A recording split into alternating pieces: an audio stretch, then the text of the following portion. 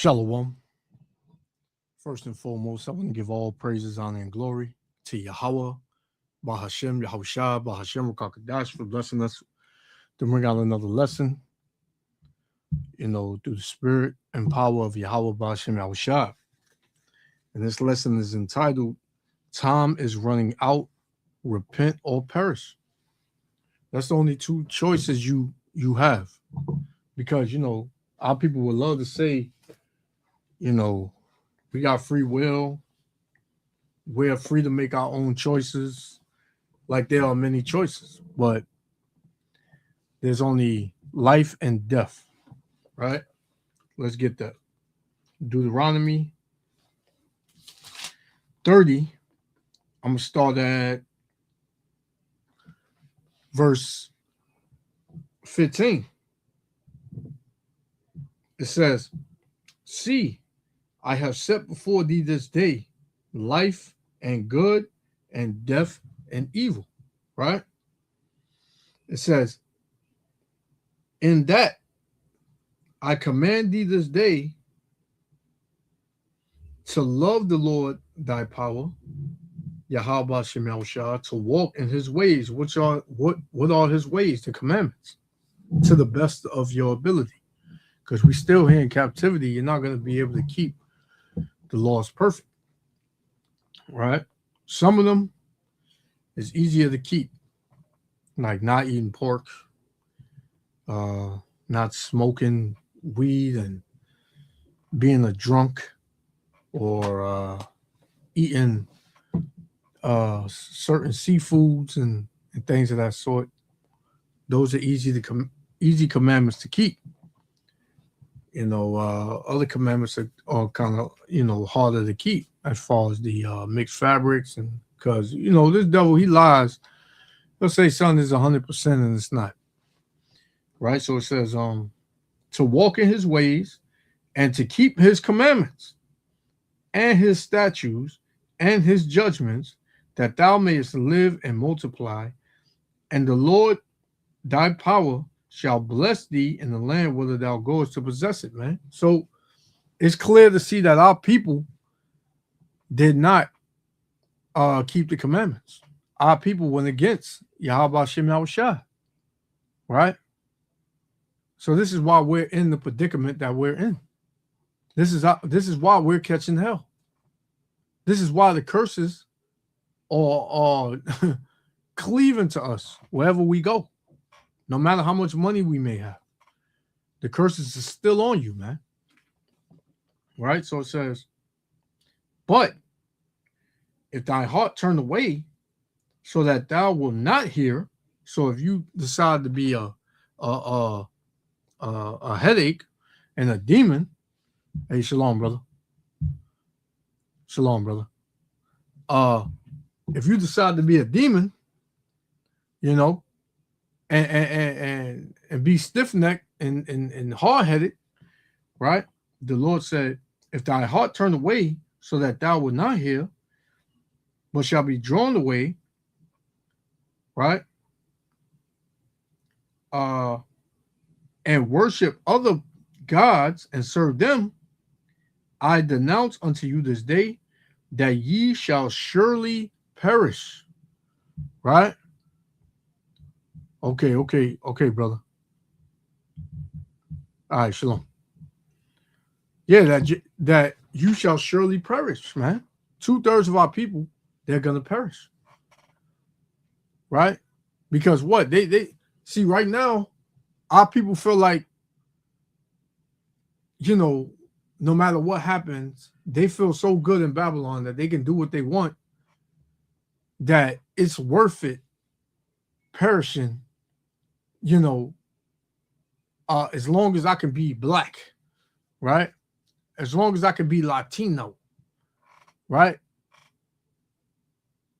That's all that matters. It doesn't matter the result. It doesn't matter the judgment. As long as I can be free, as long as I can love who I want to love, be who I want to be, right? Do what I want to do. It's worth it. But what you fail to realize and what you fail to understand is that the Lord is about to take your life before he takes your life, he's going to take your livelihood, right? Your comfort, right? Your comfortability here in Babylon, man. Your pride is going to be brought low. And rightfully so, man. Because me, honestly, man, I'm gonna just say, man, I'm pretty much sick of you niggas, man. Our people, 2/3 of our people, man, they gotta go. What I've seen just this week that just passed alone, man. You know, Jake acting like a damn demon and fighting and shooting and carrying on, and you know, still same old thing. It's different now because the gospel is out. The servants, the prophets are out teaching you who you are, what you need to do. You need to repent. You need to turn from your ways. You need to know that you're an Israelite and not black or Hispanic or Native American. You are an Israelite from your respective tribes. But Jake don't want to hear that, man. Jake would rather just, you know, be a Babylonian. Right? So it says, I'm going to read 17 again. Deuteronomy 30 and 17, it says, but if thine heart turn away so that thou wilt not hear, but shall be drawn away and worship other gods and serve them, I denounce unto you this day that ye shall surely perish, and that ye shall not prolong your days upon the land, whether thou passest over Jordan to go to possess it, man. You know? So even in this day, you got people dying at, childhoods, teenage, young. You know, you got people dying of all ages of our nation, man. Because what? The spirits are ancient. Right? These spirits are very ancient, man. Right? And you are judged for your past sins. Right? So it says, I call heaven and earth to record this day against you, that I have set before you life and death, blessing and curses. Therefore, choose life. Right? Choose life. And what's that? What's life? The commandments, Yahushua, Yahweh Ba'Shem Yahushua, the commandments, being holy, man, being separate, set apart from demonic Babylon, man. It says, therefore choose life, that both thou and thy seed may live, man. So, yeah, that's the only two choices you got, life and death, man. And it ain't what you think. It ain't what science has told you, right? It ain't what Babylon has told you. It ain't what the so-called white man has told you, right? Everybody understands death, but life, people have different concepts of what life is, you know? So this is why I always ask a question. I ask people this. I say, can the person still be dead and be alive? And it kind of catches them off guard, man. Meaning, like in the physical form, like people, they walking around, they breathing, but can a person still be dead? And people, you know, they say no. Some people say yes, some people say no. They're not, go into it or whatever, and then they don't think about the spiritual aspect about it, because our people have become very materialistic, very cardinal, and not spiritual. You know, so that's another sign of our people going further and further from Yahweh Ba'Shem Yahushua, man. Right? But us, the men of the Lord, are very spiritual, man. We see everything in the spirit. When things happen, we see it in the spirit. Right? Take, for instance, I got this video I'm about to put up. The whole earthquake that just went down in Venezuela, Japan, and California. It says 6 earthquakes within 24 hours. That is judgment of the Heavenly Father. Right? But our people would say, you know, oh, it's that HARP program. Right? The government is doing this and that. Well, you know, even if that were the case, who gave the knowledge? Who gave the mindset to create a program like that? And who does everything on the earth, man? Right? The Lord. Let's get it. This is Amos. Amos chapter 3 and verse 6. It says, shall the trumpet be blown in the city and the people not be afraid? Shall there be evil in the city and the Lord have not done it? The Lord did it, man. They said, what, almost 1,000 people died? They still counting? They still counting, man. Right? Let's get Isaiah.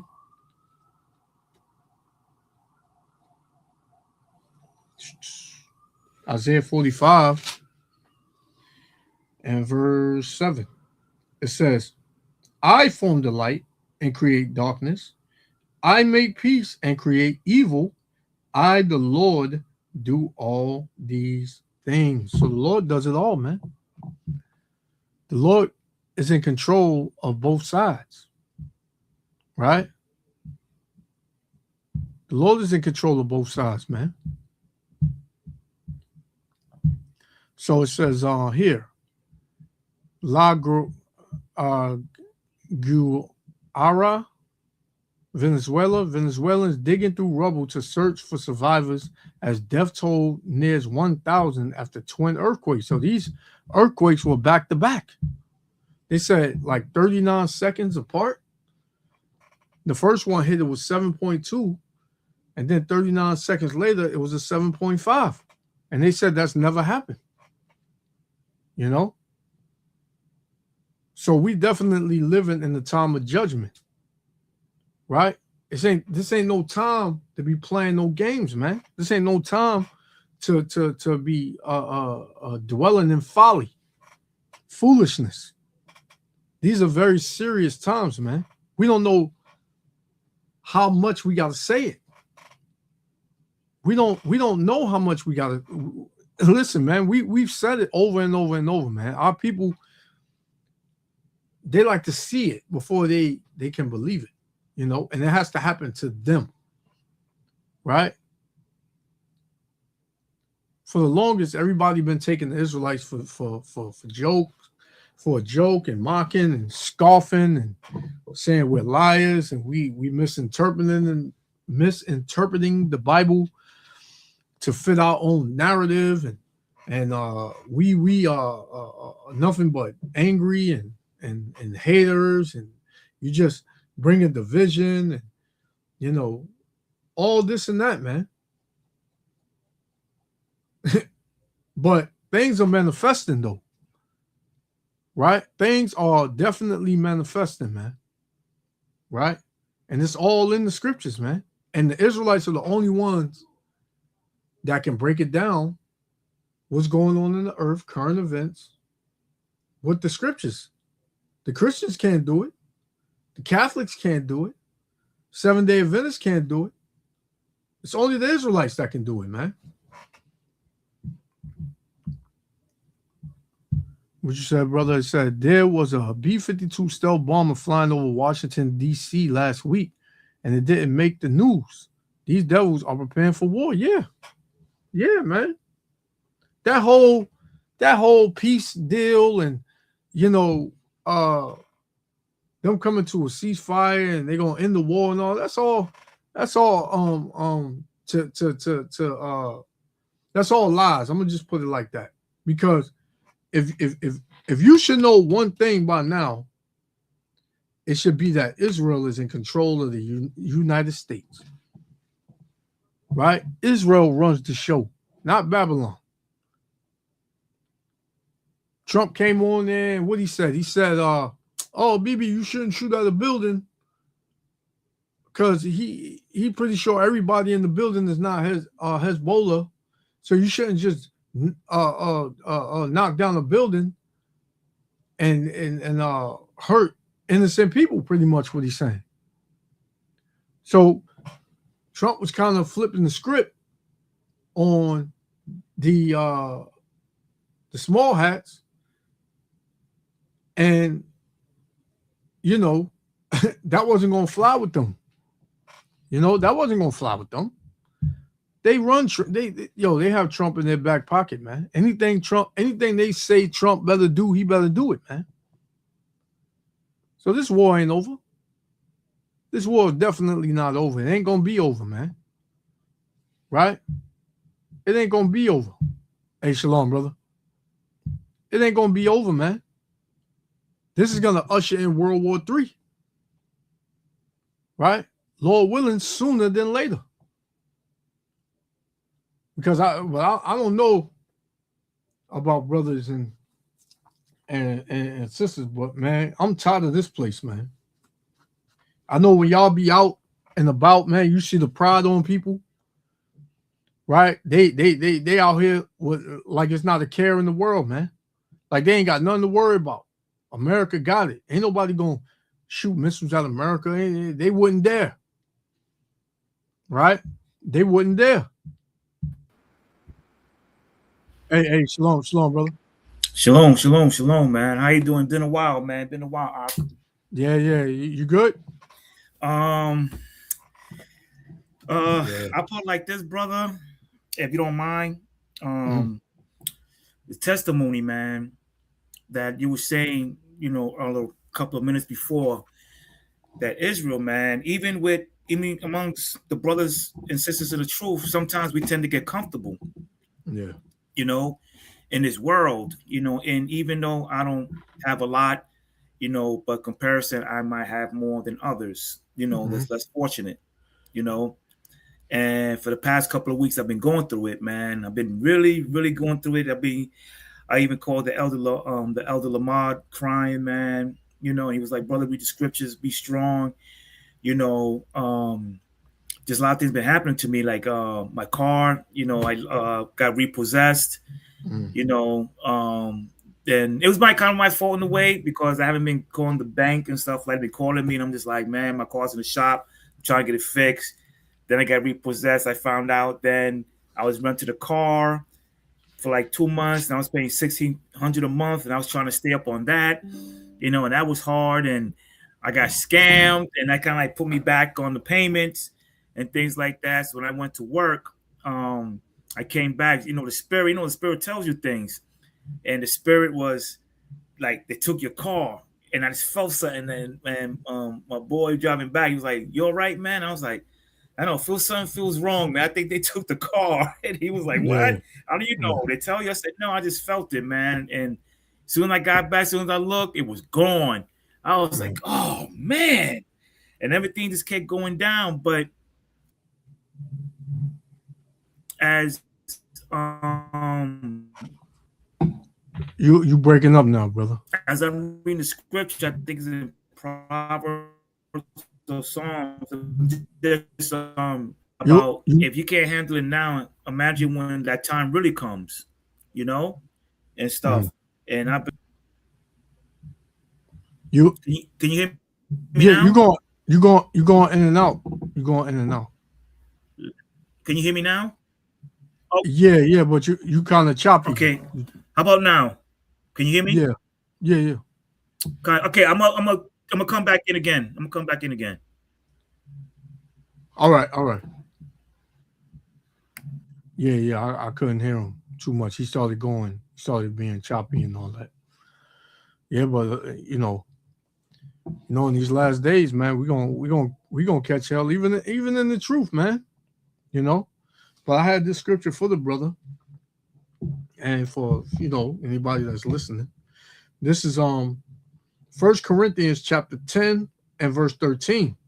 It says, there have no temptation taken you, but such as is common to man. So, we all gonna catch hell and deal with ups and downs and things of that sort. I was reading the scripture for you, brother. In First Corinthians, you can hear me. You can hear me, Yana. Yeah, he kind of choppy. I can't. It's like it's lagging and all that.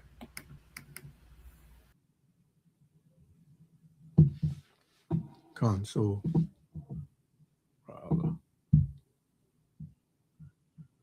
hey, shalom, Rada. Shalom, brother. How y'all doing? I'm good. Yeah. So, yeah, I had this the scripture. I'm gonna read it again. This is 1 Corinthians chapter 10 and verse 13. It says, "There have no temptation taken you, but such as is common to man." Right? But the Most High Power is faithful, who will not suffer you to be tempted above that ye are able. So whatever the Lord puts in front of us, and the things that we go through, the Lord doesn't put us in, so much that we can't bear it, man. The Lord knows us better than we know ourselves, So the Lord is going to be with you, man. Right? So it says, but will with the temptation also make a way to escape, that ye may be able to bear it, man. So we'll go through, our ups and downs, afflictions and that, but the Lord is make a way for us, man. We just got to trust in that. Job is a perfect example of that. Yeah. I was gonna get to that too. Like, yeah, because Job, look at the hell Job caught, man. He lost everything. And one thing a lot of brothers would not be ready for is if their woman would turn on them. Shalom, elder. Shalom, brother. Shalom. Brothers wouldn't be able to take that. A lot of brothers wouldn't be able to take their woman turning on them, man. Especially in this truth. The woman start, cursing you out and telling you to forget the Lord. Look what he's done to you and this and that, and calling you names and this and that. Brothers, they wouldn't be able to take that. So Job went through it, man. And we are like Job in this setting that we're in. This captivity, man. We lose things, we get them back. Sometimes we lose things and we don't get it back. But you still standing. You got that saying, whatever don't break you makes you stronger. That's always been a saying.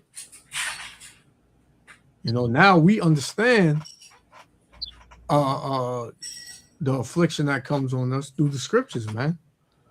We understand that. We understand why things happen. We understand, before we wouldn't understand it, but the Lord takes things from you for good reason.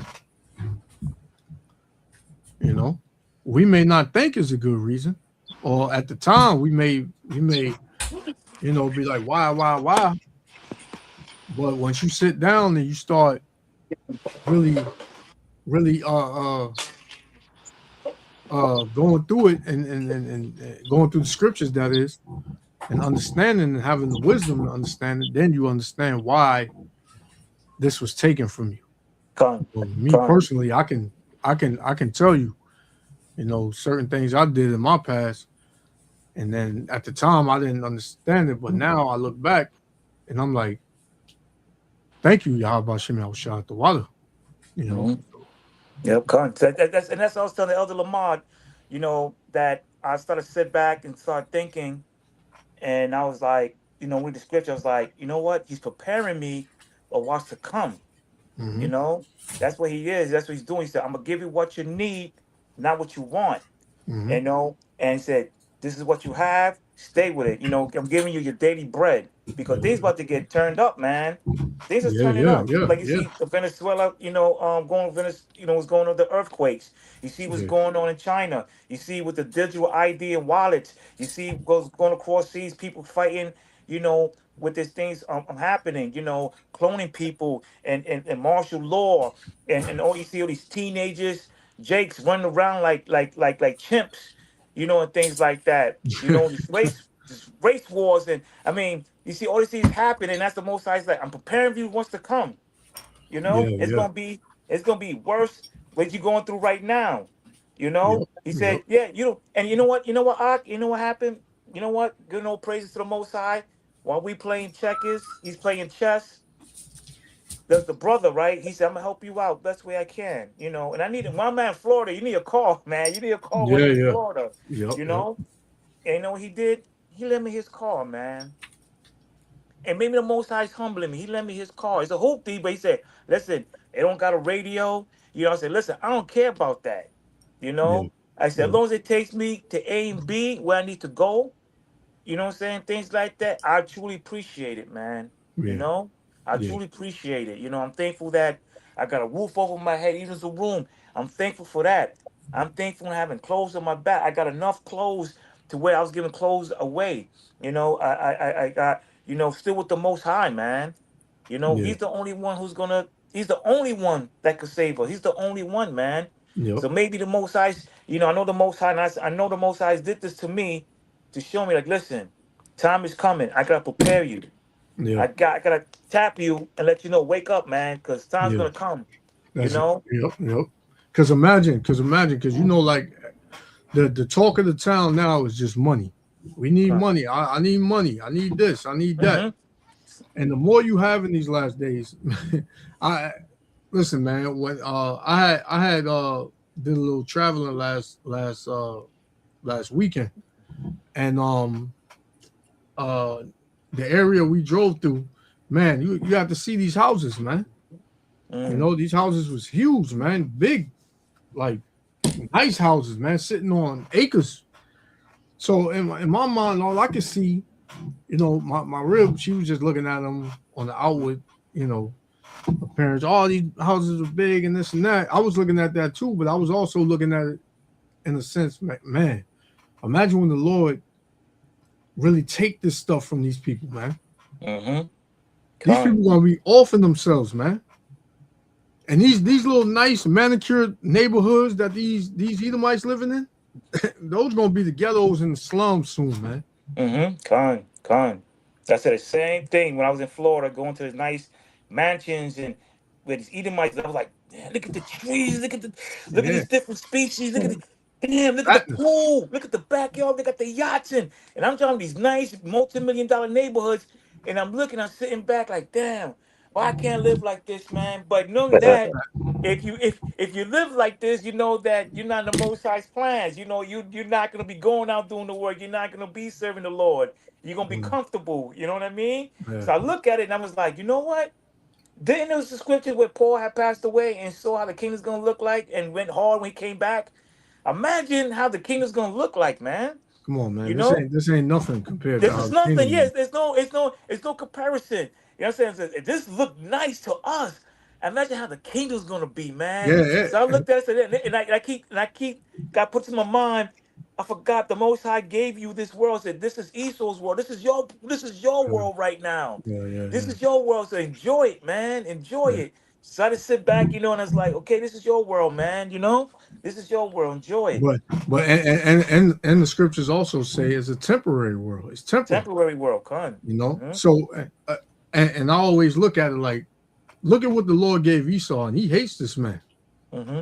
So imagine what the Lord is going to do for them that he loves and that love him. So we are back in ancient Rome. Yeah, They used to have two sets of people. One was called the plebeians, and the plebeian, they were the poor people, man, of Rome. And the plebeian, they were like the rich. They were the main one that controlled the council. You know what I'm saying? So they have all the money, man. Yeah. So we like the plebeian suffering and so forth. And while the rich men, they just enjoy everything. But like I said, everything's for a time, man. Yeah. Temporarily. Yep. At the same time, the scripture Can't said, serve two masters, yeah. Can't serve two masters. Yeah, that's right. Yes, sir. Yeah. You get that money, you're gonna forget about the Most High. You Yeah. gonna start serving. Yep. Yeah. Come. You you be so caught up in what was that? What was it? Luke 12, where the man had all them riches and he was saying, "Oh yeah, I got so much, man. I know what I'm gonna do. I'm gonna build up another shed and I'm gonna stack my money over here and this and that and all my wealth." And then what? The Lord required his life, man. So he had no time for the Most High. He had no time. You know, forgot about the Most High, bro. He's thinking about building bonds and getting more money and living good and like, oh, what? So what about me? You don't live for yourself. Yeah. Yeah, one of those scriptures where he asked the young man, he was rich, he's like, hey, give away your riches. And he saw his face was sorrowful, Yep.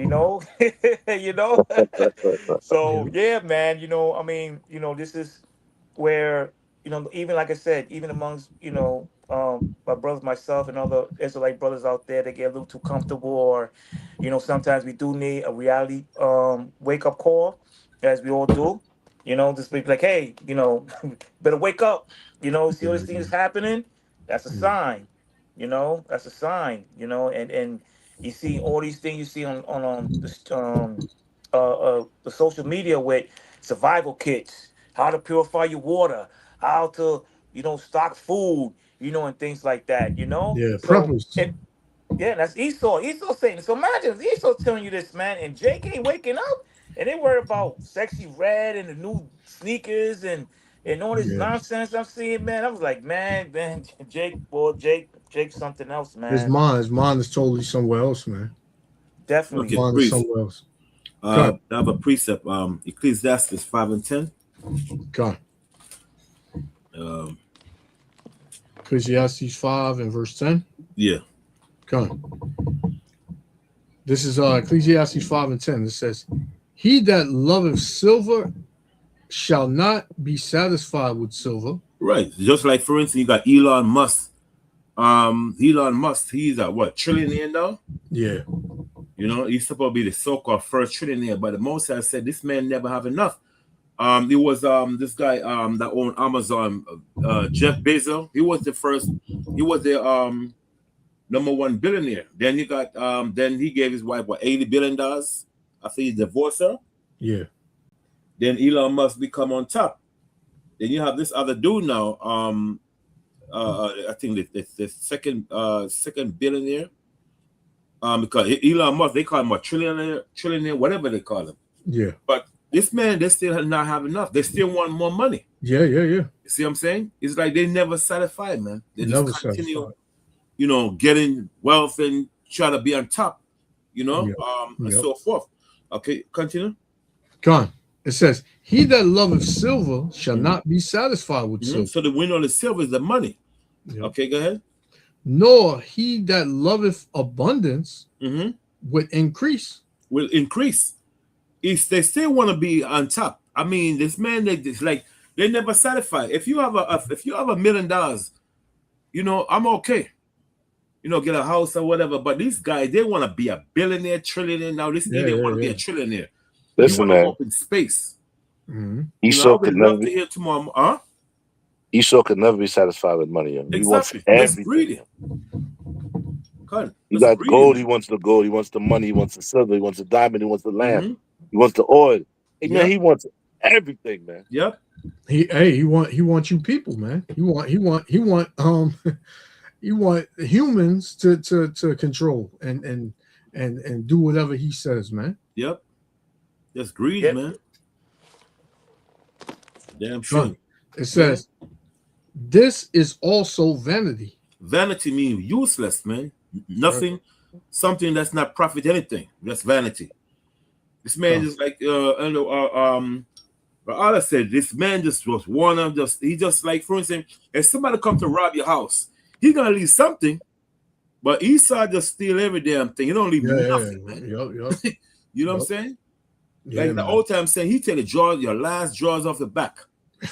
I leave you with nothing. That's how wicked these people are, man. That's right. They could never satisfy. Then they're sitting on still water now, like Yeah. like for the AI. It's crazy, man. Yeah. It's greedy, man. Con. It's I got greedy as hell. a precept on Yeah, that. Proverbs. This is 1 Timothy 6, and I'm gonna start at 7. It says, "For we brought nothing into this world, and it is certain we can take and we can carry nothing out. Mm-hmm.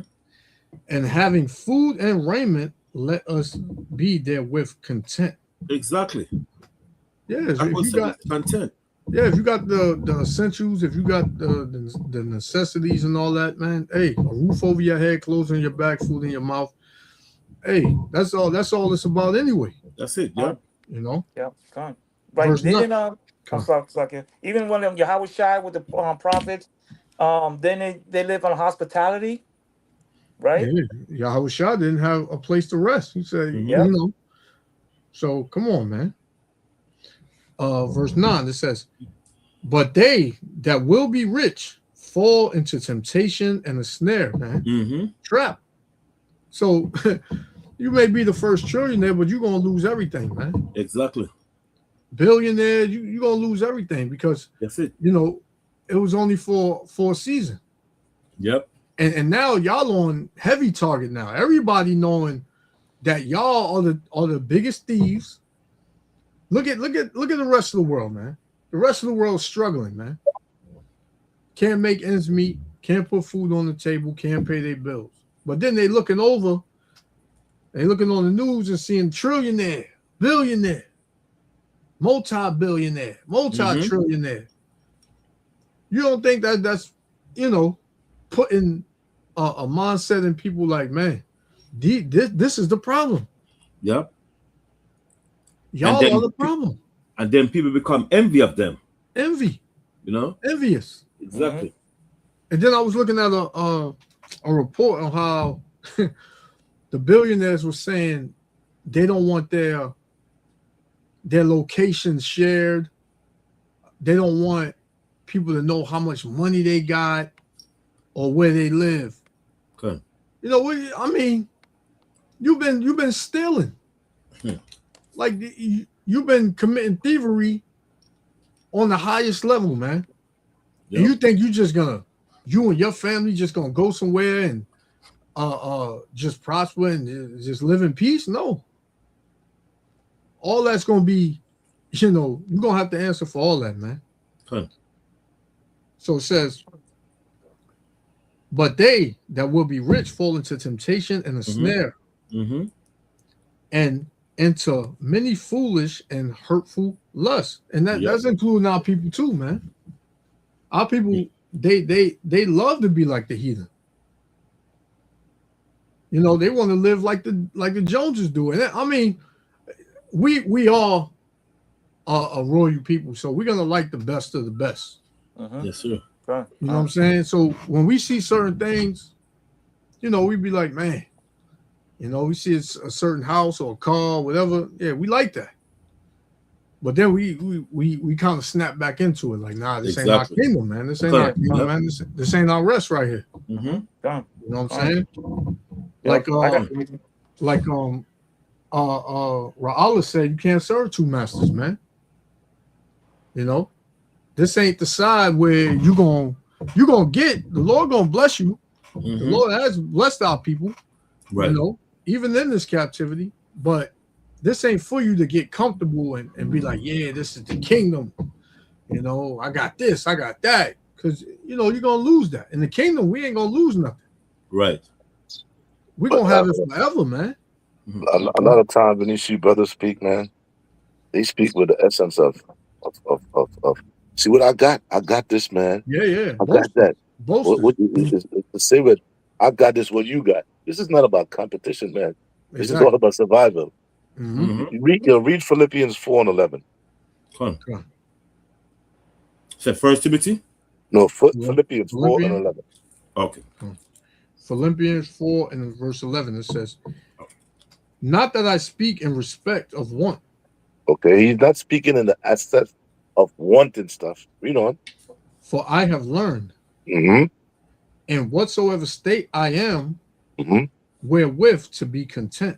See that? Come.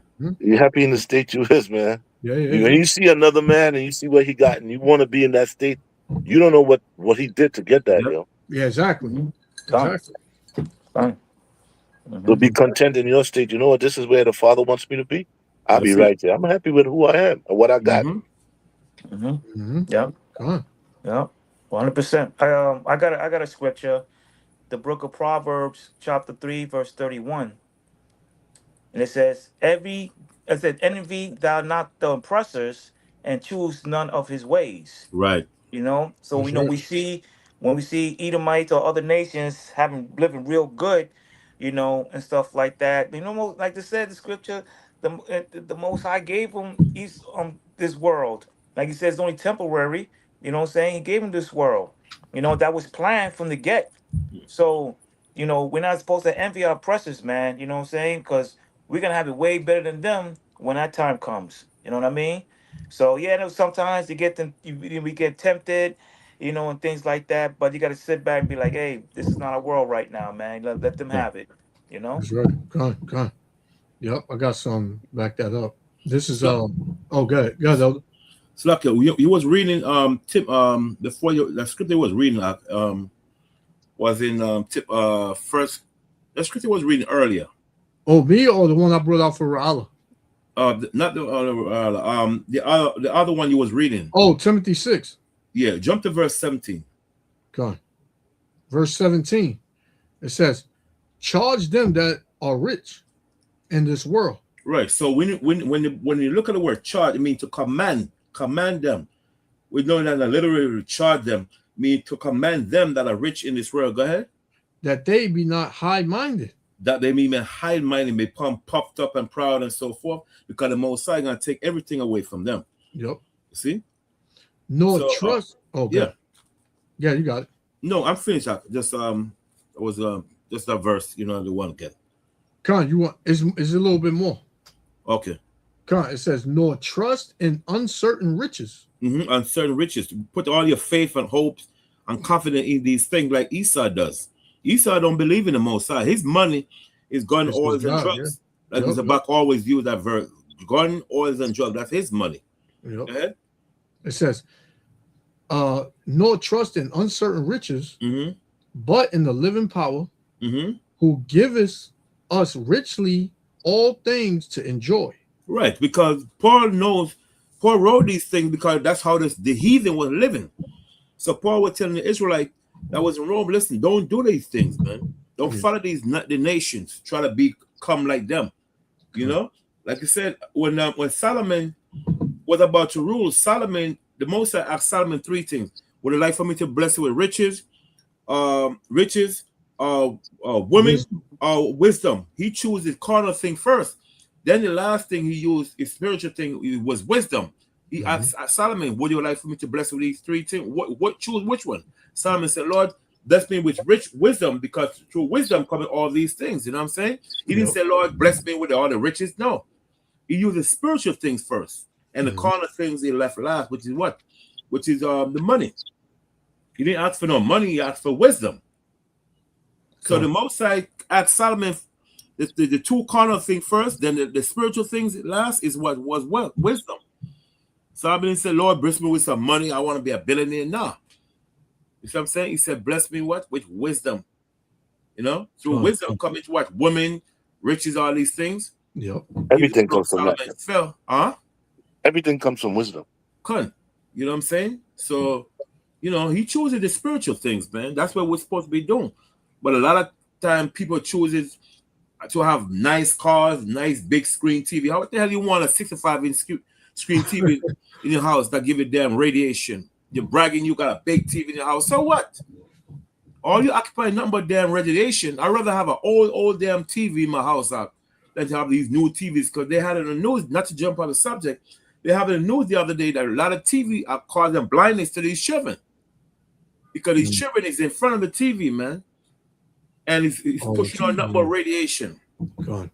So people going back to the old days to, you know, use their old TV, man, and find a way for it to use to go through, you know, to use it through with Wi-Fi. They're finding a way to put Wi-Fi in it. But at the same time, man, you're bragging about your damn TV and whatever you have. Don't mean a damn thing, man. We supposed to brag about the most side knowledge, wisdom, and understanding. That's what brag about. And a better world. Not this damn wicked carnal world, man. Con. Yep. That's why the scripture said, lay up your treasures in heaven. Exactly. Yes, sir. Where your heart is, there where treasures will be. You worrying about treasures on the earth. Yeah. You trying to impress your neighbor what you got. He don't care what you got. Yeah. Exactly. Don't tell him, and don't tell him too much, because in that day you won it. No, don't tell him too much. Come. I had one to back up Johanna, the one he brought out in Proverbs. This is Sirach chapter 9 and verse 11. This also go with what you just brought out too. 9-11, right? Yeah, Sirach 9 and 11. It says, "Envy not the glory of a sinner, for thou knowest not what shall be his end." You know, so you out here, you chase. That's just like on with these entertainers and all that. You see these celebrities and all that. You say, "Oh, they got the best. They got a good life, man. All they gotta do is do this and do that." But what's gonna be their end, man? Judgment, because they worshiping Satan. Not just that, what they did to get to that. What they did to do, man. Yep. What they did, yo. That's one of the. That's public. That's public information now. Right? Everybody know they bending over for that. Yes, man. The keys is what they did to get to that point in their lives. You don't want to look at Diddy, for instance. Yeah. Look what he had to do. Come on, man. And they found out that he was sleeping with that guy that passed away a few days ago. What's his name? Bob Davis. Yeah. Right. Come on, man. As a man, you hearing that you had to sleep with another man just to get some money or fame? Yeah. Hey, man, give me that over that any day, man. If I got to do that. Yeah, he was breaking a lot of them dudes in. They had to come through him to really enter that industry, man. You know, and come on, man. You got to be a real demon to do something like that, man. Nastiness, man. Yep. Well, matter of fact, I don't want to say who his name is. He's a very known DJ related to me. And one day we had sat down and we talked, and I said to myself, "Yo, why you not rich like DJ Khaled? Why?" And you known, he's very known. And I'm like, "Why?" And he told me, they approached me, and I said no. You know, and I was like, "Wow, okay, I got you now." You know what I mean? Like, okay, I got you. Yeah. He didn't want to be a part of it. I mean, he's known. He's very known in the industry. He's very known. He's been doing it for like 30-some years. He's very known in the industry. But I asked him, I said, "Why not rich like DJ Khaled and these other cats, man?" You know, and he said, "I got approached, but I said no." And you know, I'm happy where I'm at. I love what I do, but you know, I'm content, and you know, and I'm struggling a little bit, but I gotta do what I do, you know, and stuff like that. Now his son is famous. I ain't gonna tell you who he is, but he's famous. He's famous. He's very famous. Not very famous, but he's famous enough.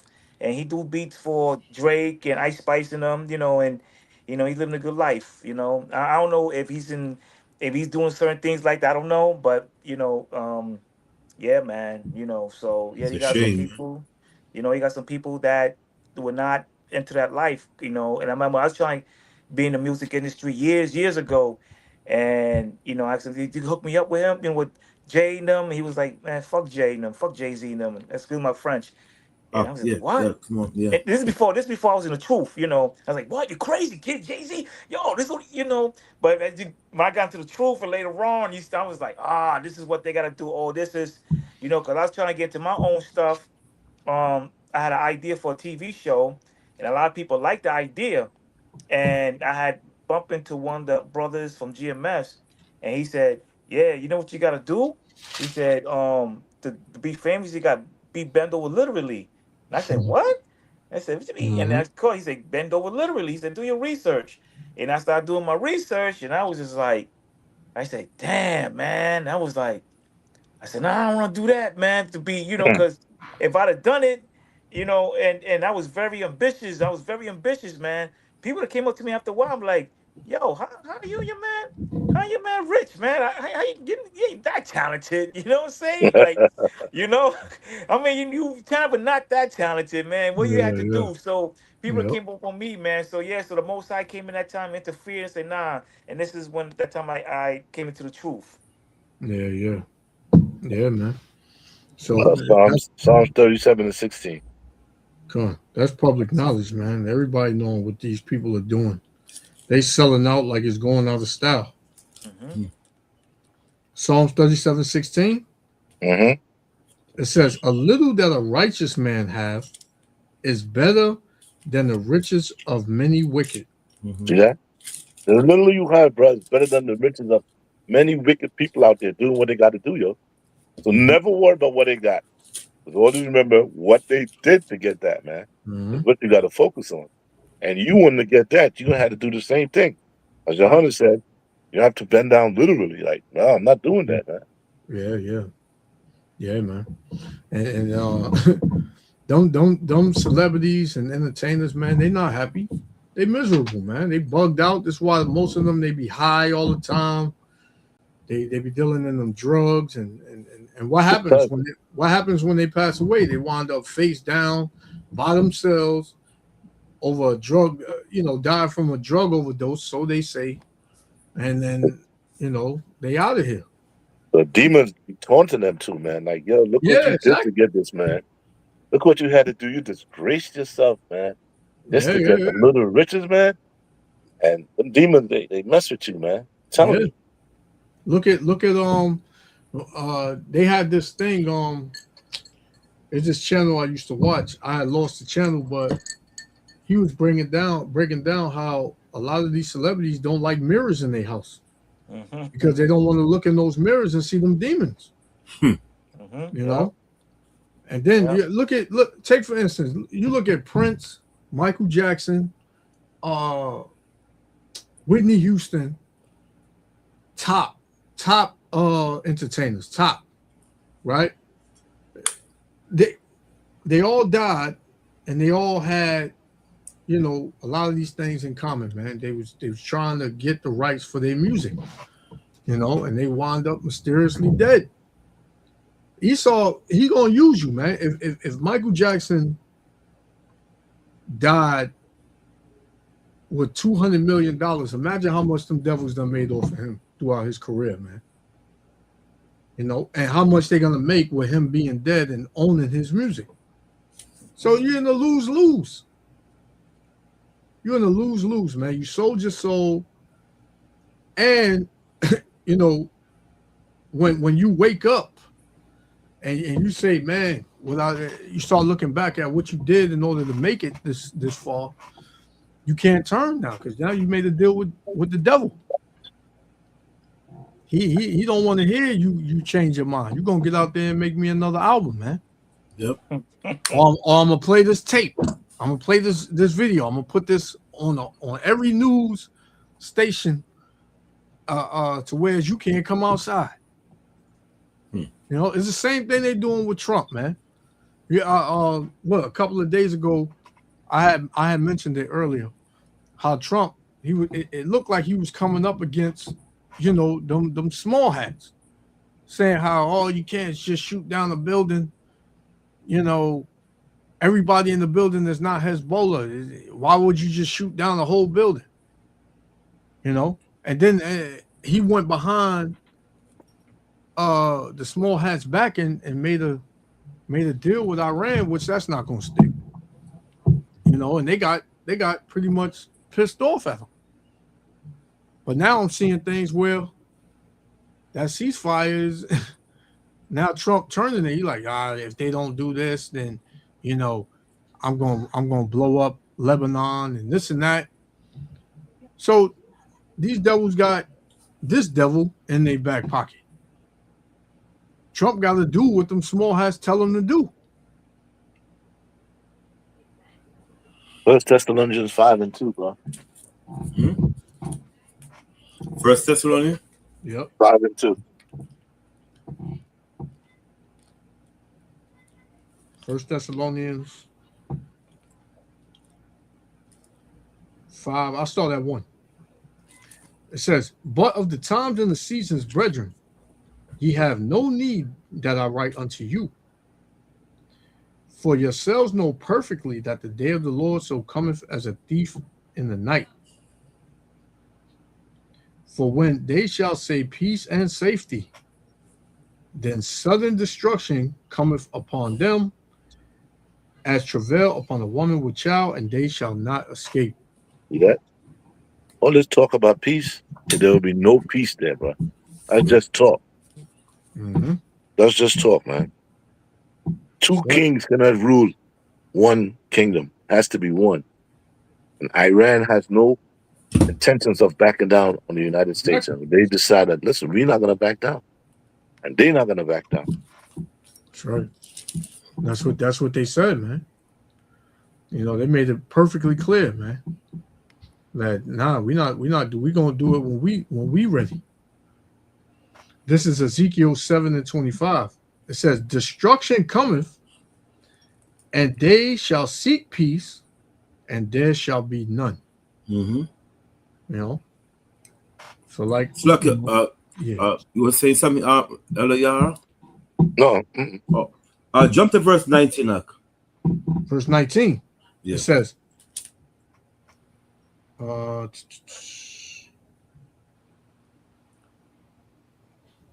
start at 19. It says, "They shall cast their silver in the streets, Mm-hmm. and their gold shall be removed." Right. See?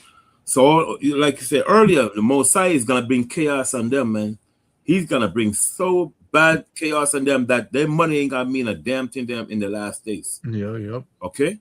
That's what the Bible says. They shall cast their silver in the golden street. All their monies, all the riches they have, the Mosai, they got to throw them away. They ain't got to be nothing to them. Yeah. The Mosai got to bring such a hell and affliction on Esau. That money ain't got to be a damn thing to them. Elon Musk, that $1 trillion, whatever he call, which we know he don't have that money is in the billions, but it's through asset, whatever they call it, right? The Mosai said they're gonna cast the damn thing in the street in the last days. Go ahead. Mm-hmm. It says, "Their Salakia, and their gold shall be removed. Mm-hmm. Their silver and their gold shall not be able to deliver them in the day of the wrath of the Lord." Right.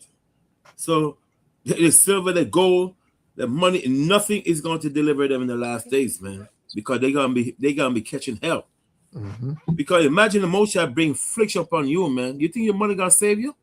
Money ain't gonna come in your mind. You're gonna so embezzling to look up, why you're going through these hell, the chaos, sickness, not just wrath. Mosai gonna bring sickness on a lot of these rich people out there, man. Yeah. Okay. So much sickness. They have this. I can't remember the name of this emperor. The Mosai brings so much such sickness in his behind that he didn't know what was upon him. And then you got this guy by the name of Antiochus the Fourth, right? One of them Greek king. He was shitting on himself for months. Who was that? I think it was Antiochus the Fourth, right? The Mosai. I think it was Antiochus the Fourth. Who was that? I think it was Antiochus the Fourth, right?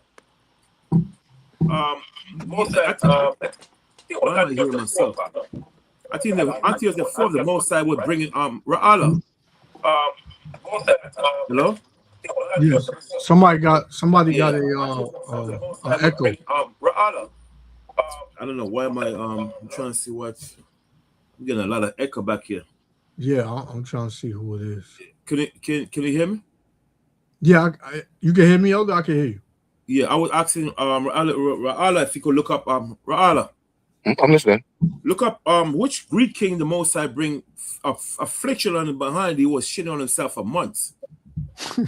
I think it was Antiochus the Fourth. Damn, how the hell I forgot that one? I was showing my wife last night about that, man. I think it was Antiochus the Fourth. He was shitting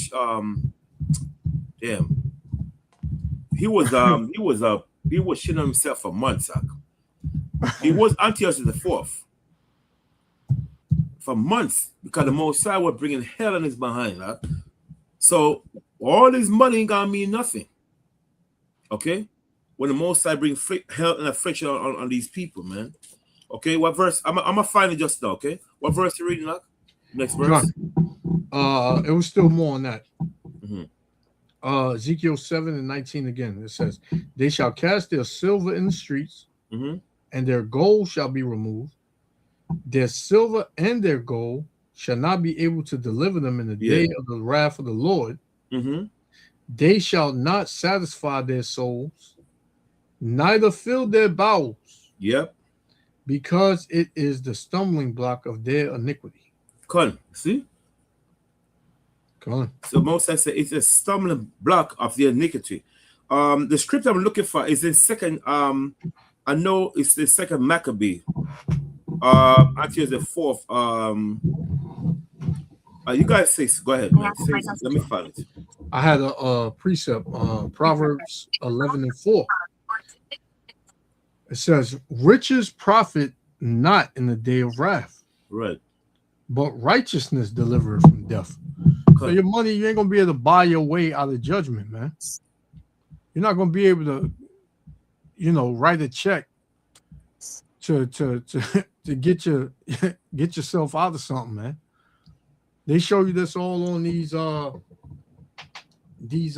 thriller movies. When thieves break in Esau house, what he do? Oh, I got money in the safe. Just take it and go, please. Just leave me and my family. Esau always think he can buy his way out of judgment, man. Exactly. But he's not gonna be able to buy his way out of this, man. Yeah. The Lord don't care about nothing you have, right? There's nothing you can pay the most. There's nothing you can save, man. There's nothing you can do. It's like a priest. It's in second Maccabee. It wasn't thing that was worm. Second Maccabee, chapter 9 and 9. Second Maccabee 9 and 9. Yeah. This is Second Maccabees chapter 9. I'm trying to see if it's the right verse and stuff. When the Mosai, I said the wrong thing. It was another king that was infected. I gotta get that one also. His name is Galerius. Huh? Galerius was his name. What's his name? Galerius. He was a Roman emperor from around 305 BC. Huh? Thanks. The water for that. I'm gonna write it down. I keep forgetting the damn. Thank you. What's your name? Spell it. Galerius. He ruled from around 305 BC to 311. Come. What is it? G-A-R? Mm-hmm. G-A-R? No. G-A-L. G-A-L. E-R. E-R. I-U-S. Oh, Galerius, right. Come. Water. No problem. And he died of bowel. It's like something like Crohn's disease, but worse. Yeah, come. Yep. And yep. He was going. It said that he was going places, man. He couldn't hold it. Yep. Most I bring hell in his Galerius. Yeah, thank God. Hey, that's like when the Most High gave them Hamites hemorrhoids, man. Yep. Hemorrhoids is painful, man. Yep. This dude couldn't stop. He couldn't stop doing number twos. Yep. Hey. Listen, man. When you read the history on this guy, it tells you, man, that so much he was going on so much, man. Yeah. That it started to cause gangrene all over his body, man. Worms was coming out of him, man. He used to beg for mercy, man. Yep. Because he tortured a lot of Israelites to death. Mm-hmm. Wow. Yeah. You want me to read it? It's Second Maccabees 9 and verse. Could start at verse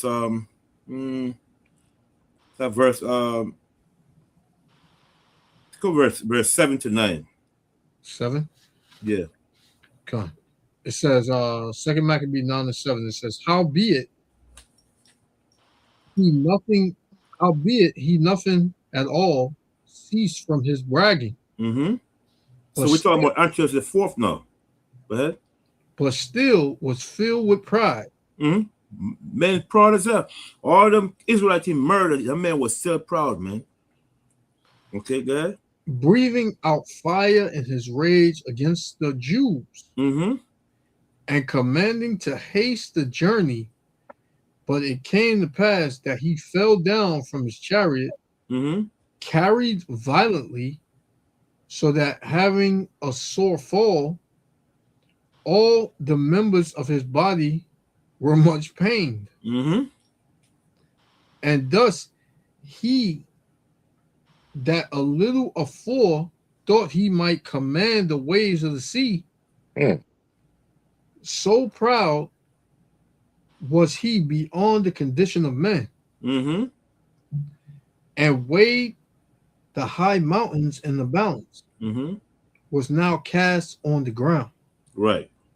He carried in an horse litter, shewing forth unto all the manifest power of God, Mm-hmm. so that the worms rose up out of the body of this wicked man. Mm-hmm. And whilst he lived in sorrow and pain, his flesh fell away, Mm-hmm. and the filthiness of his smell was noisome to all his army. Man, Right. He stink. Even not even the men want to be around him. Because the Most High bring cancer in his behind, man. That's why he said flesh melted away. That's cancer. man. See? So he was proud, man. He was Yeah. big. He was big news. Yeah. And the Lord just stroke him down, man. Yeah. Jump to verse 10 now. Verse 10. It says, and the man that thought a little afore he could reach to the stars of heaven, Mm-hmm. no man can endure to carry for his intolerable stink. Stink. His mess is scorning now. I'm saying, but when you read the whole story, the Most High bring nothing but worm was all over his body. Man, struck him down, man. Struck him down because he was so damn evil. So now Wicked. the Lord gonna do to these top Edomites in this day. Yep. Same thing. And these devils, they going through it, man. Don't think that because you hear $1 billion, $1 trillion, these men are happy, man. These men are not happy. Come. They catching hell, man. Mm-hmm. And Yeah, now read the 12 verse 2. Mm-hmm. verse 12, 11 and 12. Yeah. It says 9 and 12. Come. You said 9 and 12?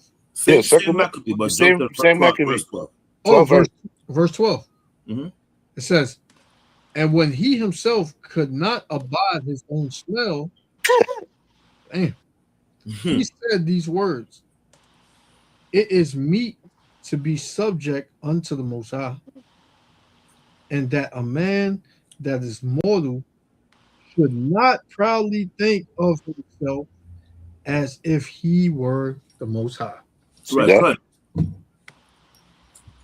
Pride just struck, man. Yep. Now he know he's just a man. Come. Now he know he's not the Most High, because you have that, man. Look how proud Trump talking. His day has not come. Yeah, So he's talking proud, a lot of them. But the day hasn't come. If they will, remember what the scripture said, every knee will bow. yep. Yeah. You see how this man bowed? When he realized, oh man, I'm not but a mortal man here. Exactly. Exactly. Take for instance this dude. What's his name? The one that made the Satan Bible. You talking about Anton LaVoie? Yeah, him. He was the biggest atheist, man. But when it came time for him to go back to the spirit world, he was on that bed and he seen something, and he said, man, I was lied to the whole time. What have I done? Yeah, Anton LaVoie, man. I remember as a young guy reading about this guy. He wrote the Satanic Bible. He had a Satanic church where they worship Satan himself. Yep. And when he got on his deathbed, he seen something and he said, man, I was tricked. He said, what have I done? What have I done? That's all he kept saying. What have I done? Yep. So, hey, all these devils gonna feel that, man. All these, man. All of them. It's like a priest. And when you read First Maccabee chapter 6, verse 8 to 16, the Most High, the Israelite, the Maccabee, they set up a prayer to the Most High, and they bring curse on this guy Antiochus, man. So even I tell brother, man, they have faith, man. I pray will come to pass. You know what I'm saying? Yep. Listen, First Maccabee chapter 6, verse 8 to 16, where the Maccabees set up prayer against Antiochus to bring. That's what led to his death. In First Maccabee chapter 6, verse 8 to 16. Remember what Christ said, man. With a faith, a grain of mustard seed, you can move a mountain. Yep. Come on. That's all you need, a grain of mustard seed, and that's a grain of mustard seed is the most tiniest herb in the world. Man. Yes, sir. That's all you need, and you could bring down a mountain, man. Come on. You wanted me to get that, Elder? If you want to get it, go ahead. What? First Maccabees chapter 6, verse 8 to 16. Come on. First Maccabees chapter 6, verse 8. It says, "Now when the king heard these words, he was astonished or moved. Whereupon he laid him down upon his bed and fell sick for grief, because it had not befallen him as he looked for. And there he continued many days, for his grief was ever more and more. And he made account that he should die. Wherefore he called for all his friends and said unto them, the sleep is gone from my eyes, and my heart faileth for very care. And I thought with myself, unto what tribulation am I come? And how great a flood of misery it is, wherein now I am. For I was bountiful and beloved in my power. Yeah. You know, and he probably wasn't even love, man. He probably was just fear. You know, because Esau in power, man. People get in line because they know this man, he'll go to great lengths to destroy you, man. And he won't just take you out, man. He'll take out your whole family. And you know, so it says, but now I remember the evils that I did at Jerusalem, and that I took all the vessels of gold and silver that were therein, and sent to destroy the inhabitants of Judea without a cause. I perceive, therefore, that for this cause these troubles are come upon me. You see, so that's it's like Nebuchadnezzar, no. Acknowledge his fault, no. You see, when it's too late. Yeah, he realized that touching the children of Israel is the reason why he catching hell right now. Yep. You know, it says, and behold, I perished through great grief in my in a strange land.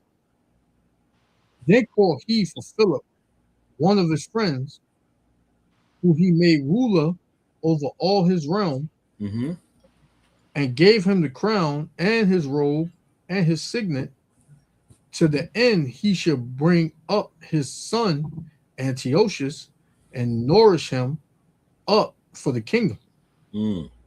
So King Antiochus died there in the 140th and 9th year. You could read Acts the 12th chapter. Acts 12 and start at verse 21. Acts 12 and verse 21, it says, and upon a set day Herod, arrayed in royal apparel, sat upon his throne and made an oration unto them. And the people gave a shout, saying, it is the voice of a God and not of a man. See, that's now they when he made his oration, his speech, they were saying, oh no, he's not a man, this is a God speaking. Read on. It says, and immediately the angel of the Lord smote him, because he gave not God the glory, and he was eaten of worms and gave up ghosts. See that? So all these men that think in their hearts that they could truly come against the Most High and His anointed, Right. they ain't gonna win, yo. Each only have a matter of time. You just gotta have patience and wait. Mhm. Yep. That's like the scripture tell you. Just like you have to wait for the early rain and the latter rain, because you can't bring it forth. You have to wait. You just have to have patience. Patient. Yep. Good. I know things get tough sometimes, as the brother was saying. You know, things happen. You know, this start happening in your life, that start happening. That's a test to see which way you will go. What would you do? Who would you call on? You know what? What road would you take? Like, you know what? Let me sit back and realize and analyze my life. Like, what am I really doing? Must be doing something wrong. Not really. Job was tested. Maybe this is my test, and see where it goes from there, man. But you must have patience. Mm-hmm. Yeah. Con. Like the scripture says, Yahweh Shai says, you gotta hold on to the end, man. You know, you really gotta really hold on. God, he said, that what you got, hold fast till I come. Mm-hmm.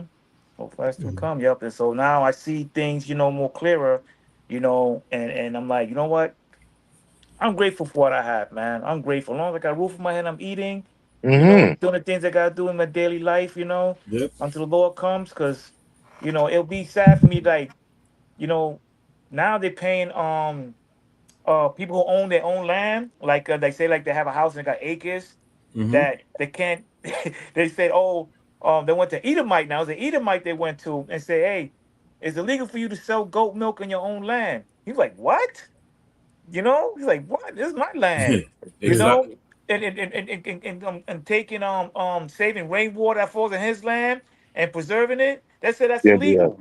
They Mm-hmm. said, Crazy. yeah, That's man. I crazy. was like, what? That's He's telling crazy. me if I own land and rain falls on my land and my pond or whatever, and I'm conserving it for later, you tell me that's illegal? Yeah, because that's the devil, man. It's like a priest. You see what they're doing with the cacao now, right? In the cacao powder. He says poison the damn cacao powder now in certain places in Right. Africa. Oh yeah, Wow. seen that. Yeah, kind of seen that too. Yeah. Yeah. Wow. These damn devil, man. Poison the cacao powder because it's curing a lot of cancer. But you see how this devil is, man. He'll tell you, yeah, this is your land, right? You buying the land, you paying for the land, but yet you can't make money off the land. You got animals in this and all this, and they, like you said, you preserving water, but they come on your land and tell you you can't do that on your land. Mm-hmm.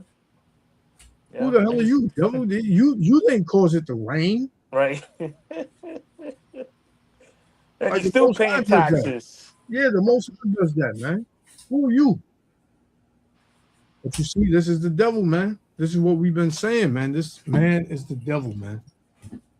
That is way. This is they way bold, man. Ain't no way that they're gonna come my land and tell me I can't preserve rainwater. Can't I'll grow like certain things. you can't grow certain things. Matter of fact, like I said, I rent a room. So it was a Edomite girl passed by, see me cutting a watermelon, right? And she's like, "That's odd, seeing watermelon with seeds." And I was kind of looking at her like what? That's She crazy. said, "What I mean?" She said, "Because I haven't seen watermelon with seeds in a long time." I said, "I gotta go to the farm and get it." And I Yeah, go to the supermarkets. I go to the farms, man. yeah. You got to. I go to the farms, or what is a lady? She was from Guyana. She was selling this thing called leash, something like canepas. Yeah, let you. Yeah, that thing's really good, man. Yeah. Full pound of that. And I said, "You got watermelon?" She said, "Yeah." It was like, "Yo, can I how much?" She said, "Seeds." And she said, "Yeah, seeds. $8." I said, $8. I took Yeah, that because now they're selling seeds, seeds, watermelon in the street for like $10, $20. yeah. Yep. Because the farmers know. The farmers know that what's going on. Yeah. That's You why know it's been an attack on farmers. Because now a lot of these farmers, especially the bigger ones, they're the ones that produce a lot of crops and stuff to these supermarkets. So a lot of these farmers, they starting to smarten up and say, you know, I can make more money just selling it off my farm. Mm-hmm. And Esau, he don't want that, man. That's why he going around trying to buy people's land up and pay them not to sell their crops. This is the damn devil, man. Yeah. Oh, sorry. Go ahead. No, go ahead. Go ahead. No, go ahead. I just want to play a little bit of this. No, go ahead. Go ahead. It's not that long. Go ahead. I'll play it after you. What were you gonna say? No, I was gonna say, it was like during the pandemic that I was driving state body trucks, and they were stating that how the government is paying these landowners to start growing crops to destroy the crops. Yep. And then I was in Kansas. Or Indiana. I think it was in Kansas. And I saw some crops destroyed, man. And I was like, wow. Crazy, man. That's diabolical, man. Yeah, man. Yeah. Most of this food they putting out, it ain't even real food. No. GMOs. Now they got packaged saying that it has genetic modified, and things like that in the package. So everything that we buy, man, and I remember Rayo's tomato sauce, spaghetti sauce. Now they bought for Campbell. Now they're putting poisons in it now, it's they get to a point where we're gonna have to start growing our own foods in our backyard, man, and just eat the best of the worst, man, I guess. Yeah.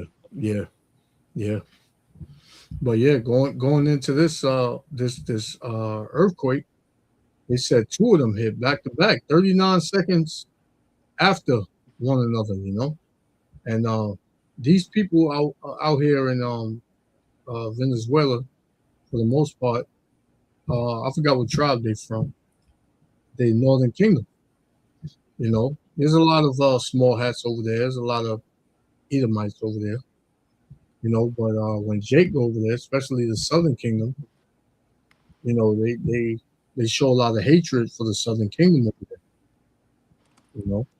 And these devils, they've been looking for a way out because they know America going to be destroyed, man. So they're going over to these Asher. Okay. What? Yeah, they going Argentina.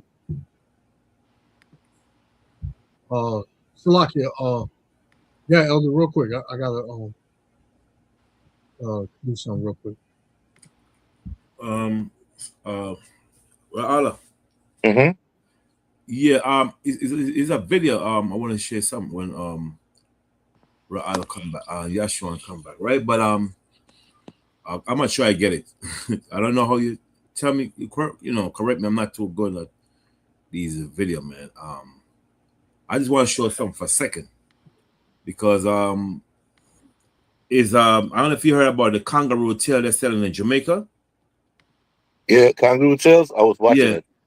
Yeah, in Jamaica, they realizing a lot of those the Chinese other people selling the kangaroo tail in Jamaica is not really oxtail.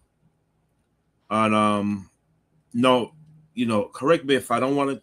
I'm gonna bring it out right now, but correct me because I'm not too good at whether these things are AI or whatever. It could be, but I just want you to check it out. Correct me on that. Which one? Which one? You want to share it? Yeah, I'm trying to share it now, but I don't know how true it is. That's what they're saying. Oh, that's you talking about the kangaroo meat, the kangaroo tail in Jamaica. Yeah. Oh yeah. I was hearing about that. Yeah, I was hearing about that. Yep. Yeah, man. I don't know how. Damn, I'm not too good at these damn videos. You guys gotta excuse me, but I'm trying to find it now. But it's a big thing in Jamaica now, man. They're saying that they don't know why these people coming to Jamaica selling them kangaroo tail. I don't know how true it is, like I said, but I'm trying to find it right now. Give me a second, right? Because this is crazy. I've seen a side by side, man. It looked similar. Yeah, it looks like oxtail for real. Yeah, when you cut it, man, it looked just the same as oxtail, man. Yeah. I mean, I don't. Man, for years I asked the same question: how do they get all those oxtails? Exactly. Yeah. I mean, I'm trying to see myself. I mean, man. How and where they get all these oxtails? I was like, wow.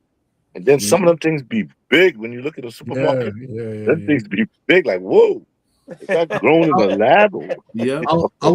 I said somebody that really eats oxtails would know the difference between eating oxtail and kangaroo tail. Like me, I never ate oxtail. So I wouldn't know the difference. You know, Yeah. if they served me a kangaroo tail, I wouldn't know that. Yeah. For somebody that grew up eating oxtail, Benjamin like that, you know, they would know the difference, man. I gave up eating meat many years ago, y'all. Long time ago. Because I realized how that thing is being poisoned and used against you, yo. Because I was looking up a medical journal book, and prior to a certain time period, there's no disease called diabetes, yo. Because it does not exist. Yeah. And I realized, you know what? These men are putting stuff in the food. Oh, yeah. To trigger certain things in the body, man. And I said, you know what, man? I'm done with meat, yo. And they're using the meat, especially chicken. Yeah, Get to you, man. They know Jake loves chicken, boy. Slack your priest. Slack your priest. You seen it, right? Yeah, let me take this one. Let me remove this one. You guys seen it? Yeah, I got it most. Right. Should I start this off by saying me kangaroo right? tail? Yeah. How are they? Okay. Hey, listen up. Let me tell you something about Jamaicans, right? And their food. Jamaicans are very proud people, right? They're a very strong people indeed, and they have a lot to be proud of. They are very proud people, and one of the things that Jamaicans love to show off is their food. Their food is, I would call, an intricate process when it comes to preparation. The most scornful people in the world will eat from Jamaicans in a hurry without even knowing the Jamaicans, because they know that all went outside dirty. When it comes to the food, are the most intricate, cleanest preparations you had ever seen. How we say wash chicken with vinegar, you know. How we say wash chicken with lemon juice, you know. How we say soak it off before, you know. How we say wash all the white rice before, you know. You know, all these other people, most of them, they just throw the chicken in the seasoning and throw it in the pot or in the oven, or they just throw the rice from the bag straight into the pot. But Jamaicans have an intricate way of cooking food. So when someone said to me that, yo, would you eat kangaroo tail? I said, well, you know, I'm Jamaican, but I've been around the world, so I might give it a try. I'm not sure. It's not on my to-do list. It's not one of the things that I really want to do. I mean, I don't feel like me want yam kangaroo, especially when I look at a kangaroo. The kangaroo, nothing about the kangaroo, no make me feel like say me don't yam a kangaroo. But then again, I've eaten crocodile, so and when I look at a crocodile, it definitely don't look like something that you would want to eat. Kangaroo tail thing. Somebody said, SoFlo, Jamaicans have been eating kangaroo tail for the longest and don't even know it, because kangaroo tail came to Jamaica through the Chinese importing their meats. Damn. And because it's cheap to get Australia, they're shipping the kangaroo tail from Australia. Oxtail is very expensive because the ox is expensive to rear. And the tail, just like prime beef ribs and all those things, those are expensive. And so, they have yeah, but and that would make sense because you got a lot of Moab over there in Jamaica. So you know, a lot of those Moabites over there, I'm pretty sure they got connections with Benjamin, and they selling them meat and all that, telling them it's this and that, and they probably selling it for the low. And Benjamin like, oh, okay, and just taking it, you know, and expecting nobody to know it. And the brother put here, it said recently Chinese restaurants were in the news serving squirrel meat. I seen that too in the plate. Shit, you know, so it makes sense. Yeah, that's what happens when these other nations come around. Jake, man. That was it. That's all you wanted to show. Or you want? Yeah, just for it's a lot more, but I don't want to. You know, it's a lot more other video about the same thing, but you know, but it's a damn shame, brother. Yeah. Yeah, it's sad, man. Can't have nothing around these heathens, man. Damn shame. I'm glad that over in Jamaica they burned that Chinese restaurant hotel, man. Yeah. Cause they told Benjamin he can't go. He can't come in there. In his own land. That's crazy. You see, there was a bunch of Chinese got killed a couple of years ago because remember I tell you I used to work for I just did it for 4 years for Department of Environmental Protection. And then when they flush the toilets whatever you do in the bathroom is the same water you're drinking. And the Chinese were trying to do that in Jamaica 5 years ago, and they killed a lot of Chinese, man, because of that. Because the Chinese were trying to recycle the water. And you know, in Jamaica, 100% people have their own water fountain. You know what I mean? So the Chinese were trying to sell recycle water. You know, you recycle human waste water and sell it to the community. And they found out they burned them people. They burned that place down to the ground, man. You guys get a chance, you could Google it later on after class, you know. But that's what they were trying to do. Right. You know, because the same water in Brooklyn. There's a place. Ra'al and I, we live in Yashua and live in Yashua and I, we live in Brooklyn. There's a place, I think Ra'al might know, in Brooklyn, Ra'al, where you talking about Pasadena Avenue? Yeah, down on Fountain and yes, sir, yeah, Ralph. Yeah, that big, Ooh, man. Yeah, At night, when you go over there at night, oh my goodness. Yeah. Where human waste, they recycle, like, because what they do, they have a big machine that when all the toilet paper come in, they strain it and they push the machine towards another machine to get the water out. You know what I'm saying? And then the toilet paper, the big tractor trailer come, they put in another thing in a mesh, and a big tractor trailer come and pick up the waste, the toilet paper they use from, you know, and take it to another place and dump it. The water don't go nowhere, but the human waste now, what it does now, they take it to a special place and process it and make fertilizer for plant and fossil fuel for other things. That, they use it for gas too. Yes, sir. Yeah. They trap the gases out of that feces, and they use it, you know. And these nations, people sometimes you cook in that gas you cook with, and those, especially in those canisters, that's from that, yo. That's why the flames look yellowish, sometimes bluish. It depends on the grade of it. Man. And that toilet paper, they don't waste that. They crush it up and make new toilet paper from that, yo. Wow. These nations, man, they gotta go. Oh yeah, you're right. That's like recycle toilet, right? That's crazy, man. Oh, man, this place gotta go. Yep. This place definitely gotta go, man. I was watching a little insight about even human beings. They take your bones now, man, and dissolve the bones to make like beef patties, man. I heard about that, and I stopped eating burgers from outside, man. You know, that's what happened when you go to do a dental implant, right? I'm glad you brought that up, because when you go to do dental implant, those are human bone they're using again. Yes. To blend with the other bone. That's why it doesn't go nowhere. Man, this guy is a freaking idiot, wicked man. Yeah, you talk about biogas, it's called biogas. Okay. And they got another thing called solid fuel briquette, something like that, with the dry human feces. What they do, they put in a thing called strappogen, and by treating all kind of chemical to it, and then mix it with organic matter, like it's called a sawdust. And what he does, he created a thing called a combustible fuel brick.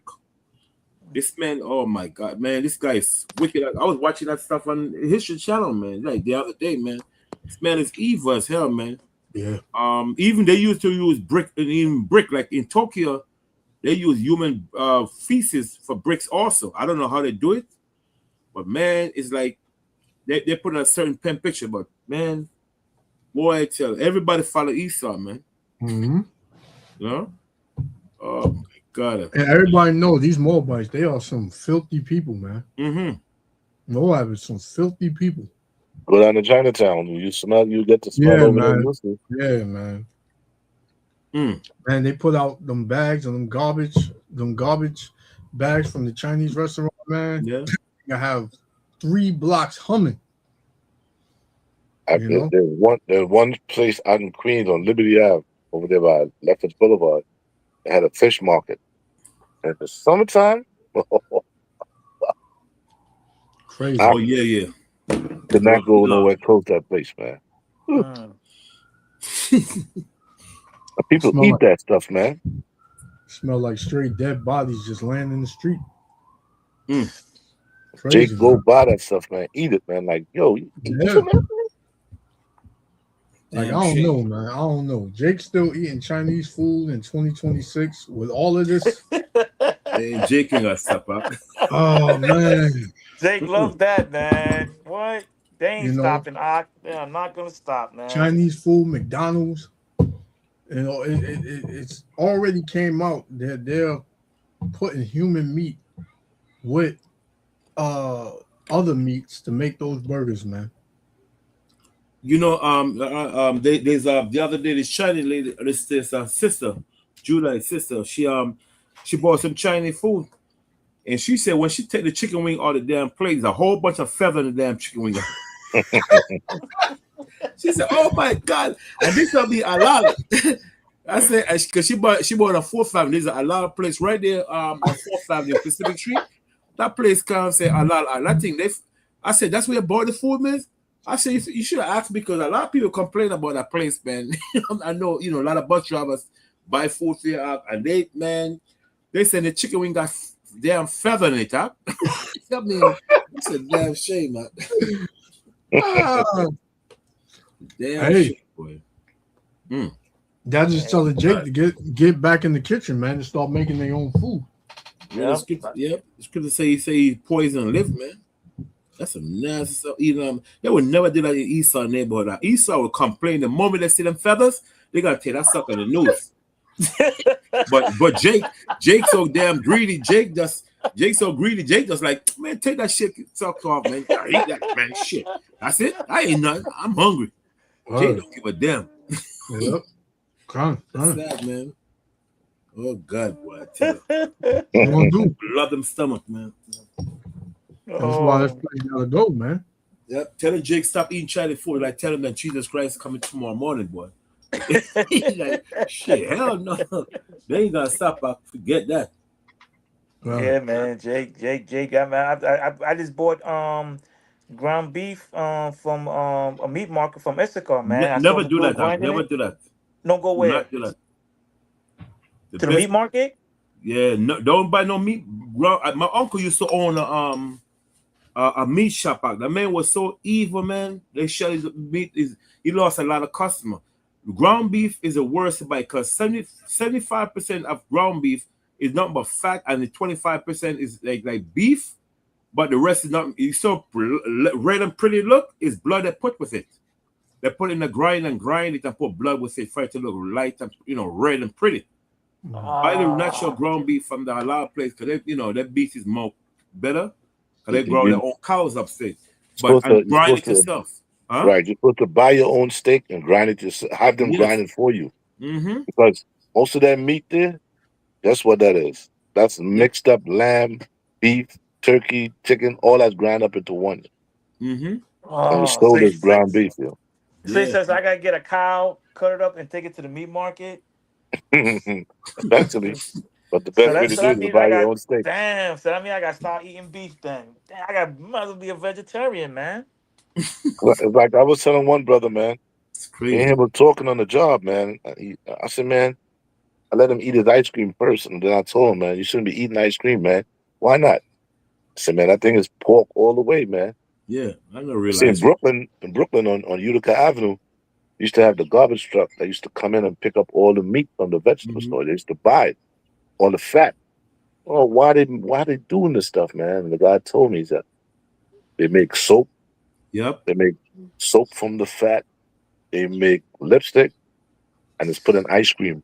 Mm-hmm. But then I said, you know what? There's an ice cream spot on Cotillion Road in Brooklyn. Yeah. All the garbage truck going over there. I said, oh, okay.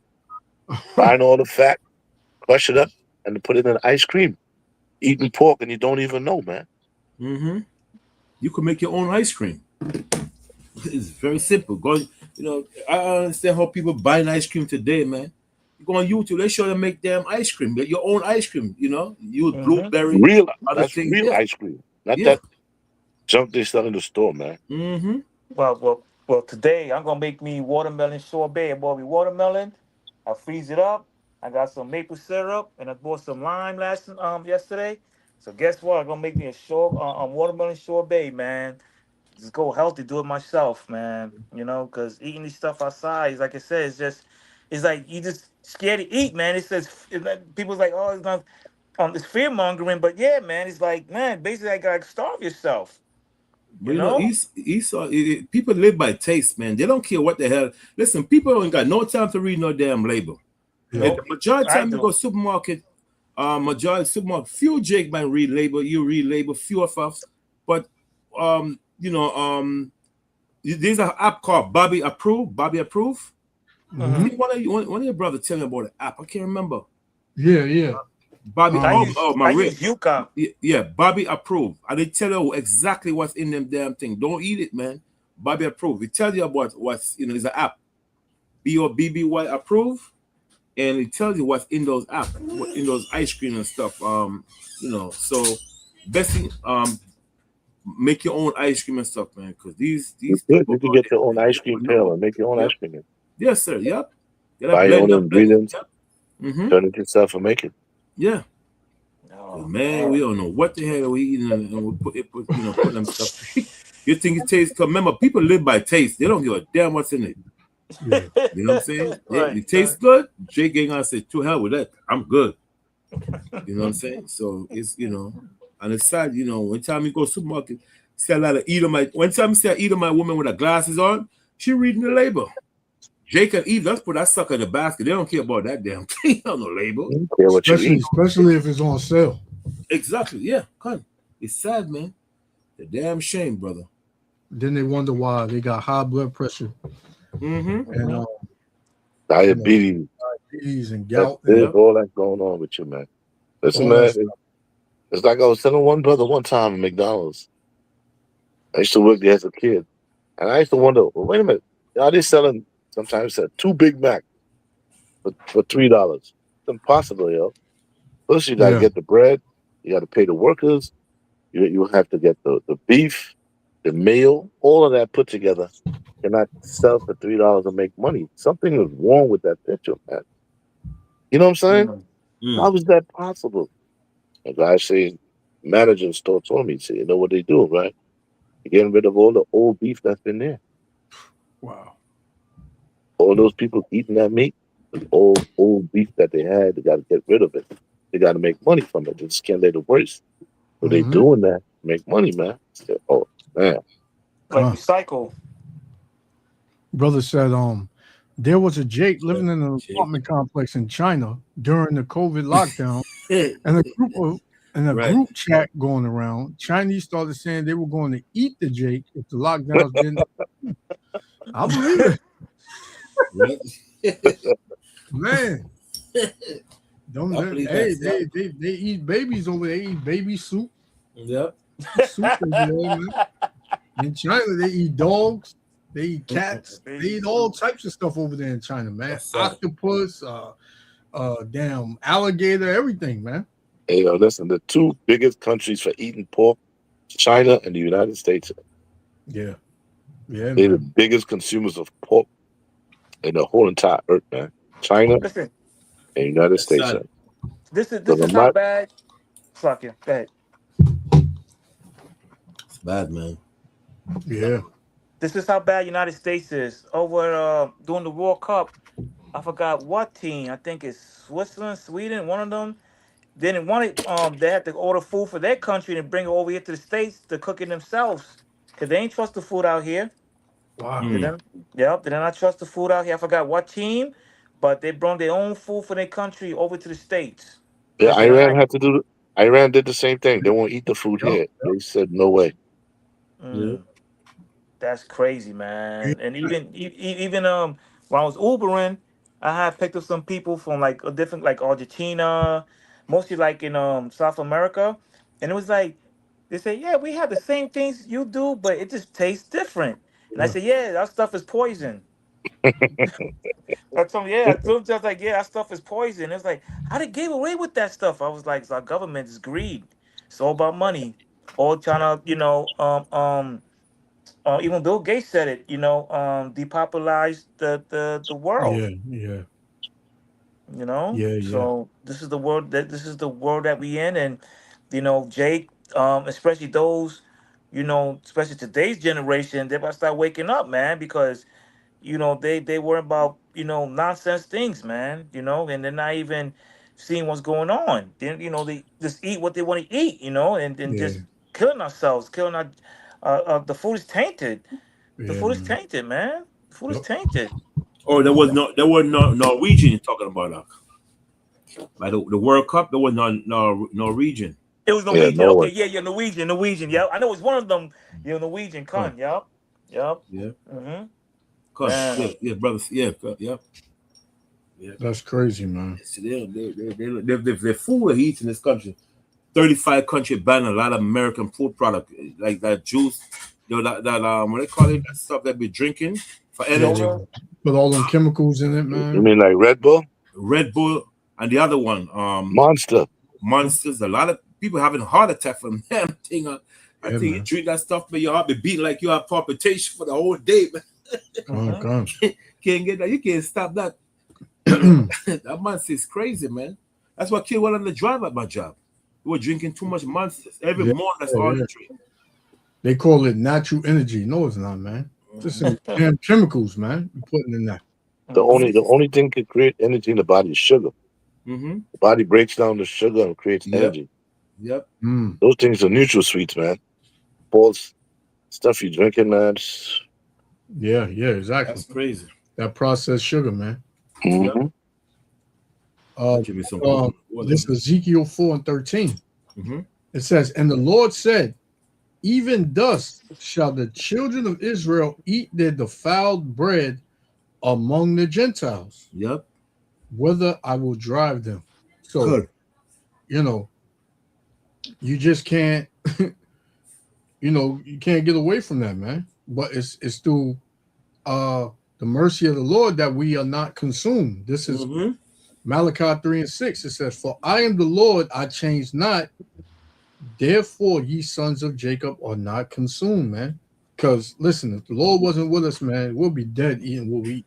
Yep. Mhm. All them junk food killing us. You know what I'm saying? We'll be just dead, man.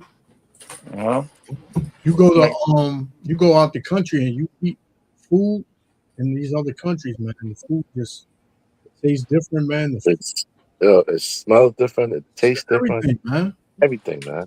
You know, and you like, man, it's just crazy. Like, I mean, you just get the real food itself. I can't wait for this kingdom to eat some real food, man. yeah, Some real food, like real food, man. Not that fake stuff, man. That GMO stuff or yeah. real food that you can eat, man. We don't even really know what real food tastes like, even though we've been eating everything, man. We don't know what real fruit is or what fruit tastes like, man.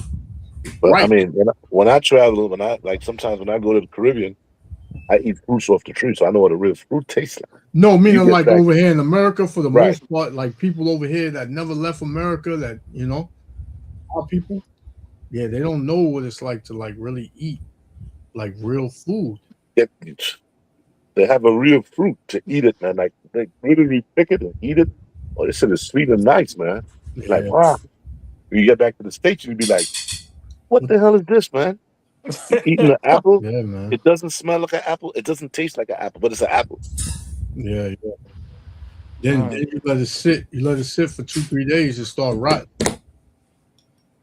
There's a place in Staten Island, brother got the real orange, because I can't find an orange with seeds in Brooklyn. So I have to go way out there in Staten Island. Where we'll pick up the customer and pick up this, the orange. The orange got a lot of seeds in it, natural seeds. Yeah. Because they got oranges with seeds now, watermelon with no seeds, and all the magnesium, the potassium, nitrate, actually, all that is depleted from the seedless watermelon. Yeah, no seed in oranges, no seed in the lemon. They got limes with no seed. How is that possible, man? I usually find mines in Northern Kingdom supermarkets. They be having them. They be having the oranges with seeds and the grapes with seeds and they still have them in there. I go to Trader Joe's, man. They got the oranges with the seed. They have the ones with the seed and ones without. Yep. I get the ones with the seed. I get the grapes with the seed if I want. Get the cherries with the seed. Yeah, You know, I get organic apples as best as I could, man. You know, yeah. You know, you still, you know, hey, you gotta like Johanna said earlier, you gotta eat the best of the worst. Yeah. Still gotta clean it too. yeah. Still That's gotta right. clean it. All them pesticides they spray on them and all that. Yeah, man. You gotta, you know, when you just skin, like the guys in my job see me in the morning when I eat my apples, they be like, "Yo, you throwing away the best part, the skin." Like that's where the chemicals are sprayed on these things. Some of these things, man. Yeah. Yep. But you know what happened? You know, it's something in the dishwasher liquid. I can't remember. That's why I used to wash the skin. Wash the chemical off. It was either my, you know, Dr. Rachel. I can't remember. He mentioned something that's in the dishwashing liquid that killed the bacteria right there, killed everything. And I washed. That's why I used to wash the skin off, even if it's organic. Yeah. I still wash the skin off. But the course. skin is a lot of medicine in skin too, also. Yeah. Listen, some of the fruits when you eat the skin is really good for you. Yeah. Yeah. But you Yep. can't do that. They can't do that here, man. There's too much Yeah. chemicals on there, man. Yeah. That's how I wash it off. You're right. Go ahead. When you throw away the orange skin, that's the worst thing to do. Throw away the skin of the orange. And the pineapple too. Yeah, the beets juice, the beets. You can make teas from that, man. Mm-hmm. You can make teas from that. Yeah, And for the watermelon, the grind is good to blend up and drink it, man. Yeah. Where they get Viagra from. Yep. Esau made Viagra from the watermelon, the grind part, the rind. I see a lot of people throw away the rind. They're like, brother, that's what Esau made Viagra from. They gotta tell you. They would never tell you, man. That's what Esau made the Viagra from. Without that, the Viagra can't make.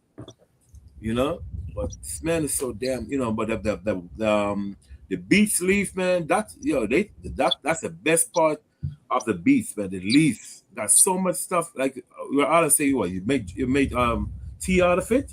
Yeah, it's good. You know, I always go to them the Northern Kingdom, Ishika, ask them where can I find the leaves of the beets, and they always save it for me. You know what I mean? From now on, they save it for me, so I go pick it up every Sunday, and I boil it, man. God. It's the best part of the beets, the medicines. All the medicines in the skin and the seeds and stuff. And we just got like apples, oranges. Imagine how many other fruits is out here that we know nothing about. Millions of that will heal you. That will really heal you. You know. Yep. It's crazy. Millions of fruits, man. That you know them guys who sell those fruits on the side of the street and like in the city and in Brooklyn and stuff. Yeah. Yep.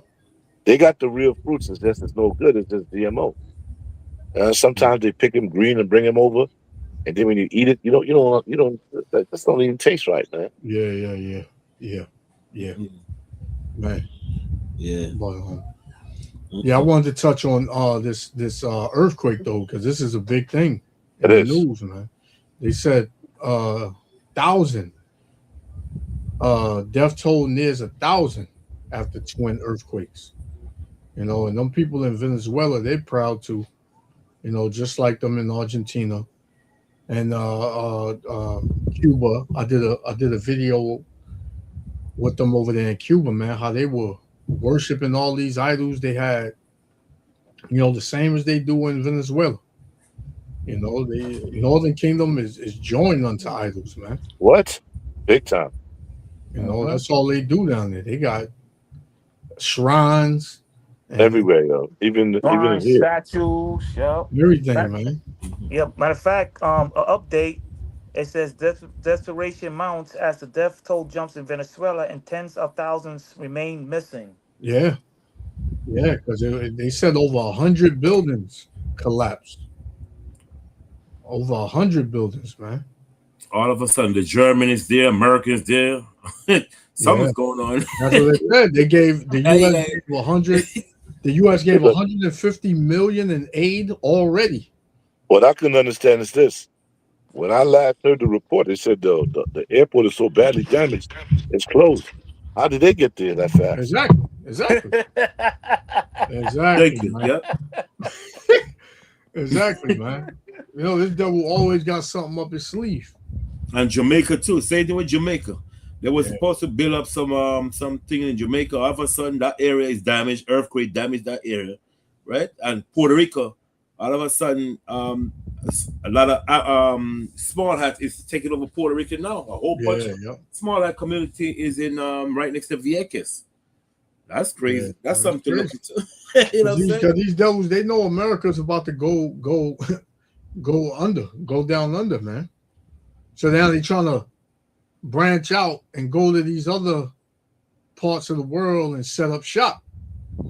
You know, it's crazy, man. These devils is crazy, man. It came out that they said, I'm gonna see if I can find it. How I don't know if it was before the earthquake or after they seen like something in the sea. You know, it was a red light that was shooting out of the sea. That's what I'm saying. Go to look into that, you know. Was the earthquake, you know? I mean, Esau got some stuff, boy. Yeah. You know, that's another subject. You know what I'm saying? This man is just evil. All of a sudden, a lot of Germans. Now, Ra'ala was talking about this morning, was like what German and other countries there, Ra'ala? Americans, German. Yep. There are people from America, Germany, England, certain other European countries, they're all there. Like, how did they get there that fast? When you tell me the airport is closed. They just on site, already on site. Yeah. Boy, I tell this man is evil as hell, man. In Puerto Rico, they still try to lock up the reporter. Because the reporter said, wait a minute, this don't look like an earthquake. Something's going on. And the next day, they lock his behind up, came by his house and lock him up. I think it's Tim Thompson. You don't hear about this man no more, man. He said, wait a minute, what is this? You know, same thing in Haiti. There's a lot of things going on, but I don't even really get into that. You know, just it's a question you ask, man. You know, Come on. Yeah, question you ask, man. Really, the real storm comes, we're gonna know it's from the Most High, but something going on, officially going on there. There's so much things going on in this world, and not just food. Look at the technology right now. I was explaining this to Elder Lamar like days ago and weeks ago as well. That and when you buy the new cars, the 2027 cars that's coming up next year, will be available later this year, man. That is to where that you can't even go. Say like if your tail light broke, you can't go to the junkyards because now like 20, 30 of them being burned down and stuff like that. And they want you to pay. They want you to pay $1,000 of insurance. Yeah. And then the car could shut off if they see you like you look tired, you look inebriated or whatever. The car will shut down and say, hey, you weren't able to drive the car today, you know, and things like that, you know. So, I mean, and these flock cameras, man. I mean, right now, man, it's like when you see those video games like 10, 20 years ago, you know, they're telling you what's gonna happen. Now you got little drones over New York City and over here in Florida as well that's catching you speeding or committing a crime. You know, I saw that in Brooklyn, drones flying over in Brooklyn where they caught like dudes selling drugs to each other, and I was like, damn. So, and that show you in that what's that movie? The second Spider-Man movie where they had the drones. Yeah, man, just telling you these things was gonna come, man. What's to happen, man? I think the technology started already up. No, the one you talk about didn't start yet, but they these when you look at them new UR truck, the 2026 and now to for next year, the UR truck will tell you that you need to get a rest especially if you're driving all over the road, you're not driving straight. They say you have to take a break and get a cup of coffee.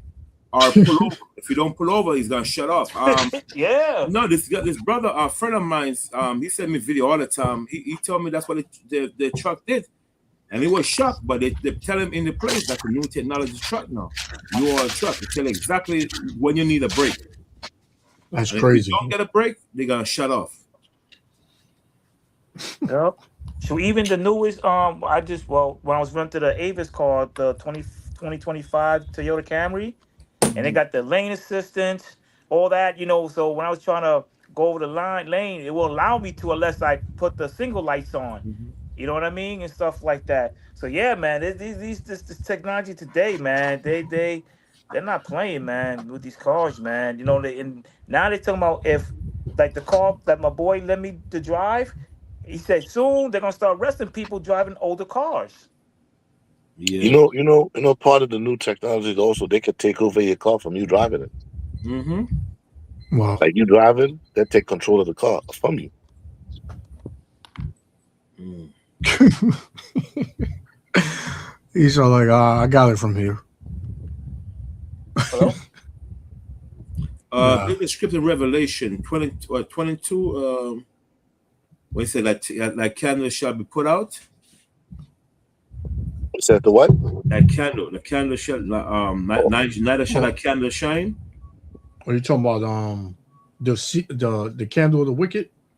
Yeah. No, not the one in Job. There's one in Job 18 and 6, right? Right. But in one in Revelation, we talk about neither shall thy candle shine. Candle shine? Yeah. This is let me see. I think 18 23. Yeah. Yeah. Who get it? Revelation 18 23. Come on. It says Yeah.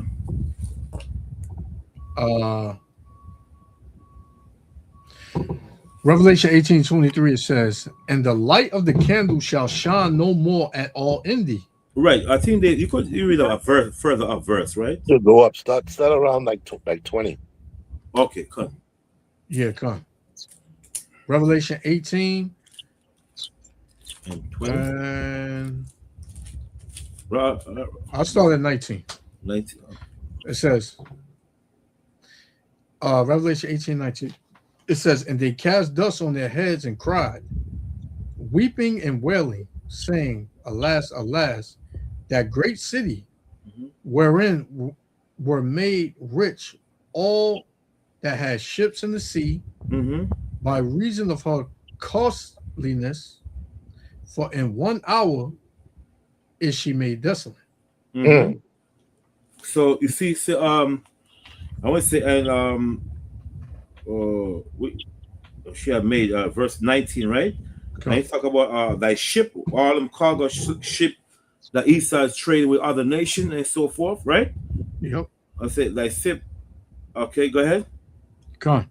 It says, rejoice over her, thou heaven, and ye holy apostles and prophets, for the most high power have avenged you on her.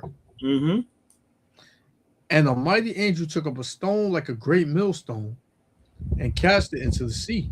Right. Saying, thus with violence shall that great city Babylon be thrown down, and shall be found no more at all. Right. The violence. So violence is going to bring America.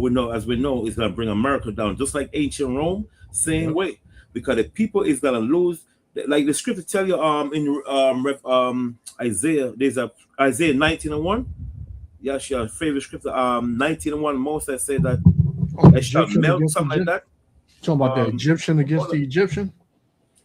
Yeah. Hold on. Let's get Isaiah 19:1 for a second. The precept for this right here. Let's talk with violence shall Babylon fall. God. Isaiah 19:1, it says the burden of Egypt. So we know the Most High mentioned you were burdened because the trouble and the chaos the Most High is going to bring on Babylon, right? It says the Lord rideth upon the swift cloud. We know he's carrying the chariot, 66 million angel, right? Go ahead. And shall come into Egypt, and the idols of Egypt shall be moved at his presence. Right. So we know the idols are the so-called leaders and so forth, right? Shall be moved at his presence, because people look at these people like they are God and so forth. You know, a lot of people look at Trump like Trump is a God, man. Don't care who hates him. People look at this man like he's a God, like he could tell any country what to do and they must do it. So he become an idol because they idolize this guy like he's some kind of supreme being or so forth, right? Right. Yep. Okay? It says, and the heart of Egypt shall melt in the midst of it. Right. What is the heart? The heart mean what the wisdom. Okay. No, hold on. Give me what's the heart of Egypt, right? Give me Jeremiah. What's the heart of Egypt? What verse you read about the heart of Egypt? Because I remember I can't say anything with the Bible. The heart of Egypt. Yeah, there's a scripture mentioned about the heart of Egypt, man. Damn it, I can't remember this. The hell, there's a good precept for that one. Let me see. There's a good precept. We'll talk about it. We'll tell you exactly the heart of Egypt. Strangers. The only one I could see is Isaiah 19, the one he was reading. Was reading? Yeah, Isaiah 19. Yeah. And 1, that's the only one that speaks of the heart of Egypt. Okay, what's Isaiah 19 and 1, right? Remember, I gotta get a Bible. I would have went down to 14, where it says the Lord have mingled a perverse spirit in the midst thereof. You know, that's that's a contrary spirit to the Most because High. the heart of Egypt is the people itself, but I had a precept for it, man. I can't remember the damn precept is that. Because the heart of Egypt is the people itself, but I had a precept. I don't know why this thing. But anyway, the heart of Egypt is the people. When it said melt, mean that they're gonna lose confidence in Esau's system. You look at the word melt, mean to lose confidence. But there's a precept I had. I'll find it next time, man, because I wrote it down and I did went over that. Anyway, let's continue because but the heart of Egypt is when the Bible said the heart of Egypt shall melt. Meaning people is going to lose confidence in the American system. God. Okay. Which they're doing right now. Right, good. Yep. You know, ain't nobody happy here. Yep. God, it says, and the heart of Egypt shall melt in the midst thereof. Which is the midst people, of it. Right. It says, and I will set the Egyptians against the Egyptians. Mean rulers against rulers, the people against one another, rulers against rulers. We could read that in 2 Ezra chapter 15. Yep. Okay, go ahead. It says, and they shall fight everyone against his brother, and everyone against his neighbor, city against city, and kingdom against kingdom. And then that's what we're seeing now. Okay, go ahead. Come on, verse 3. And the spirit of Egypt shall fail in the midst thereof. And the spirit of Egypt means their wisdom. Let's get Acts 7:22. Acts chapter 7:22. Acts 7 and verse 22. Right. It says, and Moses was learned in all the wisdom of the Egyptians. Right. All the wisdom of the Egyptian, right? And was mighty in words and in deeds. Right. So the heart of Egypt means their wisdom. Okay, let's go back now to for that finish that verse. Isaiah 19 and verse 3. Yeah. It says, and the spirit of Egypt shall fail in the midst thereof. Right. Mean their wisdom, mean they're gonna be able to figure out what's going on because the Most High is gonna bring judgment on them. Right? Go ahead. And I will destroy the counsel thereof. The council mean the rulers. A lot of the council mean like the Congress, all these other people don't know, they're known as the councils. They have. Okay. God, and I will destroy the counsel thereof, and they shall seek to the idols. Right, because remember, Esau is dealing with they believe they put their faith in idols, all these things. We might not see it, but Esau, they have a secret meeting. They deal with these things, man, to figure out what to do. Yep. You know what I'm saying? There's a book out there called is about it gives the whole history of secret terrorists or something like that. Okay, secret terrorists, and it tells you all these things, how they seek about idol, how to figure things out and so forth. You know what I'm saying? Because they have their own spiritual enchantment. Because they don't talk about it doesn't mean they don't have that stuff. This is why they have these Bilderberg meetings. Yep. What they just got off of the G7, G5 summit, G7 summit, something like that. You know, and they do these things in these meetings, man. These secret meetings, nobody know about. They don't allow cameras and all that, but that's gonna come out too. You know, because the Lord is exposing these devils. Yep. You know, He exposing these devils. So, verse 3, it says, And they shall seek to the idols Mm-hmm. and to the charmers Mm-hmm. and to them that have familiar spirits Right.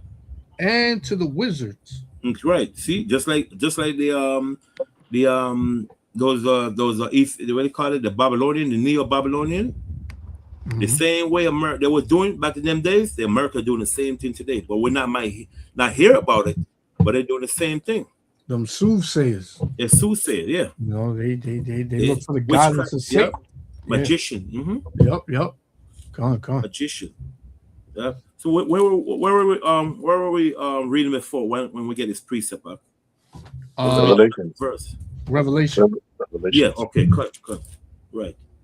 Revelation 18 and verse 22. I think. 22. Yeah. 22. It says, and the voice of harpers. Right. And Harpers mean they're the voice of harper mean they're a musician around the world. America got a top musician on the planet Earth. Nobody sell record like the US. None. No country. They say only 2 countries have the most record when it comes to like singers and stuff. Is they got Jamaica, they got US and Jamaica. Them singers in Jamaica and you know, like the Caribbean, but made in Jamaica, because they couldn't, you know, the people that couldn't read and they didn't have a job, especially in Jamaica. So the only thing they know what to do was singing.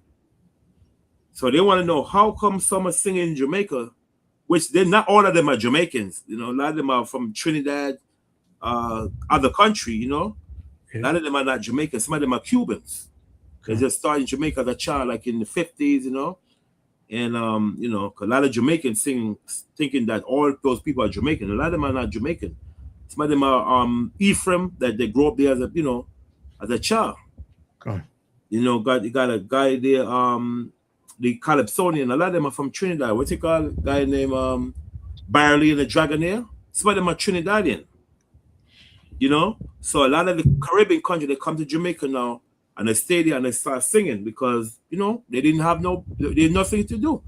From church wasn't enough. You know what I'm saying? Yeah. So they leave church and they form a group called like Studio One. We heard of Studio Land, right, Allah? Studio Run, Lee Scratch Perry, all these guys, and they start, you know, singing and stuff. But 2 top countries in the world when it comes to music, America and Jamaica. You know, that's like a lot of country here, people, singers here that sing music in America. Singers, a lot of them are not all of them are Judah. A lot of them are Benjamin, other tribe, Levi's, you know, you know, other countries. You know, go ahead. Yep. It says the voice of harpers and musicians and of pipers and trumpeters. Yeah, trumpeter, yeah. Blow the trumpet, all these things. Go ahead. Shall be heard no more at all in thee. And no craftsman of whatsoever craft he be shall be found any more in thee. That goes into no work. Yep. All right. No work, man. It says, and the sound of the millstone. Millstone mean the job system is gonna deplete it. God. The job system is not gonna be depleted, man. Come on, I tell you, there shall be no work in Babylon in the last days. For the head or the tail. Head mean the rulers, the tail mean the regular citizen. Because even the rulers ain't gonna have job. That's right. That's how bad this place is gonna be depleted. God. Okay? Yeah. It says, shall be heard no more at all in thee. And the light of a candle shall shine no more at all in thee. That's the one right here. You see, they're technologies. That's what Moses said. And the spirit of Egypt shall what? Shall melt. Shall no more. So they mean the technologies. See? Read that verse again. It says, verse 23, it says, and the light of a candle shall shine no more at all in thee. So we know it's not no literal candle, you know. Some people say, see, it's talking about witchcraft, but we know it's not literal candle. Because when you look up the candle, it says technologies, all these other things, you know. Because when you read in Matthew, it speaks about the light and darkness. Yes, sir. So the light represents the wisdom. Good. It says, and the voice of the bridegroom and of the bride shall be heard no more at all in thee. Right. No. when you look at the word bridegroom, it said allied and so forth, you know, allied, and so forth. Because remember, a lot of these allied is pulling away from the U.S. little by little. Yep. Let's look at the word bridegroom, mean allied and so forth. So now no more beyond all need because they're gonna turn against U.S. It's just like the scripture tell you, when the scripture said, the men that are at peace, the men that sit, you know, they that eat like bread. Yeah, you know, have eat like deceived bread you. mean all those nations that sit with Babylon, the leaders, Babylon, sit and eat with them. Guess what? They'll wound that they're gonna lay against Babylon. In other words, they're gonna turn against them because the scripture tell you the 10 horns shall hate the great whore and shall make war against her. Mm-hmm. So we know this is not no little talk. We want to talk that. Remember, we want to talk that they talk about that $1 billion that Esau borrowed from America. You remember that? Huh? Okay. Yeah, when was taught all that $1 billion Esau borrowed from America, he's not talking about money. He's talking about those that eat that bread with thee. Remember when you read about Antiochus, right? He one of them sit down, they both sit down together and have dinner at a table. But the other one mindset was he wanna bring him down for him to make believe that he's his friendship. They have friendship toward one another. So when the Bible say they that eat that bread shall lay the wound. In other words, that man that sit with you and so forth, he's gonna have war with you. They're gonna deceive you. A lot of kings went through that. You see a lot of martial art movie when the emperor he want to destroy the next emperor and they sit and have dinners and stuff. You know what I'm saying? And when they finish eat, that's what happened. They attack him and put him to death just to take over the dynasty. That's the same thing happened. That with this here, I'm your example with this here.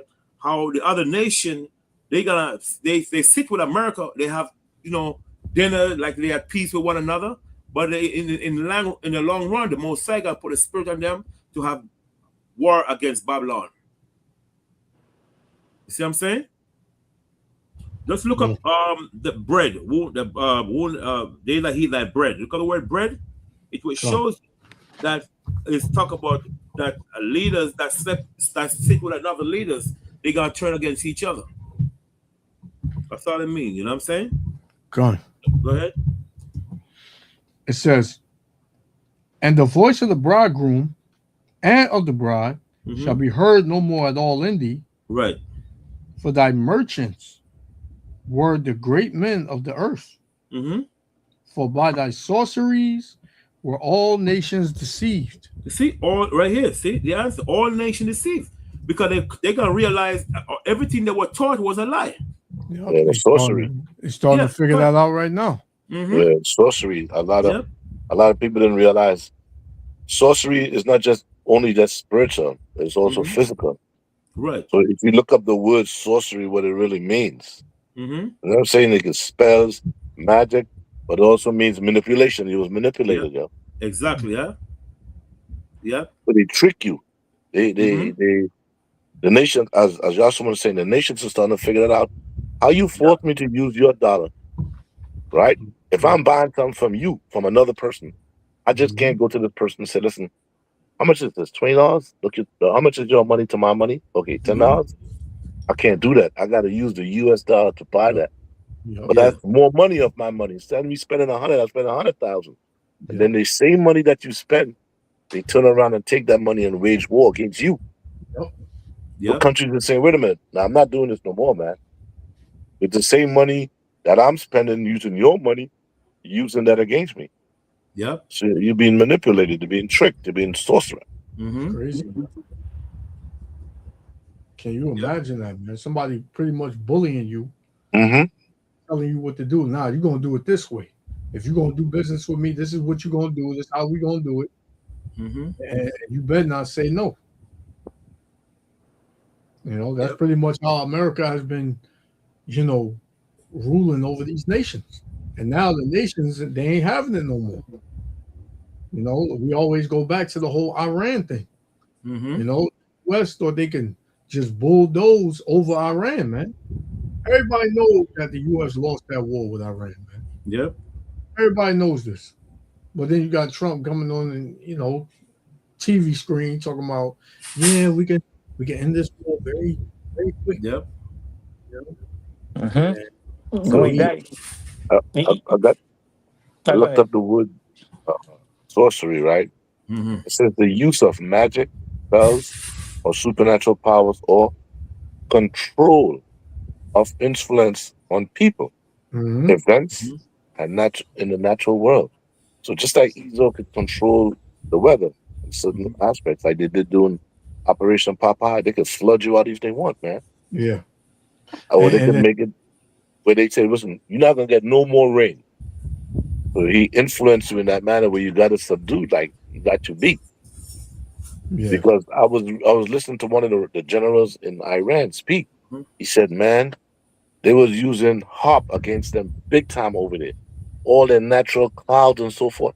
They would use that to push the clouds away from Iran, where they couldn't get water. But it started to backfire in the sense where they would have places like Dubai and so forth.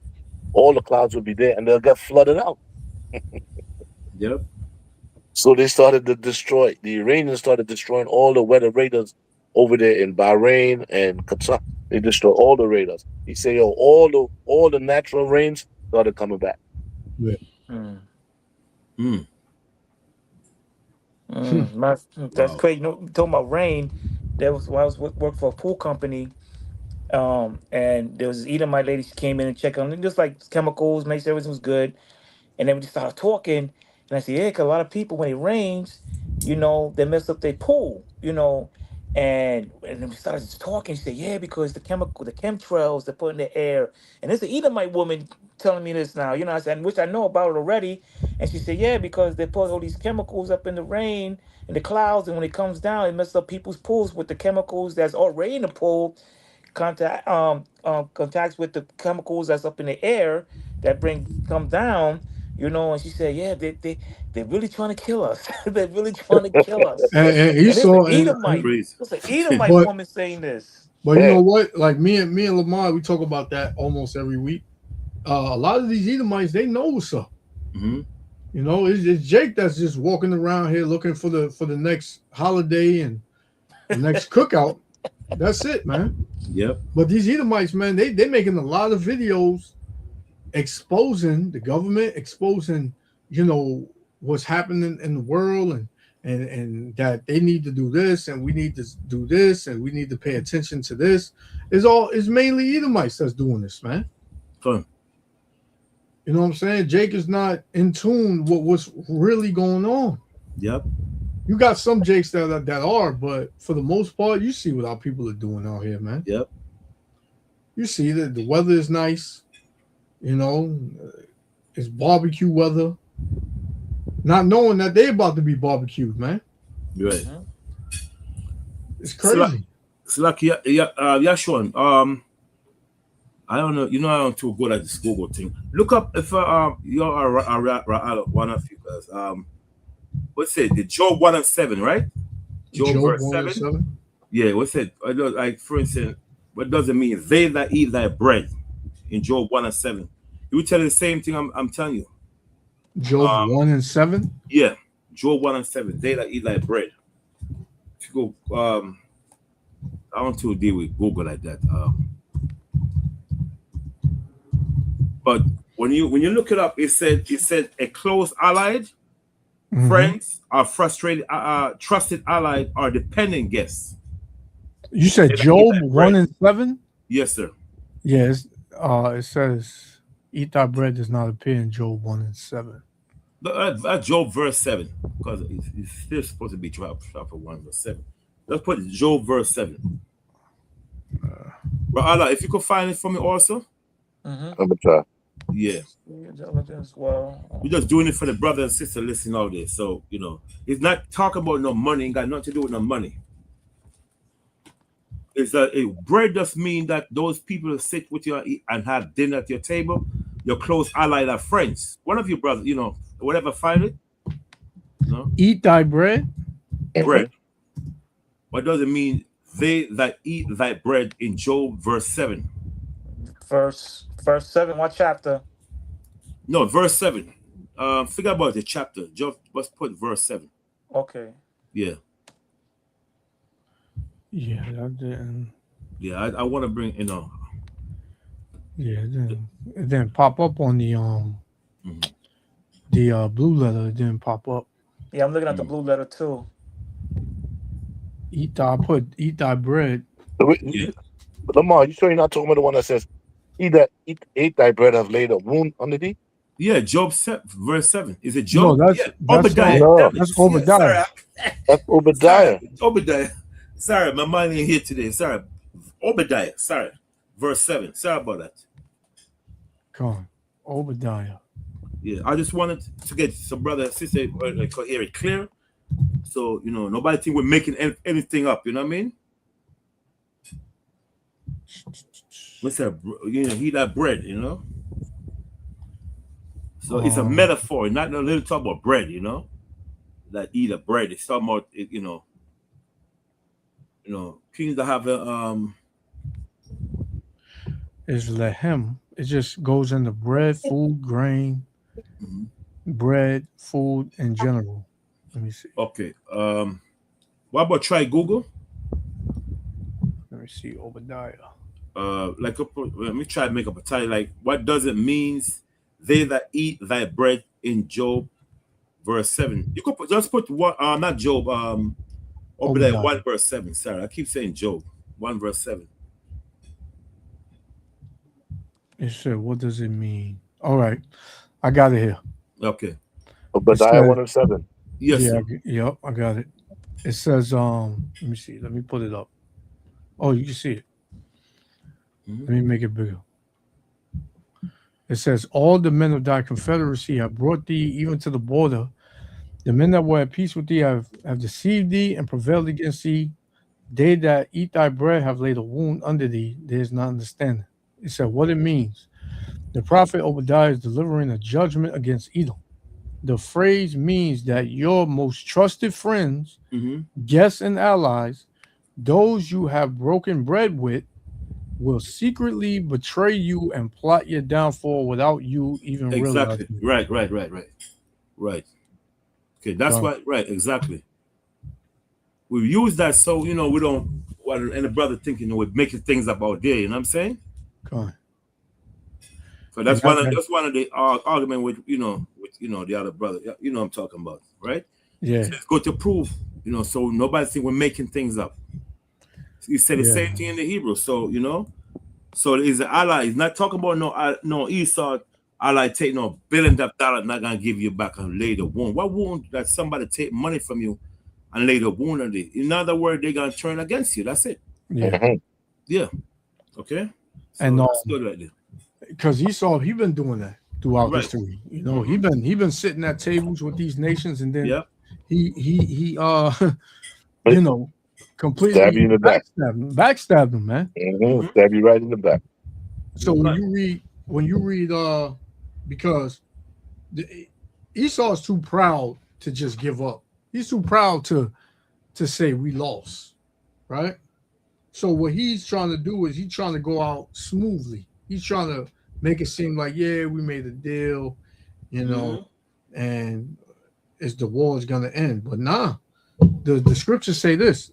Isaiah 33:1. It says, woe to thee that spoilest, and thou was not spoiled, because America has never been spoiled, right? They just spoiled, they just took from everybody, man. Right. It says, and dealeth treacherously, and they have not dealt treacherously with thee, man. So the nations, they were on the up and up. They were saying, okay, this is the deal.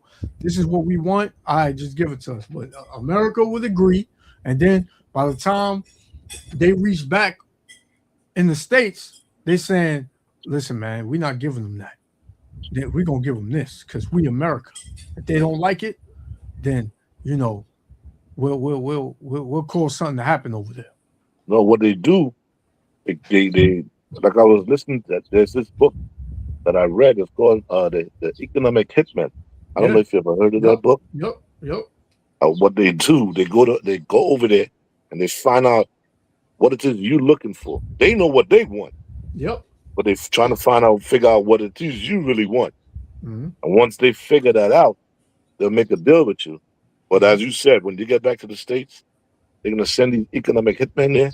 Yep. to try to influence other groups against you Yep. and cause an uprising, and they got you. Yep. Mm-hmm. Cause something like this to happen, an earthquake. Yep. Right. You know, and So then they throw their money over there, and then now what? You in debt to them. Not just that, they'll go in there with their military under the pretense of helping you. Yep. They'll set up a Democracy. military base. Once they get a foothold, they got you. That's They it. say, yo, once they set up a military base as a foothold, if they got a foothold, you're done. You Remember what can't beat Trump them no more. said? Remember when the war had just started between the U.S. and Iran? When Trump said, "We got your back, you Iranians, take back your country. We got your back." So he was trying to, and that came out that was that group that was over there was funded by the American government.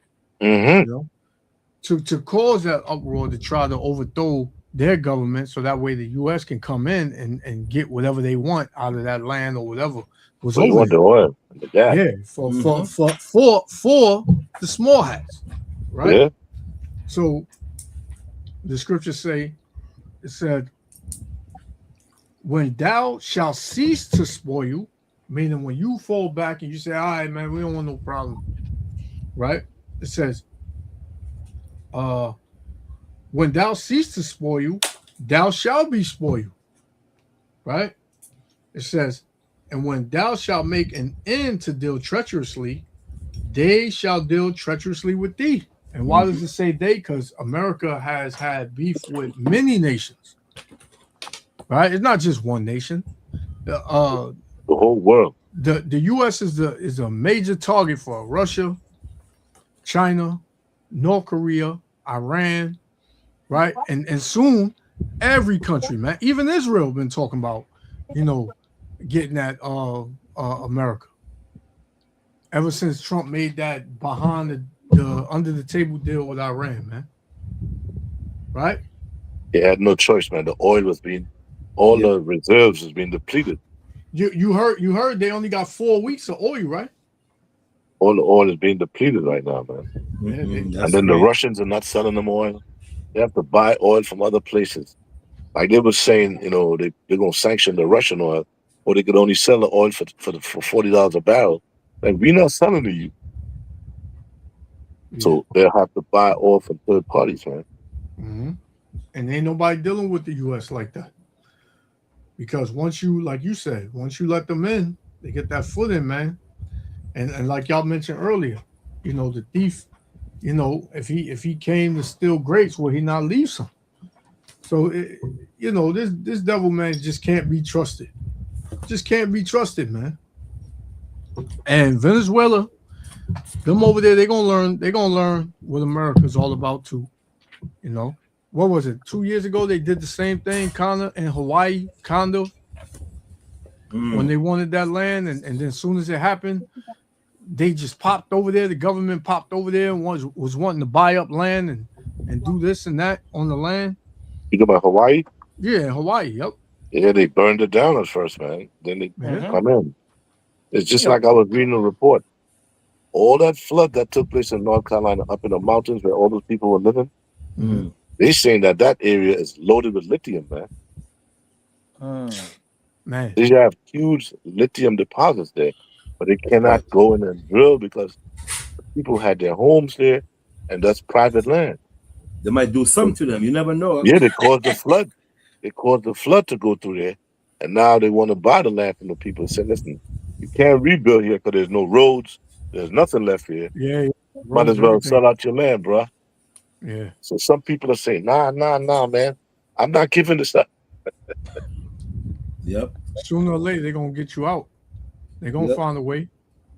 If you had 300, 400 people in that land, and let's just say 300 decided to sell, and there's 100 left, they gonna find a way, man. Gonna find a way to get you out. Raise the property tax, to where you can't afford it, and all that, man. That's why it's gonna come down to the gun soon. Because you got a lot of people that just saying, listen, man, you want mine, you're gonna have to kill me. I got something for you, man. You had this Edomite that said, I got something for you. You come to my door. You know, Esau ain't playing, man. Esau, you imagine you got to kick Esau off his house and he's already catching hell. You're crazy. These Edomites gonna be the ones that's really gonna start it off. Mhm. Yeah. A lot of them are prepared for that, man. They're saying, listen, Yep.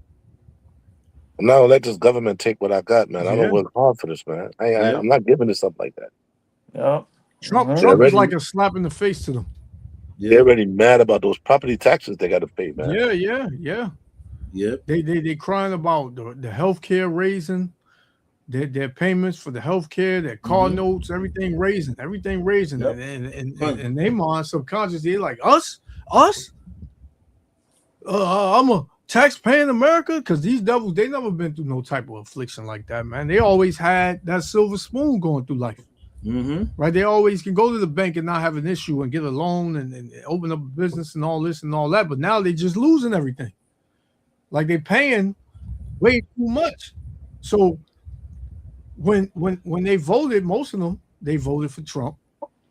And Trump just slapped them in the face. So now they're like, man, they thought that was their ticket out of here. They thought that was their ticket, man. So now they like, nah, man. Like, y'all not just gonna do this. Y'all can do it to the Negroes, but y'all not gonna do it to us. Mhm. You know, because them devils, man, especially here in America, they armed to the T. They Yeah. armed to the T, man. And they're ready, man. Matter of fact, I was watching a video where an Edomite was going towards a Trump convention. He was speaking, and a lot of Edomites was leaving, man. It was like, why leaving so early? He said, I'm going to leave early. And one guy said, I'm tired of hearing the same thing this guy's talking about. And there's an Edomites, people who voted for Trump are leaving early because it was like, yo, we're hearing the same thing and nothing's changed. That's So what I'm just telling what you right there, man. that's just what Probably Lamont just brought out, That's man. why. So the next election, you want to see what's going to happen, because the mad with the Democrats that were giving the migrant stuff and wasn't giving people here nothing. Mhm. And Trump decided to reverse that. I realized Trump is not doing nothing. Where do you go from there? Now what they're saying, the talk is the people got to take back their country. You see? They said we shouldn't have gave all this power to one man. This is our country. Mhm. So this is we the people got to take back our country, man. So now the voting thing is going out the window. Whether we vote for Democrat or Republican, they still going, F us over. So we might as well just, and Second Ezra just said, and the course of their actions shall stand in their power. So, these people gonna take matters into their own hands. They figured it out. Listen, it don't matter who I vote for. You guys are still the same, man. You keep me down. I can't ride with you. Exactly. And what do you expect? This is how proud these devils are. Everything is just going up. Everything is just putting a toll on people. And you don't think people are gonna get upset at some point and say, nah, this is too much, and start lashing out? Mhm. Yep. Matter of fact, I got a scripture, brothers don't mind. Go to Book you of got Matthew, chapter 25. It says, and Jesus knew that Yahushua knew their thoughts and said unto them, every kingdom divided against itself is brought to desolation, and every right. city or house divided against itself shall not stand. That's right. Verse 26. And if Satan cast out Satan, he is divided against himself. How shall then his kingdom stand? Beautiful. Right. Yeah, that's what's happening, man. Satan casting out Satan, man. Right? These It reminded them of devils, Caesar, right? yeah, Man, man. and the Roman emperor, they were fighting against each other like crazy Yep. for to take over the throne. The same thing with this. Yep. Power, man. Everybody wanted power in that time. Same thing with the Diadosis, the Ptolemy solutions. They were fighting against each other, man. Take over the kingdom, rival. Yeah, man. Same thing had happened in this place, man. And then and yeah, they because you hear about the race war tension, and how Edomites saying, yeah, blacks, you don't want no race war, you can't shoot, you ain't gonna win, and this and that. Hey, you Edomites, man, you don't have to worry about your own people, because a lot of y'all got them guns and y'all gonna use it on yourselves. I just did a video with this Edomite. He killed his ex-wife, and killed himself. And then another one, he killed. He put, what was it? One of his kids away, and his wife, and himself. This all happened in the 2 period. That's crazy. When you start seeing a whole bunch of Edomites on the street, bugging out, the homeless, Yeah. You know when the last days, certain things is going on, bro. Yeah. you know the Because last days. I'm out there driving every day, and I'm seeing more and more Edomites homeless. Yeah. More and more Bugged out, Edomites bugging out their minds. Mhm. And you got one guy comes on the bus sometimes, and I pass him straight up sometimes when I see him. He comes on there. He stole my farm. This government is no good. They stole my farm. Now I'm homeless. And he be mad, son. So I be saying to myself, you know what? One of these days, this guy probably have a gun. Yep. Start shooting like crazy. Yep. It's only a matter. Don't let him get his blessing. And he gonna inflict a lot of pain on it. And these Edomites, they've had. They come from having these nice houses, living in these nice neighborhoods, and now they homeless. Like Jake ain't have nothing since forever, man. We've always had to live paycheck to paycheck and deal with affliction and catching hell under this system and all that. But this system was supposed to keep Jake down and lift Edom up. So now Edom, he being brought down by his own system. And don't let him see Jake doing better than him. It gets them angry, man. It It's gets like I them got very- a precept for you when you guys finish, right? Yeah, you got it. You're free to read Matthew? Yeah, come on. Okay. Ecclesiastes 4:14. Ecclesiastes 4:14. 4:14. Ecclesiastes 4 and verse 14. It says, "For out of prison he cometh to reign." Well, the prison, we know they conquered the mountain. Came from the cave. Go ahead. That's right. Whereas also he that is born in his kingdom becometh poor. Become poor. You don't have nothing. That's right. You in your kingdom, you're supposed to have money. You're seeing the slave freaking riding on expensive cars and doing this, whatever, having nice house. You should be pissed off. Like, how the hell this should be my kingdom? So when you see Esau seeing Jake with a nice car, Jake going in his nice house, it's pissing him off because you were like, damn, this will be me. Yeah. That's why. That is That's why when the police. Huh? That's why when the police see you driving at night, they're gonna pull you over, man. Yeah. You're not. Pull Yep. it down, man. Let's make sure everything here is legitimate because I'm supposed to be driving. It's not him. This your car? This your car? Mm-hmm. But hey, I'm driving it, right? Yeah. It is hard. Like, what the hell? You get that damn expensive car from? I'm a police officer. I can't afford a damn car. Something wrong with America, boy. They get pissed off, man.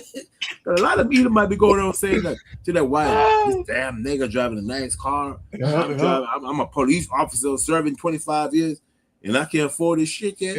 What the hell for this damn great country? I saw Issa was saying, why the hell, especially those in Texas. What the hell happened to this damn great country? The niggas is driving a nice car, and I'm riding a bicycle to work. Something wrong with America, boy. Yep. They're pissed off, man. Yeah. And when they pull you up, Jake they gotta try every freaking way. Huh? Jake threw it in your face, though. Too. He blasting his music in the car. Yeah. Driving slow. Probably got the top down. Yep. Driving slow, holding up traffic. You know Jake already. Blocking traffic sometimes. Yep. And they got their woman in the passenger seat. Oh yeah. Hey, that's another thing. That's it. Hey, He's that's tapping another a thing, gum. Man, that's another thing. The Edomite woman is leaving the Edomite man. Not only that, you're right. Imagine Jake going to Bensonhurst with an Edomite woman with a damn Range Rover or them expensive car. What they call it, a Bentley, and she's tapping her gum, putting her feet out the window, and Jake is driving slow, listening to Tupac. Them Edomite got pissed off, man. Yeah, this man. Damn nigga, he got a damn white woman too. What the hell wrong with this goddamn country? Yeah. We need to go back to the 60s, man. These damn niggas can't do nothing like that. Something wrong. A lot of Yeah. Edomites are pissed off, man. You had this Edomite interview these women out in Sweden. And that's the wrong people though, because mostly all them women out there in Sweden, they just want Jake. You know? So he went over there, he said he showed them like a board, and he was flicking the pages, and he had like 3 women that was looking at him flick the pages, and he was like, what do you see? Do you see something here? Do you see a pattern? And they was like, yeah, I see a black man with a white woman. And he was like, oh, yeah, how do you feel about that? And she was like, oh, I love it. And he was like, he said something like, what if it was against the law to date a black man? So that's showing you why they set up them laws back in those days, man, that Jim Crow and all that. Jim Crow laws, man. Yeah, man, because they know that Becky wanted Jake. You know, and but laws prohibited them from dealing with each other. But remember, most of the race riots that started in the South has always been a black man with a white woman, man. Sometimes it was real, sometimes it was a lie, but it always stemmed from that, man. Yeah, man. That's how the crack system starts. The crack system came about in the 60s, man, because too much Edomite women was dealing with black men. And they created a damn crack system, man, to have Jake on crack. Then later on, the damn Edomite man started getting on the crack. You know, every time Esau creates something, it's always fall back on him. Yeah. Yep. Yeah, that's how the crack came about, man. But and then your brothers, remember, there's a bodybuilder named Robbie Robinson. He was up in the 1970s. He won a couple. Oh, you talking about Jack Johnson? You talking about? No. He's a bodybuilder. He's a bodybuilder. Yeah. I know who that is. Robbie Robinson, right? So when things was going bad, I think he went to Sweden, right? He went to Sweden, and he was he met some Edomite women, man, being bodyguards. Big Jake, he was getting all the Edomite women out there, man. Yep. And then let me tell you how evil Esau really is, man. So you know the competition president, Wilder, something like that, right? Yeah. Now he have a statue of himself, right, posing like this, right? You know who upper chest body that is? That's from Jake, man. He AI'd it. No, it's not AI. This go back like the 60s or 70s with Arnold Schwarzenegger, Lou Ferrigno, Franco Colombo, all those bodybuilders, right? That's when it was heavy back then, and the Edomite who ran the program, he was an Edomite, right? Him and his brothers, he had his face, but he had a Jake's chest, the body, man. I was like, yo, look at that, man. That is crazy. And they got no shame, man. They got in the statue. They used to call Robert Johnson. They used to call him the Black Prince and the Black Prince, right? Con. Yeah, Black Mr. Oh God, Mr. Stylist, something like that. Yeah, no, Mr. Lifestyle. Yeah, Lifestyle. Right. You know what I'm talking about, right? Con, Black Prince. Yep. His Black chest, Prince. the chest was belonged to him in that statue, and it had the Edomite's head. And he said, "I want my head, but I want his chest on the statue of me, like connected." I was like, man, that's a big dude, man. That's crazy. I think he's 80 years old or something like that. I think he's about 80. He's like 70 something. Yeah, almost 80. Yeah, and he still got that physique, man. Yeah, he got dread. That's the last time I seen him with dread. If from Yeah, he still got that. He still got that. He still got that physique, man. He still got that physique, man. The Black Prince. That's right. Black Prince. Yeah. Yep. Check this video out. Meanwhile, we on this topic. It says black men are consistently ranked as the most desirable by women of all ethnic backgrounds. Okay, black men, y'all been trying to tell us, but obviously it's true. Black men are consistently ranked as the most desirable by women of all ethnic backgrounds. How y'all feel about that? What y'all think? Is it true? Is it not? Let's talk about it. Are they the ones that everybody is looking for when it comes to dating? I want to know. with lots of black men. I grew up in London, lots of black men. And it's not the case of that they like other races or they don't like black women. It's just that they have access to every other race. Other races want them. Now, there are Chinese billionaires. Say it again. Say it loud. It's not their fault. Other women want them. And I say this like I'm growing up in London. I moved to Dubai. And honestly, you can be an Arab girl, Chinese girl, white girl. You can be Hispanic. They all date black men. But now, when it comes to this, Indian men that are billionaires, there are Chinese men that are billionaires. They stay in their own race. Now, is that entirely because they, love their race, or is it because they don't have universal appeal? So the fact that black men are dating outside of their race, it's not because they love other races. I actually think they like black women more than anything. It's just that other women flock to them and don't let them stay within their own race. I really don't. I see so many women whose dream is to have a child with a black man, or they just want a black man more than anything else. And they dream about it, they think about it, and even when they date white men, they'll talk about so like, what do you expect? It's not the same. They're not sitting there having conversations with their white guy and saying, "Can I get a hall pass for a Chinese man?" They're not saying that. So is it really black men choosing white women, or is it that other? I don't believe it's their choice to be with other women. I think other women don't let them live with just black women. And I think if you give a black man a choice, they will usually choose black women. Yeah. They usually will choose black women, or if they go to other races, it's because she has black women features. It's not really because. So they love their blackness. It's just that we all love your blackness, and so you don't get a choice. Agree with you. Yeah, because I just don't like even when they say things like, "Oh yeah, the black men sleep with so many women and they're never faithful." Sorry, Bob, in your house, you would love to be unfaithful. You just can't. So, it's just, I think it's not really about black men. I think it's the appeal they have and the testosterone. And I really think it boils down to masculinity. They exude more testosterone and masculinity than other races. So they become universal. And this is why they want Jake to be feminine, man. They don't want Jake to be masculine. This is why any type of masculinity that, Jake had, they want to tear it up. Mm-hmm. Yep. Even with our women, you ever got into it with a woman or whatever, and when you get to a certain point, they tell you, "Oh, calm down." Everybody's always trying to calm you down, right? They always say, "Oh, you don't need to yell, you don't need to do this and do that." This is how it's always been, They just want Jake to just be walked on and stepped on, and he can't defend himself. You said, See, the problem is this: a lot of Jake has become tired of the black woman. First of all, she don't want to cook, she don't want to clean, and when you get with them and you have a child, the first thing they start talking about is child support, man. Yeah. Yep. They start talking about, say, you didn't even have the baby yet, and you talking about if we break up, you get child support and all this. Yep. So the Jake is like, you know what, man, I don't even want to deal with her no more, man. God. Yep.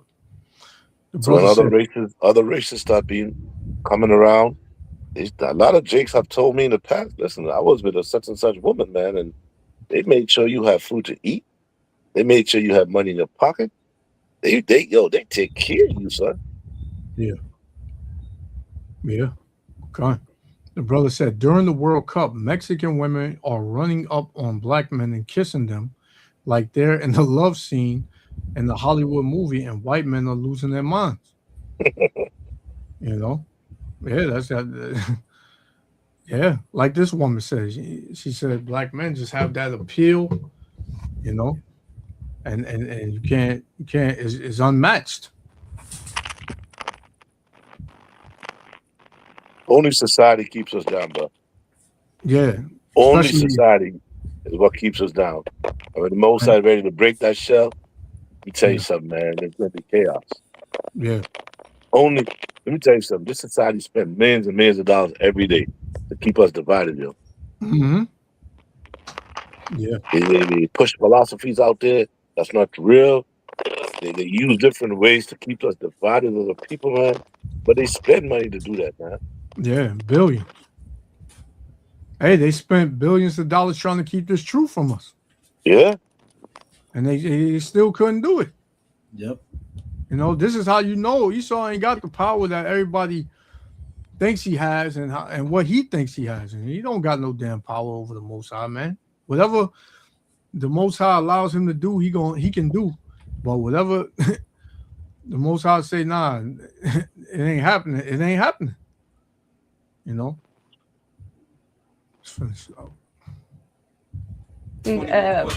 Desired by women, and this is not all women. I'm just saying in general they have more. You could travel to any country, you join Tinder, girls will match with you. It's any country. Now if you do that same thing as like and I don't mean this to signal, I'm saying this as a South Asian woman. If you say that as a Pakistani man or as a Vietnamese man, you don't have the same luck. So is it really you seeking other women or other women seeking you? Anytime a fine black man walks in front of me, my brain automatically goes, brother man, black man, fine black man. Y'all really be out here reaching on the fucking internet. Like yesterday, I said that I didn't want no perk popping, alcohol drinking demon. And you guys made it seem like a race thing and ran off with it, talking about, oh, she ain't say no white people drugs. She must not like black guys. I'll tell you one thing for sure. I definitely don't like no fucking white boys. And if that's really what y'all took out of what I said, maybe you guys got some reflecting to do. Please. You like what? I like white men, no. Why? Because they're not normal. But do you think hating on your own race is a way of self-hatred? No. Oh, okay. So what's your type? Fucking big black cock. She wants a big one still. Black ruined that. Say nothing. Black men are superior. They're superior. You can't tell me they're fucking different. You can't tell me different, okay? And I'm not just being superficial here because, yes. Are they sensational to look at? Yes. The next thing they have, it's like they're just born with this swag. Like there is just a swag. It's an energy. I don't know. And it's across the motherfucking board. Third thing, not superficial. They just seem to have more manners. And listen, are they players? Yeah, yes, they are. But for real though, listen, a white team man will play your ass too. They ain't got no swag. They ain't fly as fuck, but they're assholes. You know what I'm saying? Especially the ones from where the fuck I'm at. So you can't tell me any different, okay? If you agree, like this post. Oh, I had one white boy. After that, it was raps. So he turned me off of white boys completely. Would you prefer a black guy or a white guy? Oh, black guy. Black guy? What about you? Black guy. Black guy? And why is that? I don't know how to treat a girl. Yeah. You know how to treat a girl? Yeah. Better than a white guy, you say? How weird. White guys are weird. Why are they weird? What did they do? It's like they talk weird. Black guys are just cool. No hate. I will say I like a little more flavor, but I don't have a preference. Slap it up. I dated a white man. He traumatized me. Oh shit, really? Yes. Yeah, you know, you see what she said, because they know how to treat a girl. To be honest with you, brother, some brother treat a woman like crap, man. When they get a Edomite woman, they treat them like they're God.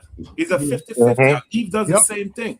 Yeah. The same thing. Because I know a lot of brothers have Edomite women out, and they thinking they have God in their hands out. Yep. And the same thing with Eve. She does the same thing. Yeah, about to it's a show. All people are destroyed, man. Because what she said, they know how to treat. They know how to treat a woman.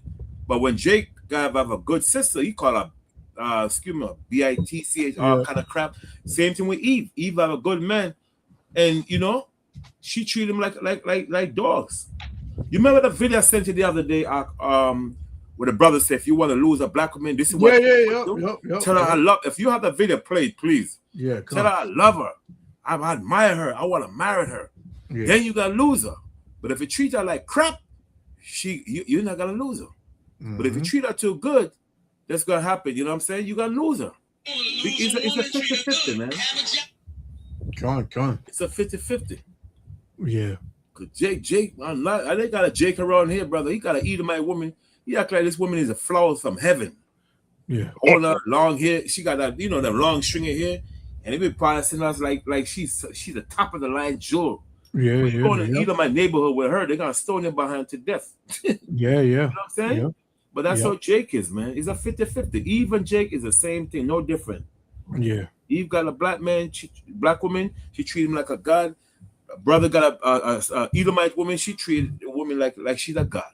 And then you turn around, you got a lot of these Jakes that's getting put in the spirit world by these Edomite women too. Mm-hmm. That's like a trap in itself, though. Yeah, she got him trapped up.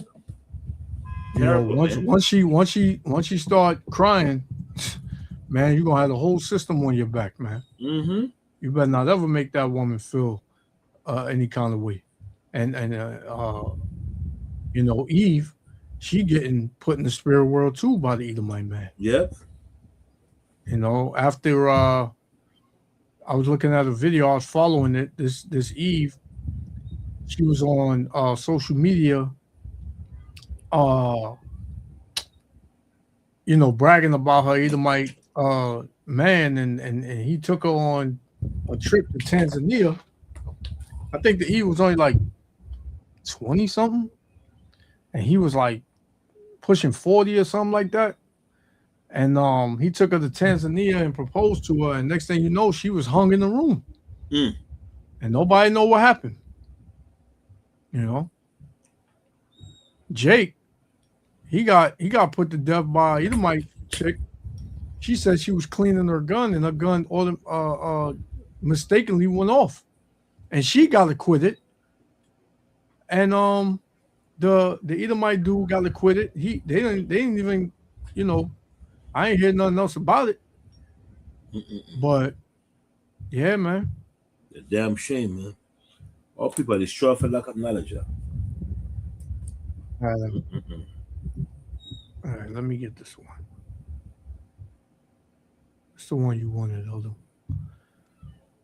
You see it? Yeah.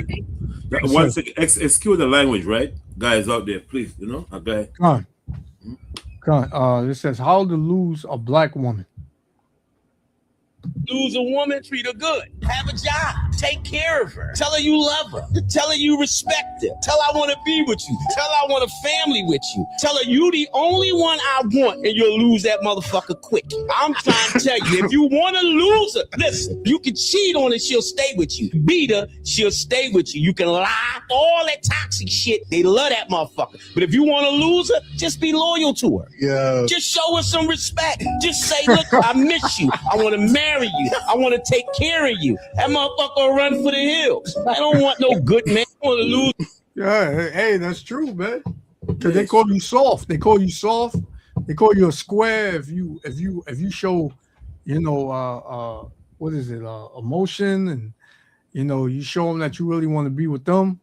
They you know, they scared of that, man. So they wound up doing you dirty. Yeah, it's the same thing with Jake. He does the same thing. Eve treat him good, and you know, treat him too good, and he go in there treat her like she's nothing, man. Our people just destroy. We just destroy that. You know what I'm saying? It's about 50-50. Eve and Jake, the same. They do that to one another. You know. I know a lot of Jake, man. Eve, man, treat her husband so good, man, and they be beating up the woman with his, you know, bad temper and stuff. So it's the same. It's the same, man. They get an Edomite woman. They treat a woman like a queen, boy. They know they gotta stay in place with the Edomite woman, because you know, I told you, she started crying. Hey, that's his life, man. Police will be there in a minute. Yeah. This is what Ra'ala just was talking about. How that thing happened, that earthquake happened, and supposedly the airport was down and it was destroyed, but they got over there somehow. So this one, it says they issued a warning 27 minutes before the Venezuelan earthquake. Wow. So how did they know? See? You know what I'm saying? So that's the thing with Elder, you brought out the technology. The technology is going to be their downfall because their own technology is exposing them. Yep. You know, people are cutting these things to shreds. When certain things happen on the earth, people are looking for those little holes on. Man, this don't make sense. How did this happen? And then all of a sudden, how did they get over there? How did they know? How, you know, what is this? This video right here, and somebody else got another video or something that they seen that was unreal. So yeah, their technology by way of phones, you know, because people, they record everything, man. Everything is on the internet now. Everything, man. You know, then you got AI along with a bunch of other things. So yeah, check this one out. Solar System Geometry Survey issued a warning, but no one listened. Why? Because NASA assured everyone that you can't predict earthquakes, and you thought you couldn't distrust them enough. Mira el edificio mío.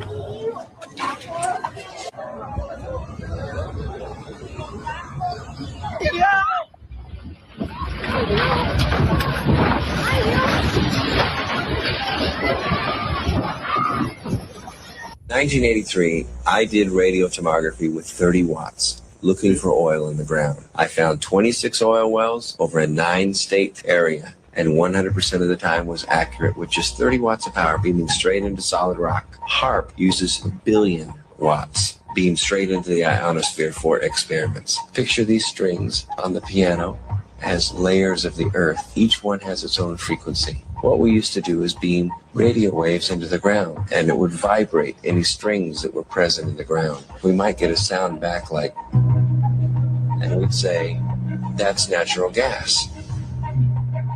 We might get a sound back like, and we say that's crude oil. We were able to identify each frequency. We accomplished this with just 30 watts of radio power. If you do this with 1 billion watts, the vibrations are so violent that the entire piano would shake. In fact, the whole house would shake. In fact, the vibrations could be so severe underground that it could even cause an earthquake. People are saying what happened in Venezuela wasn't an earthquake. It was a warning. They have the tech, and they're starting to test it again.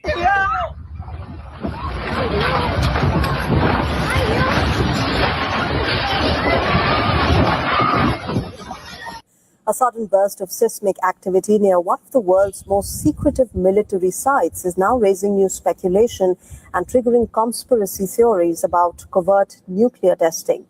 At least 17 earthquakes have struck near the highly classified Area 51 in Nevada within just 24 hours. The Air Force has gotten great value out of HAARP in the past. We took over from the Navy and managed it, and actually did a number of experiment campaigns up there, and have finished our work that we're interested in doing up there. We've moving on to other ways of managing the ionosphere, which the HAARP was really designed to do, was to inject energy into the ionosphere, be able to actually control it. And but that work has been completed. The Air Force has maintained the site for other government agencies to use for several years now. And with DARPA completing their project, that's our last government customer that we have in the site. You can try to convince us that that's what happened, but I'm going to tell them the truth as we speak. Goodbye. For anybody and everybody that missed it last night, it is very unlikely that Venezuela had a 7.2 and a 7.5 earthquake, and I'm going to tell you why. If Mexico, Colombia, Cuba y la otro país acerca de Venezuela wasn't turning up to the point of a 5.0, a 6.0, or a 7.0, you're not going to randomly have a 7.0 just hit Venezuela. Because it would also hit the other islands, just like the earthquake. Say it again, Elder. You a man or a woman? Confused. I think that's a woman. I think. I'm not sure. That 9.1 of December 26th of 2004 that hit other islands other than Thailand and the Maldives.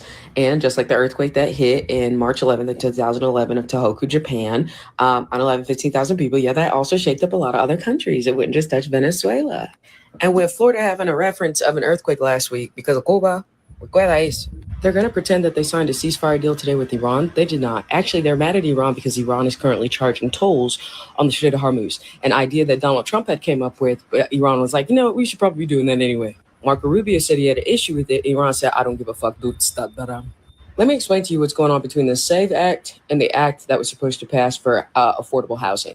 Because of the SAVE Act, which is supposed to make sure that a majority of Americans are not allowed to vote, Donald Trump is the only entity that shot down the affordable housing for Americans. It was signed through the House of Representatives. It was signed through the House of the Senate. It was signed by both Republicans and Democrats. It was passed. And because they won't pass the SAVE Act bill, he won't create affordable housing for Americans, even under the interest rates that we're at.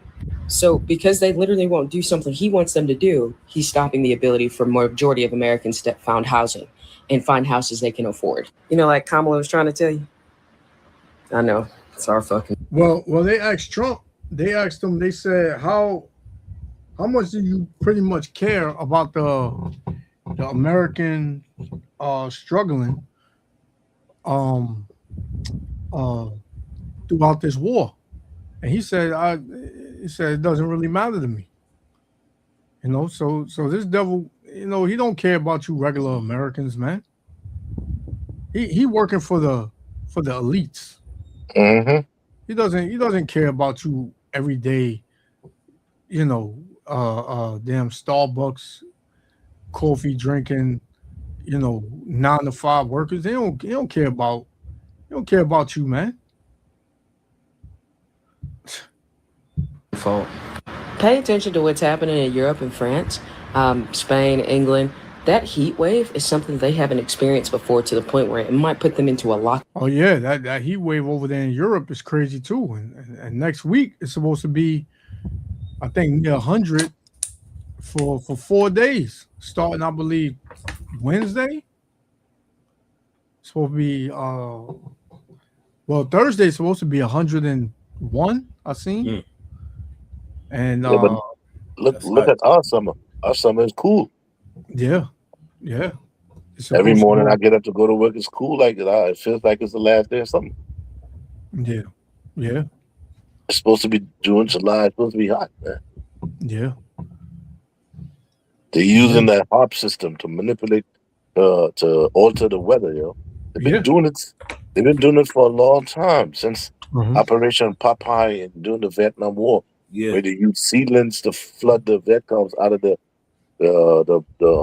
trenches they had. But now it's been made bigger, exaggerated. Because I was reading this book one time, and you remember, I don't know if you remember this, but back in the day, like in the late 80s and early 90s, they used to say, "Oh, California's under a drought. You can't grow no food and stuff." Remember that? Well, what that was, it was the Russians is the first people to come up with that HARP. What they used to do is shoot the radio waves in the skies, and they used to move the jet stream away from California. So it used to be drought there. The only how they figured that out is when the Russian scientists defected to the United States. He the one that told them what they've been doing. But the U.S. suspected something was being done, because they used to pick up this clicking sound from Russia. They used to call it the woodpecker effect. You could look it up. And they were using that to push the jet streams away from them. Sound from Russia. Now, every country in the world has a HARP system. Look it up. All countries have that. China, they used it during the Chinese, during the Olympics, where they made it snow. Gone. Yeah, this devil and his witchcraft, man, his technology. Yep, wicked. Let's play this one.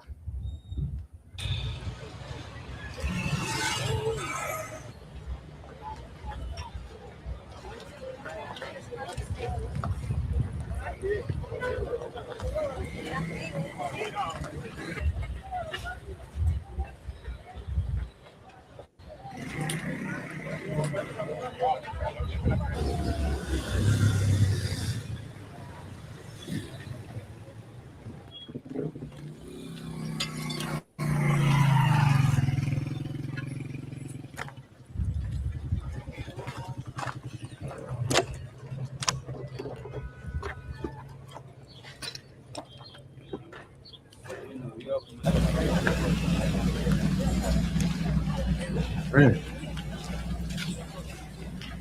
El terremoto del 67 fue intenso, pero lo que pasa es que empieza.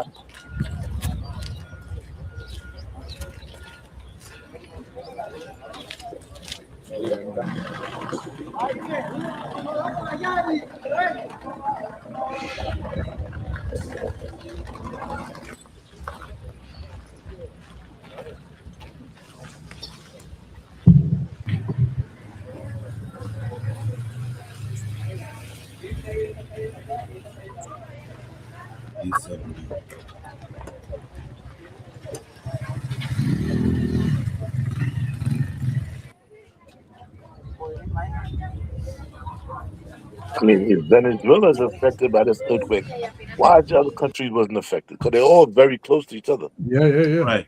Yep. They're all stuck. All those countries are added onto each other. Venezuela, Guyana, Colombia, Suriname. They all share the same. They share borders together. Why was they affected? Yeah. They say the same about Haiti and DR.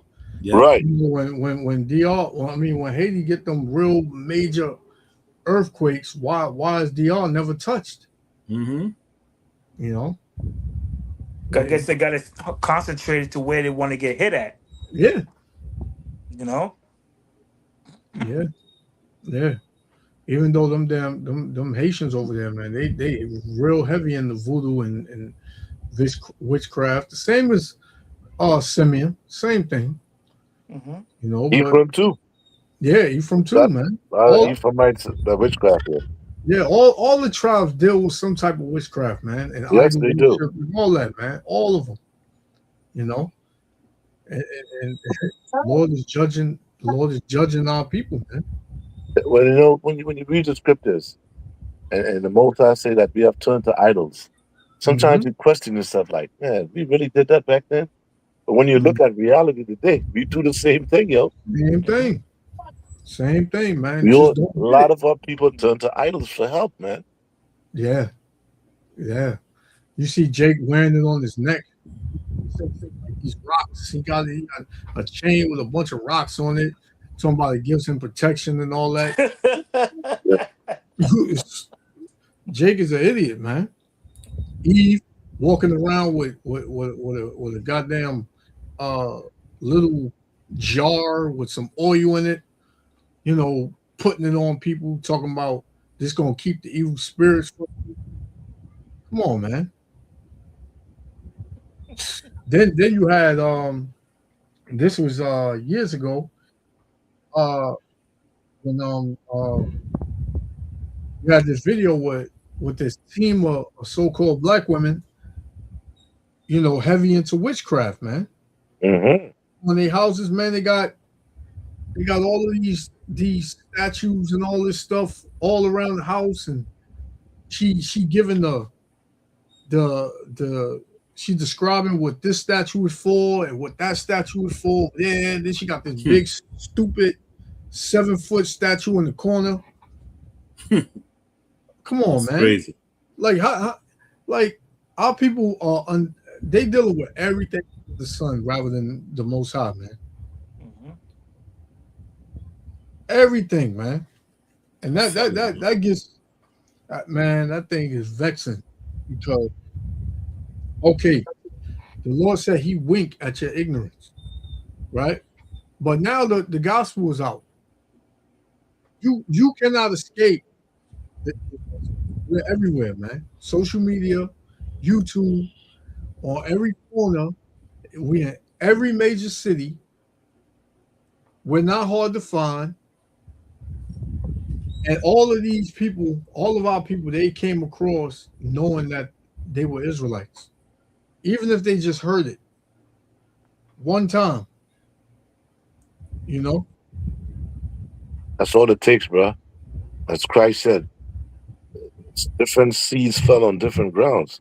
If your seed fell on good grounds, all you need to hear this word is one time, yo. And take root. It'll take root. It will grow, yo. Or you'll make sure, you know, I need to see these brothers again, man. I need to hear this word. I need to get more into this word. That root will take that seed will take root, yo. Right.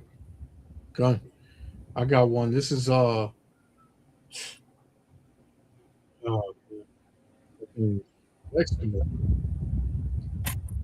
John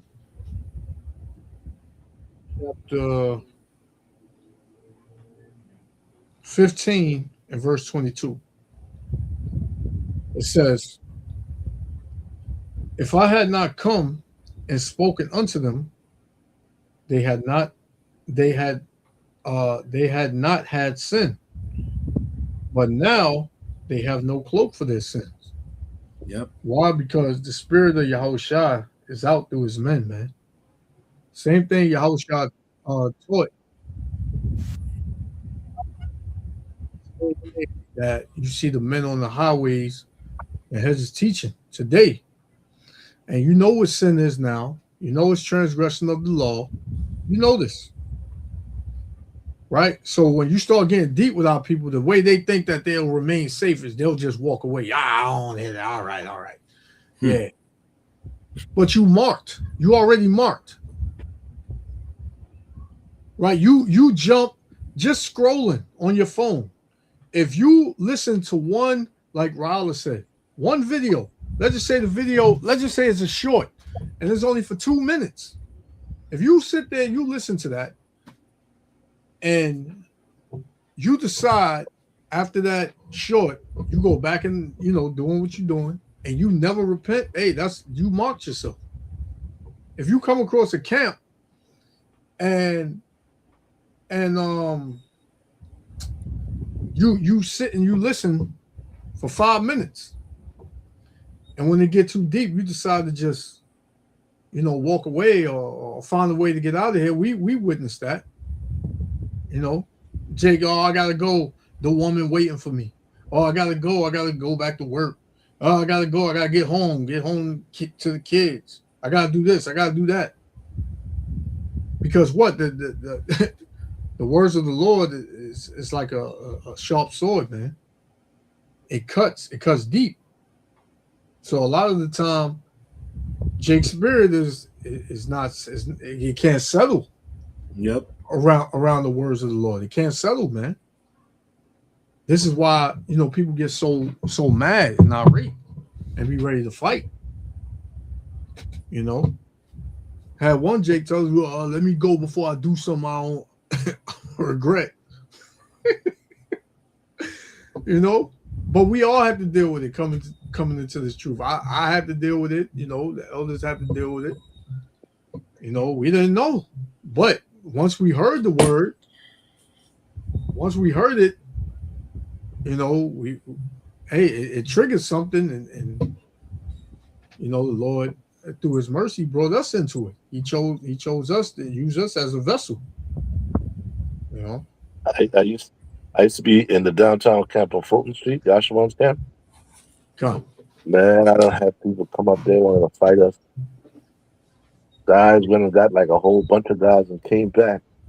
Like, yo, y'all ain't teaching out here no more. Yo, like, what? I had a lot of confrontations on the street with those people, man. Yeah, man. You just got to stand your ground. Like, nah, we gonna teach out here, whether you like it or not. Exactly. Yep. Had the stores owners sign petitions downtown Brooklyn. They don't want us teaching them to say, okay, don't want us teaching here. So we had to move back closer to the side, to the edge of the sidewalk, because that was considered store property. Go through a lot this truth, man. But if you really want this truth, you're gonna stick with it, and you're gonna find out. No matter what, you're gonna stick with it. I'm staying here, man. Come on. No, regardless. Yeah, because if when Yahweh Shai was going through it, we got to go through it. Yeah. We got to go through it, and all those before him and after him, had to go through it. We have to go through it as well, man. In modern times, and now they point to where is that we have to depend on the system. Well, we got to depend on the Most High, man, because we got to have faith like Job. Got to have faith. This is the times that we in. We began these last days, and even those, they like say like Jehovah's Witness or other Christians churches and things like that. They know we live in the last days. They know what's going on. You don't think they see it? You don't see the news? You don't look at the heavens and the sky? What's going on, man? Yeah, they know what's going on, man. They're going on. Even though we got the truth and we got the knowledge, we know what's going on. But like the brother said, we gotta just gotta hold on. We just gotta hold on, man. We can't let go. We can't let go, man, because things gonna get. They think that I was going through stuff right now for the past couple of weeks, man. Now I was really going through it. It's gonna be worse than that. So that's why that's why we gotta keep reading the scriptures, man, and be talk to brothers and be around brothers, and pray to the Most High, man. To build up your strength, to build up your courage, and things like that, you know. So, you know, even from I myself, I was like, damn, why me? You know, like I'm trying to do the best I can, and you know, I've been humble, and he's praying. He's just, like I say, he's preparing me for what's to come. What's the worst? Don't depend on this. Don't depend on that. You know, don't depend on this. You don't depend on me. people. Depend you on know? me. Come, yeah, depend on me. That's it. You know, even the brothers out there, you know, you've been the truth for 30 years, 40 years. You know, sometimes they like get comfortable because we're human. You know, we get a little comfortable at times. You know, stuff. Sometimes, you know, the Most High use men as vessels to ruffle our feathers. You know, hey, you gotta wake up, man. You gotta wake up. When I be seeing brothers on videos, there was one video. It was years ago when the El Sabak did a video. And man, I sworn that brother was talking to me, man, through the spirit, man.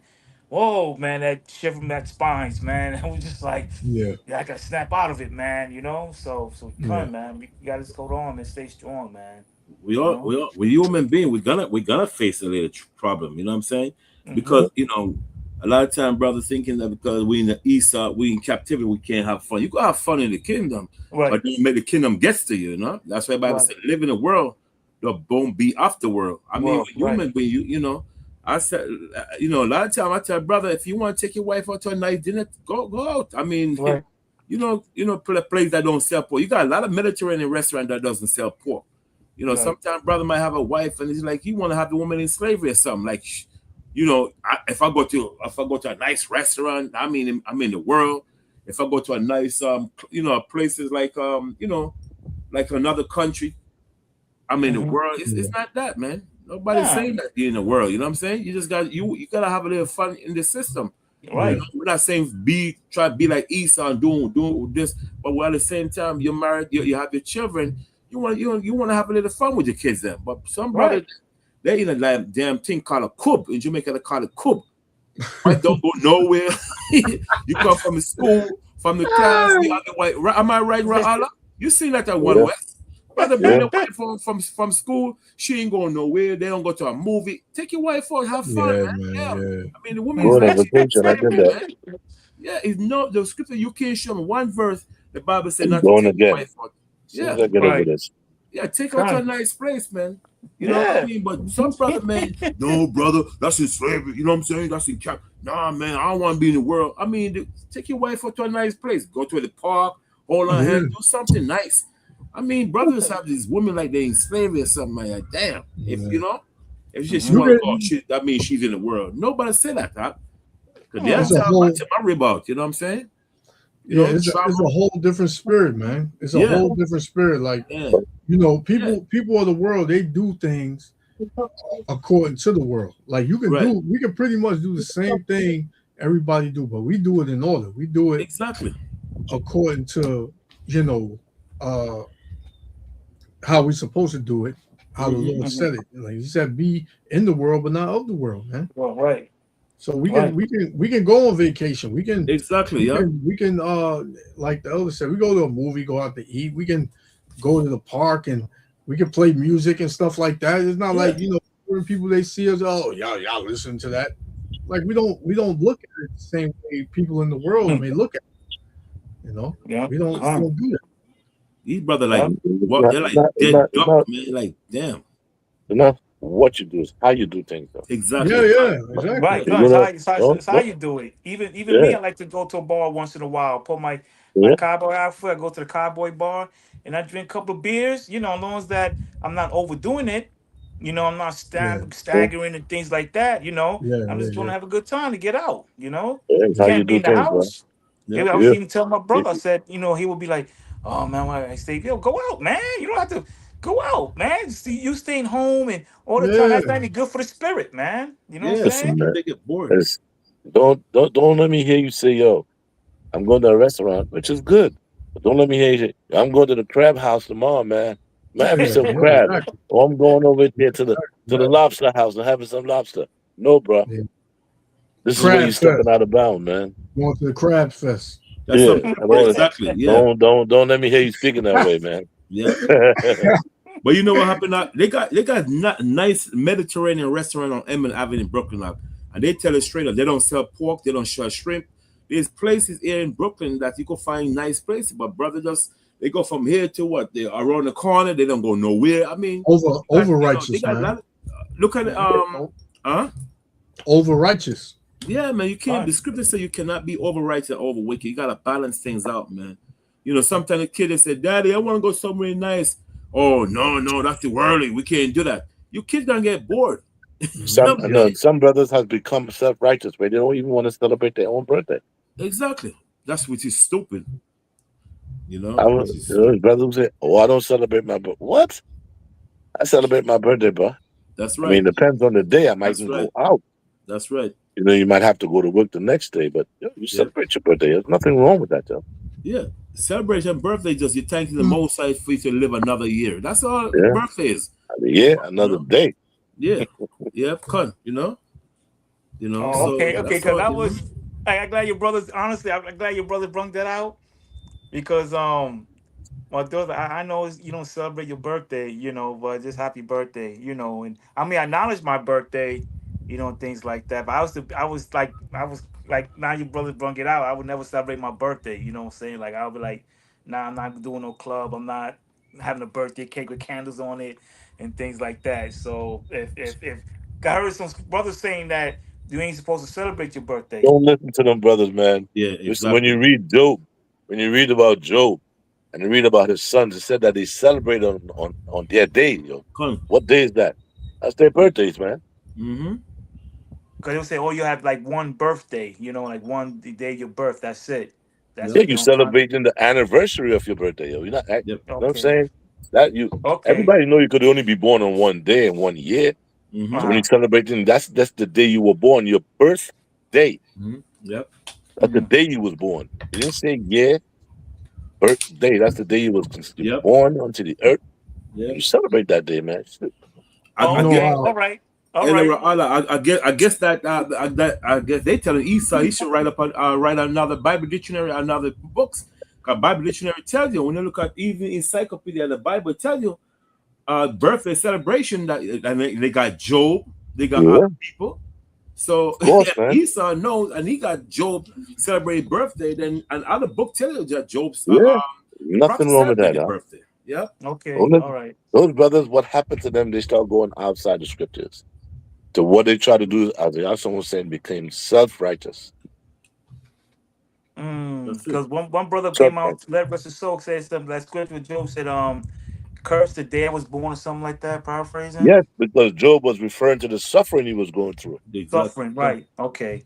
So I figured, okay, all right. Because every my birthday would come, I was like, I wouldn't celebrate. People like, yo, was gonna drink. Yo, I'm like, nah, I'm good. I don't do all that. Then you go out and have yourself a nice drink on your birthday, man. I mean, I'm not saying go out and get drunk. My birthday was on a Wednesday, and I had things to do, so I didn't celebrate it. I was going through an issue. I had things to get done. Gotcha. Yeah. Okay. And it's a personal thing too. Like if you don't celebrate it, you don't celebrate it. If you're not that type, if you never really looked at it that way, then it's not like you're going off because you don't celebrate. Right. You do thank the Lord for blessing. Right. No, I thank no. Don't get me wrong. I do thank him to see another day. Like thank you making to this age. I'm thankful for that. Like I want to laugh, but I gotta laugh now because it was yesterday. I had to go see about my car that they took to possess the rental car, and I had to get my personal belongings. So it was a sister. She said, "Oh, today's her birthday. Yeah, it's turned 55. Yeah, crack. Black don't crack it." And what we gonna do, girl? I'm gonna celebrate. I'm gonna go here, this and that. And I looked at her. I was like, "You wicked ass." That's crazy. That's crazy, man. Like me personally, I'm not into that. I never really liked it. I like to stay away. I was never really the type that, because people get crazy around their birthdays. If they don't get told happy birthday, or if it's not about them that day, they get mad, man. Mm-hmm. They want to fight. They go on a ranting spree and all that. That's people that's really tying that demonic energy into not really. Some people are into their birthday show. They live for that day. They celebrate that day. So they want to Yeah. be on that day. They want to be joyous. They want people to make them feel happy. They want people to tell them happy birthday. They just want that. They want that attention, man. There are other people like yourself. You say, I just want to be laid back. It's another day for me. I understand what he's saying. You know, sometimes people just don't want to dive into that birthday thing. Like my wife, she don't care about that birthday, but telling people you celebrate your birthday is evil. That's when the stupidness comes in, because it's not in the Bible. You can't celebrate your birthday. When my birthday come, I don't even care. You know what I'm saying? But I ask the Lord, I thank the Lord for giving me another, That's right. thing to live. But I don't go crazy and stuff, and like, oh man, I ain't get no gift. What happened, man? I don't like that. I ain't get nothing. No, some people cry when you don't give nothing. Yeah. That's what I'm saying. My son is what I do. Yeah, Dad, you ain't give me nothing for my birthday. I don't like that. Don't fix and all that, man. Yeah, Raise hell because you ain't nothing, Matter of fact, you heard that story about the man who burned? I think he burned down the house because he got nothing for Father's Day. What? Yeah, yep. Yep, he burned down the house because he got nothing for Father's Day. That's crazy. Yep. No, that's madness right there. See, he took that to heart. Yeah, he definitely did, because everybody, with their mothers, things like that. But he was like, man, I got nothing for Father's Day. You know what I've done for this, y'all? He burned that house down, man. Got anger. Because but Jake, Jake, man, he don't get no appreciation in this kingdom like that. Man. That's right, Con. Yeah, you're right. Yeah. He don't get no gifts for what he do, man, and that's coming out a lot, man. A lot of Jakes, regular Jakes in the world, they saying, man, you don't get appreciated if you're, especially a so-called black man, you don't get appreciated. What the word was going out this year is that when it's Mother's Day, they want all these gifts. They get everything, all the different things they want. They want that. But when it's the Father's Day, the women want to give you what they've been giving you all year. You know what I'm saying? Like, yo, you've been giving me this all year. Why is this now a gift for Father's Day? You get the drift? Like, yo, you've been giving me this all year. Why are you giving me this now as a gift for Father's Day? Like, why is that? But when it's Mother's Day, you want this, you want that, you want the other. Slacky. Slacky, guys. Ra'ala. Slacky. All right. Yashwan. Look up this book right here, right? The Living Bible, TLB, the Living Bible, and look up birthday. The Living Bible? Yes, sir. That directly translated from the Hebrew Bible. And look up Job, the word birthday. Let's put up the word birthday in the Living Bible. In Job 1 and 4. Because that Bible translates directly from the Hebrew.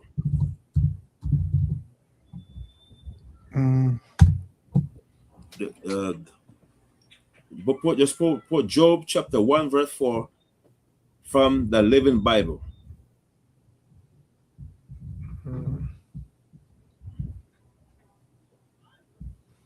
Let me see.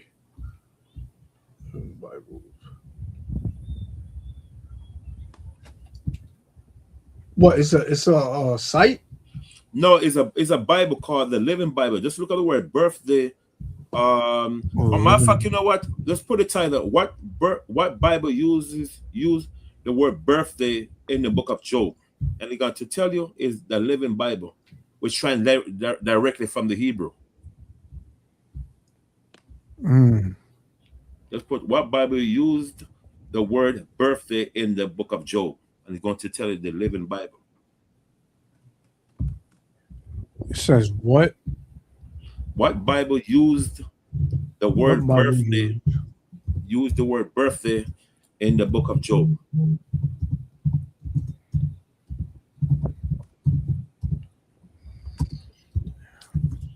That go where Allah said early on, Job 1 and 4. I think.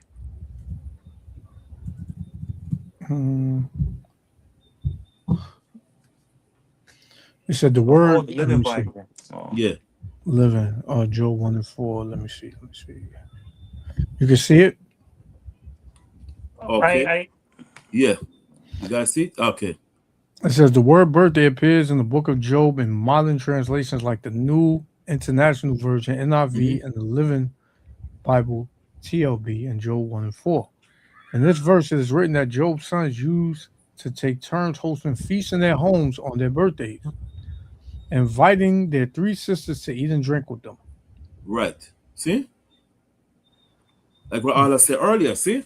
And the NIV and the Living Bible. I didn't know about the NIV. Thanks. But the Living Bible, that Bible translates directly from the Hebrew, and in the Hebrew it said birthday. Mm-hmm. So when Job said on his day it translates as birthday. So whoever pushing that foolishness now makes no sense. You know what I'm saying? I got this one, Elder. Yeah. You see it? And this is in the blue letter. When you go to the NIV, it says in verse 4, it says his sons used to hold feasts in their homes on their birthdays, and they would invite their three sisters to eat and drink with them. Mm-hmm. There's no sin in that, yo. Exactly. The brothers became self-righteous.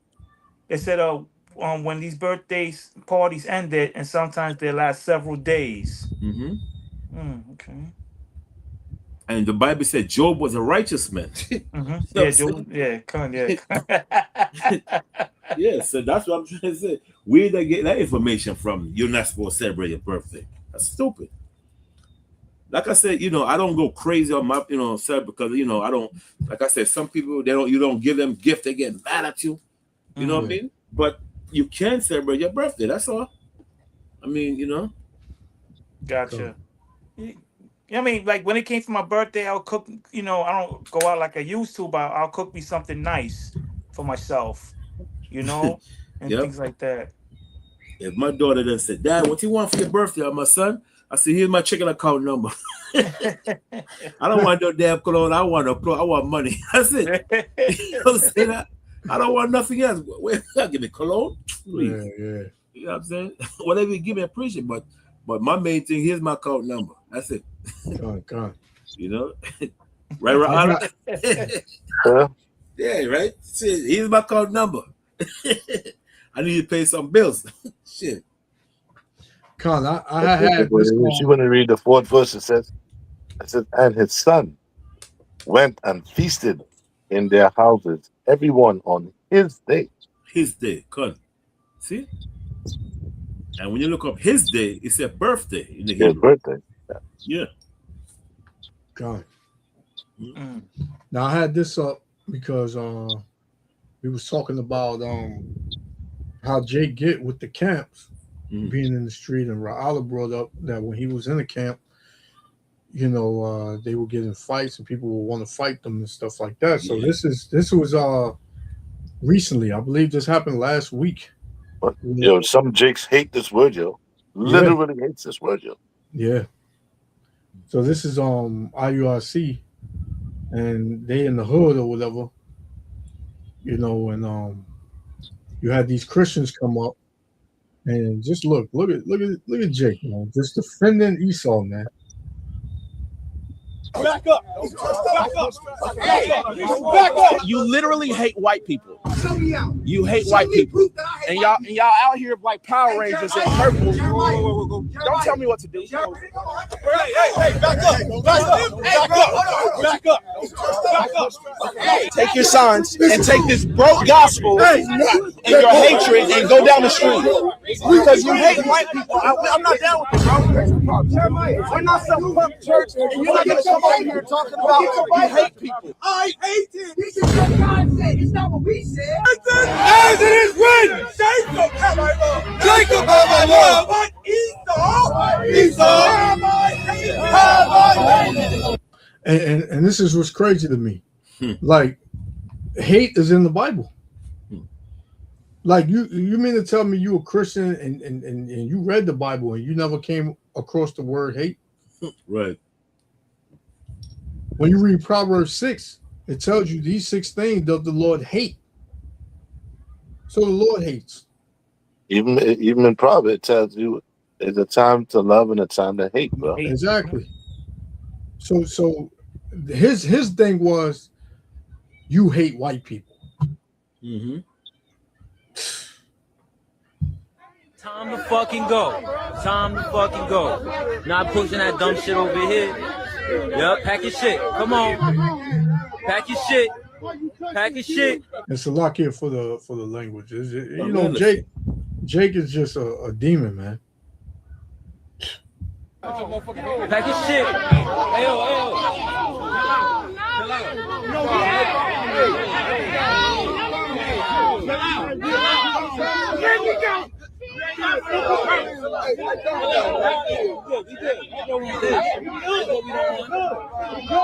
Hey yo, why you coming over here with that bullshit, nigga? But why you came over here with that bullshit? Why you came over here with that bullshit, nigga? Why you coming over here with that bullshit? I got you on camera, nigga. I got you on camera with that bullshit. Why you came over here with that bullshit? Why you came over here with that bullshit, nigga? He told you gotta go, nigga. Yeah, but your man just put hands on him. Your man ran over here and put hands on him for no reason. You dumb as hell. You dumb as hell, nigga. You dumb as hell, nigga. You don't know what the fuck is going on and you ran over here. Why you put hands on the man, bro? Why you put hands on that man? He ain't do nothing to you, nigga. He ain't do nothing to you put hands on him. You dumb as fuck. You live in the flesh, nigga. Nah. Just know God watching, nigga. God watching, nigga. That was dumb as hell. And another thing is that, you know, as long as the Seventh-day Adventists, what's some white boys that come up to maybe on the white shirts? The Mormons. The Mormons. Is that the Church of Latter-day Saints? Mm-hmm. That's what, right? When they come in the hood, you don't go crazy like this. Nope. When the Jehovah's Witness is posted up in the hood, you don't go crazy like this. But when you see, you know, brothers actually reading out of the Bible, you come up and y'all hate white people. They be loving Esau, man. That's what it is. White people hate you, man. Esau hates you, man. Esau is looking to. That's why a lot of these things they don't get put down in these last days, man. The Lord's going to put to death 2/3 of our people for acting like this. Listen, I tell a lot of brothers when they start talking that Esau crap. The Bible says every Jubilee, every 50 years, you're supposed to free all your slaves. And all the lands that you stole, you're supposed to give it back to those people, man. If Esau loved you, why haven't he freed you? Why haven't he given you back all your land and so forth? Why haven't he done that? That don't matter. That don't matter. See? Why haven't he done that? If he loves you, why don't he share his wealth with you? He got you living in the ghettos. He live in all those mansions in Palm Beach, Florida, and up in Greenwich, Connecticut, and stuff. When you go into the neighborhoods, multi-million-dollar homes. You go out to Martha's Vineyard, they got $20 million homes. Why don't he share his wealth with you, man? If he loves you. Yeah, exactly. Yep. Well, you down here at the bottom talking about why you hate white people. You hate white people to take this broke gospel when Christians they don't even read the Bible, man. Jake is something else. You broke us, nigga. Show Power Ranger. Every word they speak, man, they're gonna put them to death for that, man. Yeah. Call us Power Ranger. Remember they were making mockery of the prophet back in the days? Same spirit today, man. Yeah. Yep. I got one. This is Luke chapter 6, verse 22. It says, "Blessed are ye when men shall hate you, and when they shall separate you from their company." So these brothers, they was probably in a certain area they was teaching or whatever. So here you got these Christians and these hood jakes that came over there to where they were to cause some ruckus. And then when these brothers start defending themselves, you hear the Jake with the camera saying, "Why you come over here with that BS? Why you come over here with that BS?" But y'all came over there. If y'all didn't want it, that's the thing I don't understand. If you don't want to hear it, just walk away. You don't have to stand there and listen. We literally had people hate what we say at camp and still stay there the whole camp. Y'all listening to them? Y'all really listening to this hate? Right? Jake is out of his mind, man. It says, blessed are ye when men shall hate you, and when they shall separate you from their company, and shall reproach you and cast out your name as evil. Mm-hmm. And this is what they do. So they go on. It's so many videos, man, with people just hating on the men that's teaching on the highways. Yeah, you could read John 15 and 18. Oh, I had that on deck. I got that on All deck. right. So you can read it. Deck. You can read it. The book of John, chapter 15, verse 18. If the world hates you, ye know that it hated me before it hated you. Nobody hates Christians. Christians, they got that universal doctrine. So, all is welcome. So nobody, you don't see Christians really arguing with Christians. Right. You don't see them out there debating. They get along. They're in the same false spirit of Christianity. I like how you put it, that false spirit. Yeah, that's the false spirit of Christianity. They all in that spirit. So what's there to argue about? Hmm. According to them, there's no hate. God loves everybody. The law is done away with. America is our land. We built it. Right? So what is there to argue? Go ahead, Jan. Oh, that was it right there. That it was more on that? Give me 1 second. Verse 19. If we were of the world would love his own. But because ye are not of the world, but have chosen you out of the world, therefore the world hateth you. Why? Because the world don't even they never heard this before. You literally got Christians that never heard certain verses that brothers bring out. They'd be like, that's in there? What book y'all reading? Mm-hmm. They don't even know that's in the Bible. Yeah, y'all reading the same book? What book is that? Mm-hmm. Oh, this King James Version. Oh, but all their pastors teach them in the churches was John 3:16. Yep. Mm-hmm. And that's all they know. He didn't read them John 3 and 14, 15. Right? He ain't read them John 17 and 9. He ain't reading that. Mm-hmm. So the Lord chose certain men out of the world to receive the true word and the true understanding. And for that, these men are hated. You know what I'm saying? If you was teaching the same way, the same gospel, so-called gospel, the same Christian doctrine that everybody else teach, the world would love you. You know? But now you got Christians trying to copy what the Israelites are doing. They're going out on the street. They got one reader on the side. Like Gina Jennings, right? Yeah. They stole everything from Israel. Brother, stop. What is brother? Stop. Read, brother. Exactly. Gina Jennings. Yeah, that dude, man. Oh, man. They call him the Baal's prophet. That's how they got to call him the Baal's prophet. Yeah, that dude is he's a wolf, man. Because and even with Gina Jennings, even if you're right, you're wrong. Yeah, even if you're right, you're wrong. Hey, I seen this dude read. He broke down Romans chapter 3, where it says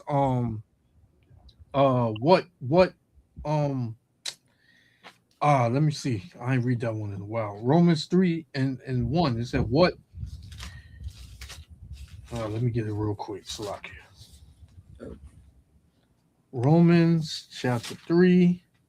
I'm gonna show y'all what this man did. Man. Yeah, what advantage had the Jews? Yeah, what advantage then have the Jew? Much every way, because to him is the oracles of the Most High, and he jumped. That dude is a devil, man. Yeah. He read. Matter of fact, he read 3 and 1, and he jumped all the way to verse, what was it? 9.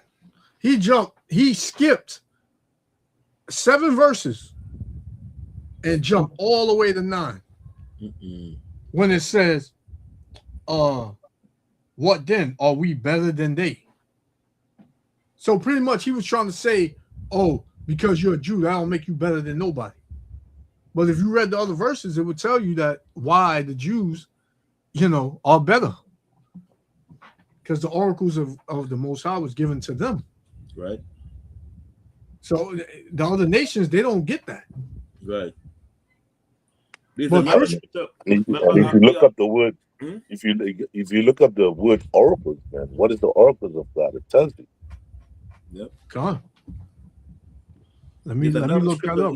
Go ahead. No, finish up. Sorry. No, I was just gonna look it up. No, sometimes my computer is silent, so if I think I started to finish talking. No, go ahead. Yeah.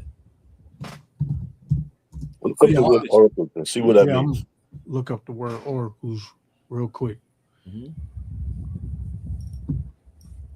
So when you go down the oracles, yeah,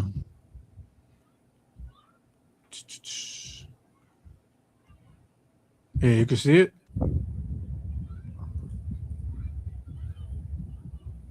You can see it? Yeah, I can see it. All right, I'm going to the word oracles, transliteration. Strong's G 3051. Logion. Right? So it means a brief utterance, a divine oracle, doubtless, because oracles were generally brief. In the New Testament, the words or utterances of the Most High,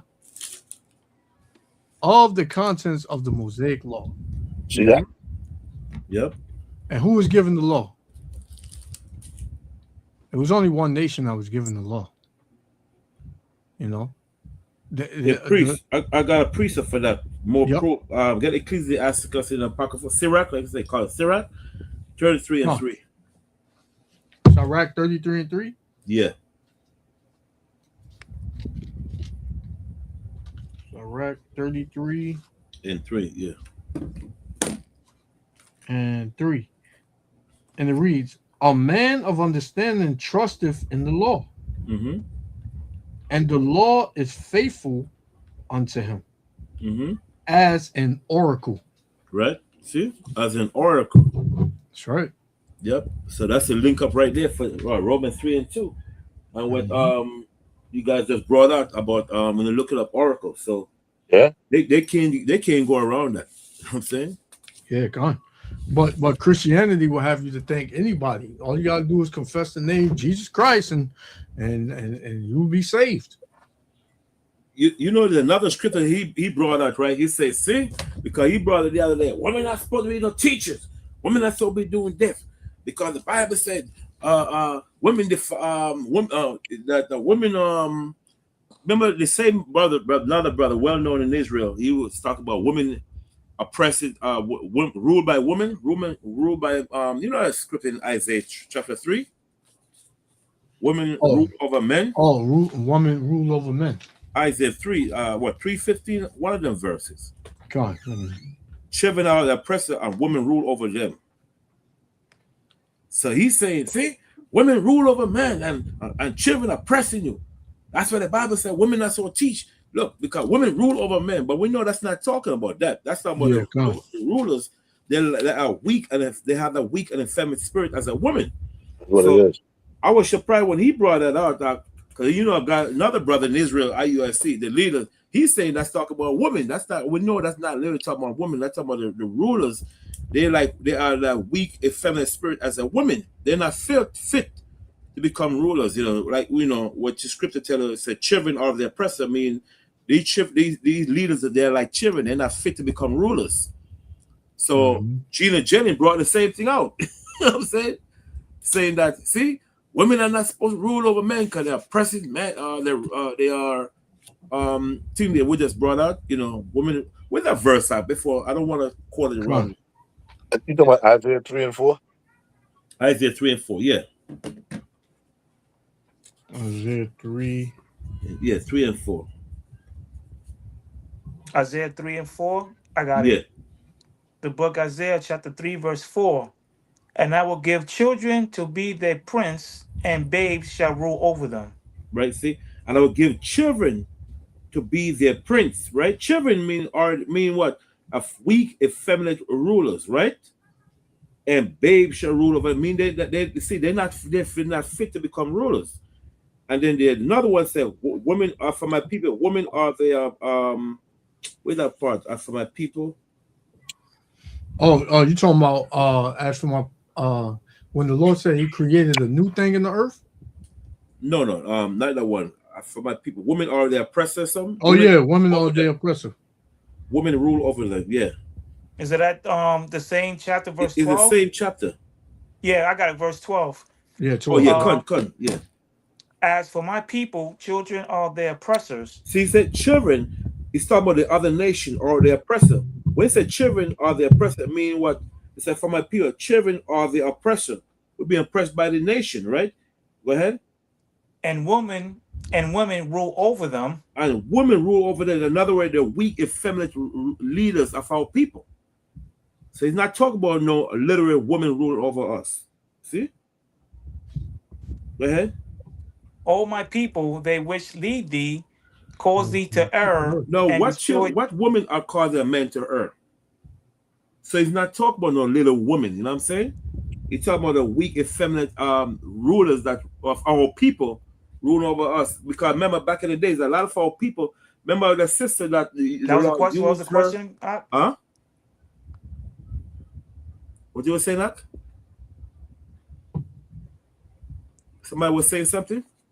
Yeah, Johanna said something. Oh, like my laptop is not keep going in and out, you know. So this verse right here, that's the verse that he used, saying that women. That's why God said women not supposed to be teaching church because the women gonna lead them astray. It's not talking about that. That's talking about the wicked nation of our people, the rulers. Hello, our people. Yeah. Well, I can't hear y'all. No, you can't hear. Ra'ala, you could hear us, right? Yeah. Yeah. Okay, I can hear you now. But yeah. Oh, it probably went out. Hello? Yeah, you can hear. You can hear. It's kind of breaking up. Yeah, I didn't hear you guys for a couple of seconds. Oh, okay. Okay. You wanted to add something, right? Hmm? Well, me? Johanna, No. Oh. I was just reading, trying to finish on verse 12. Okay. It goes back to say, cause thee to err and destroy the ways of thy paths. The work of that path, you see, which is the commandment, right? So we know this is not really. He used this verse now to say it's the women is talking about little your women causing you to err or rule over your stuff. He's not talking about that.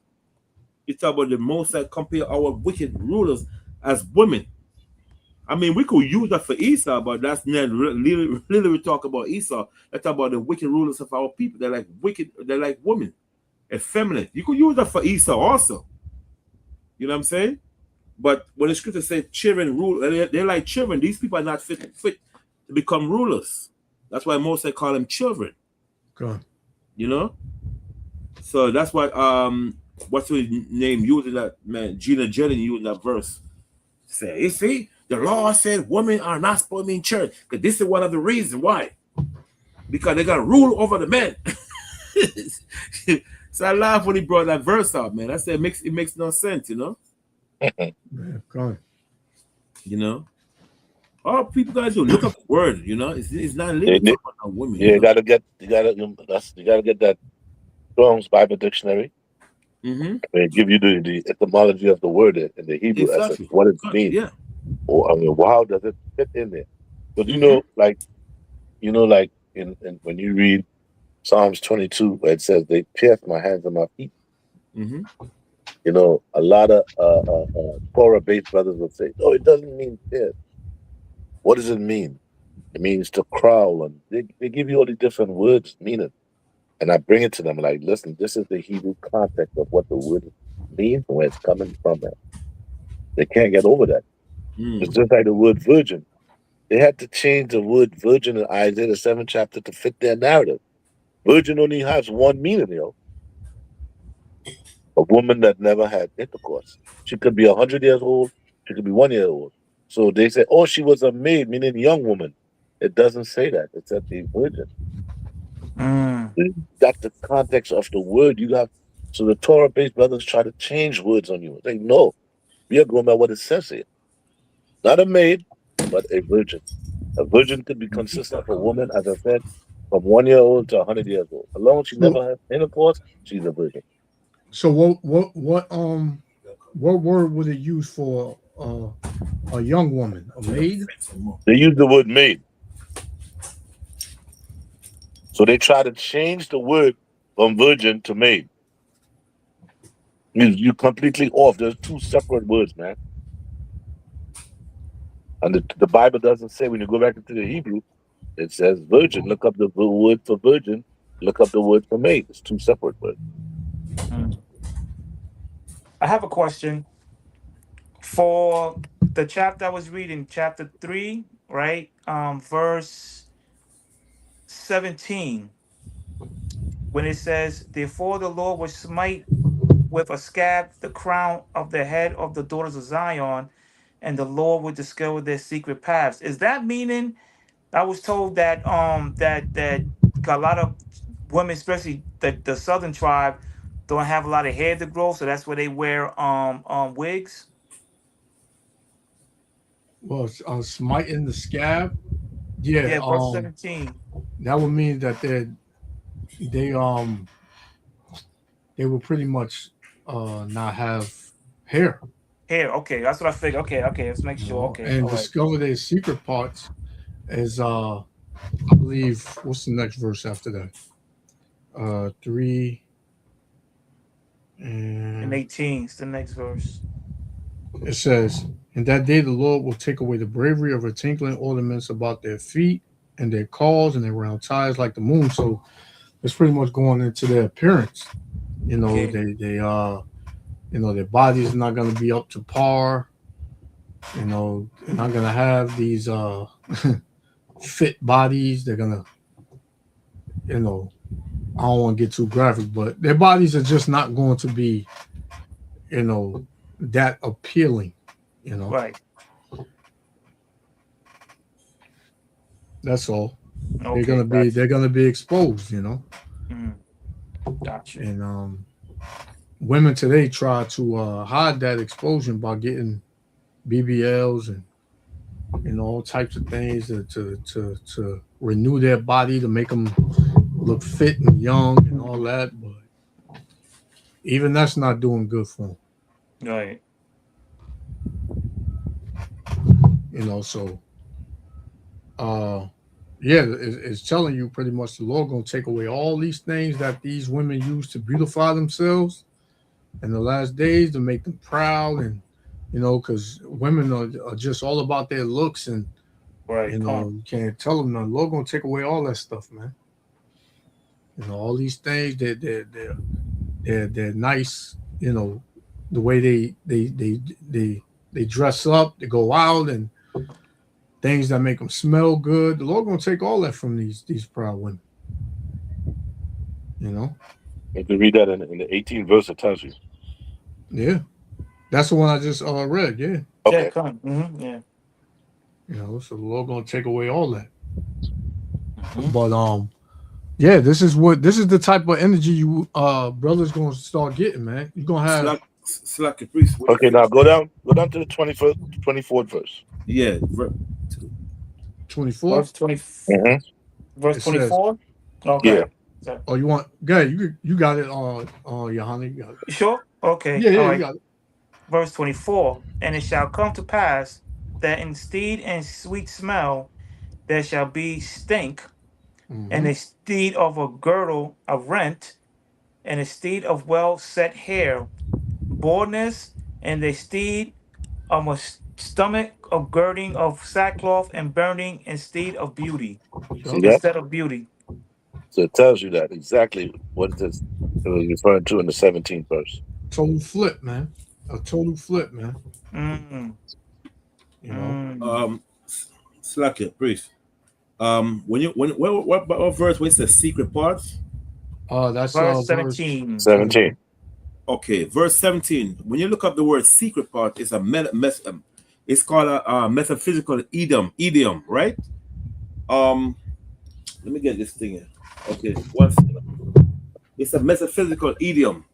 When it says secret parts, in other words, like humiliation, subjugation, and exposure, mean the sister gonna be exposing herself. Yeah. You ever seen a lot of time, like for instance, in the summer, you see a lot of sister, beautiful sister.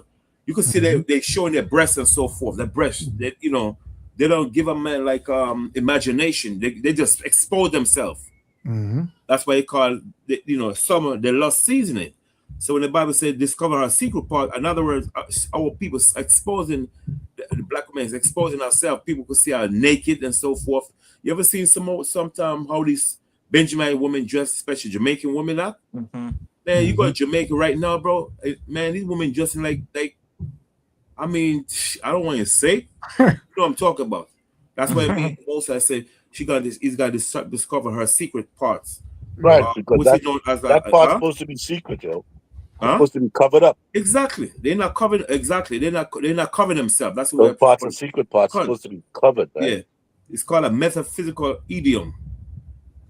You should be people humiliated in crowd and all call out whores, all that stuff. Yeah, man. Because you ever see the women? They wear the tightest pants that you can see. Yeah. They wear the shortest bra that's all pushed almost out. Yeah. They call them pump shorts. The shortest skirt that every time they walk, they gotta pull it down. Yeah. You know, these and they have no shame. You can't tell them nothing. What do you think you're gonna tell a woman nowadays, especially here in Babylon, man? Yo, you gotta cover up, man. Hey, you lucky if you don't get in a fight, man. Yeah. That's why whenever you teach on the street, let me see. When you see those kind of women, they come around the camp. You never mention nothing like that to them. Right. You let them be. Let the word take effect on them. You know what I'm saying? Don't call them hoes. And say, oh man, you're not supposed to dress like that. Don't do none of that. Continue to teach what you teach and let that word sink in. Let them go home now and figure out, well, what was he teaching about? He's teaching about this, he's teaching about that. And let them come to it though. Yep. Because usually like the elder said, like they expose themselves. Yeah. You know, when they talk, the way they dress, because you'll have a woman dress in a skimpy outfit and they'll say she's different. Oh, you can trust me. I'm a real woman, but you got fake hair, fake eyelashes, fake eyebrows, fake body parts, all that, man. I can remember many years ago. I was on 34th Street by Macy's. It was a Friday. And this Ephraimite, she had on such a short skirt, man, you could see certain parts of her behind. And she was holding this little boy's hand and walking. Yeah. And men was like, yo, Jake, and everybody was going crazy. But what I looked at was the little boy. He had like fear in his eyes, man. Like, what the hell is going on here, man? Yeah. She's holding his little boy hand and walking. And all this attention is being paid to her, but in such devious manner that the little boy, you could tell he was scared, man. Yep. Good. Yeah, but Eve has no shame. Yep. She has no shame, man. The scripture says, shameless woman shall be counted as a dog, man. You know, these women, they have no shame. And that's another result of Esau Edom, the wicked ruling. Yeah. Because you think these women are gonna dress like this in the kingdom? Not even. They wouldn't even think about doing that, yo. It's like a priest. I make up something. I hope it works. Okay, look up what's it mean? Secret parts in Isaiah 7:20 chapter. Secret parts. Secret parts. Yeah. Secret parts. What does it mean? Secret parts. In Isaiah 7:20 chapter. Parts. Yeah. Isaiah 7:20. What does it mean? Secret parts in Isaiah 7:20. Not the one that Johanna just read, and 3 and what was that? 3 Isaiah 3 and 17.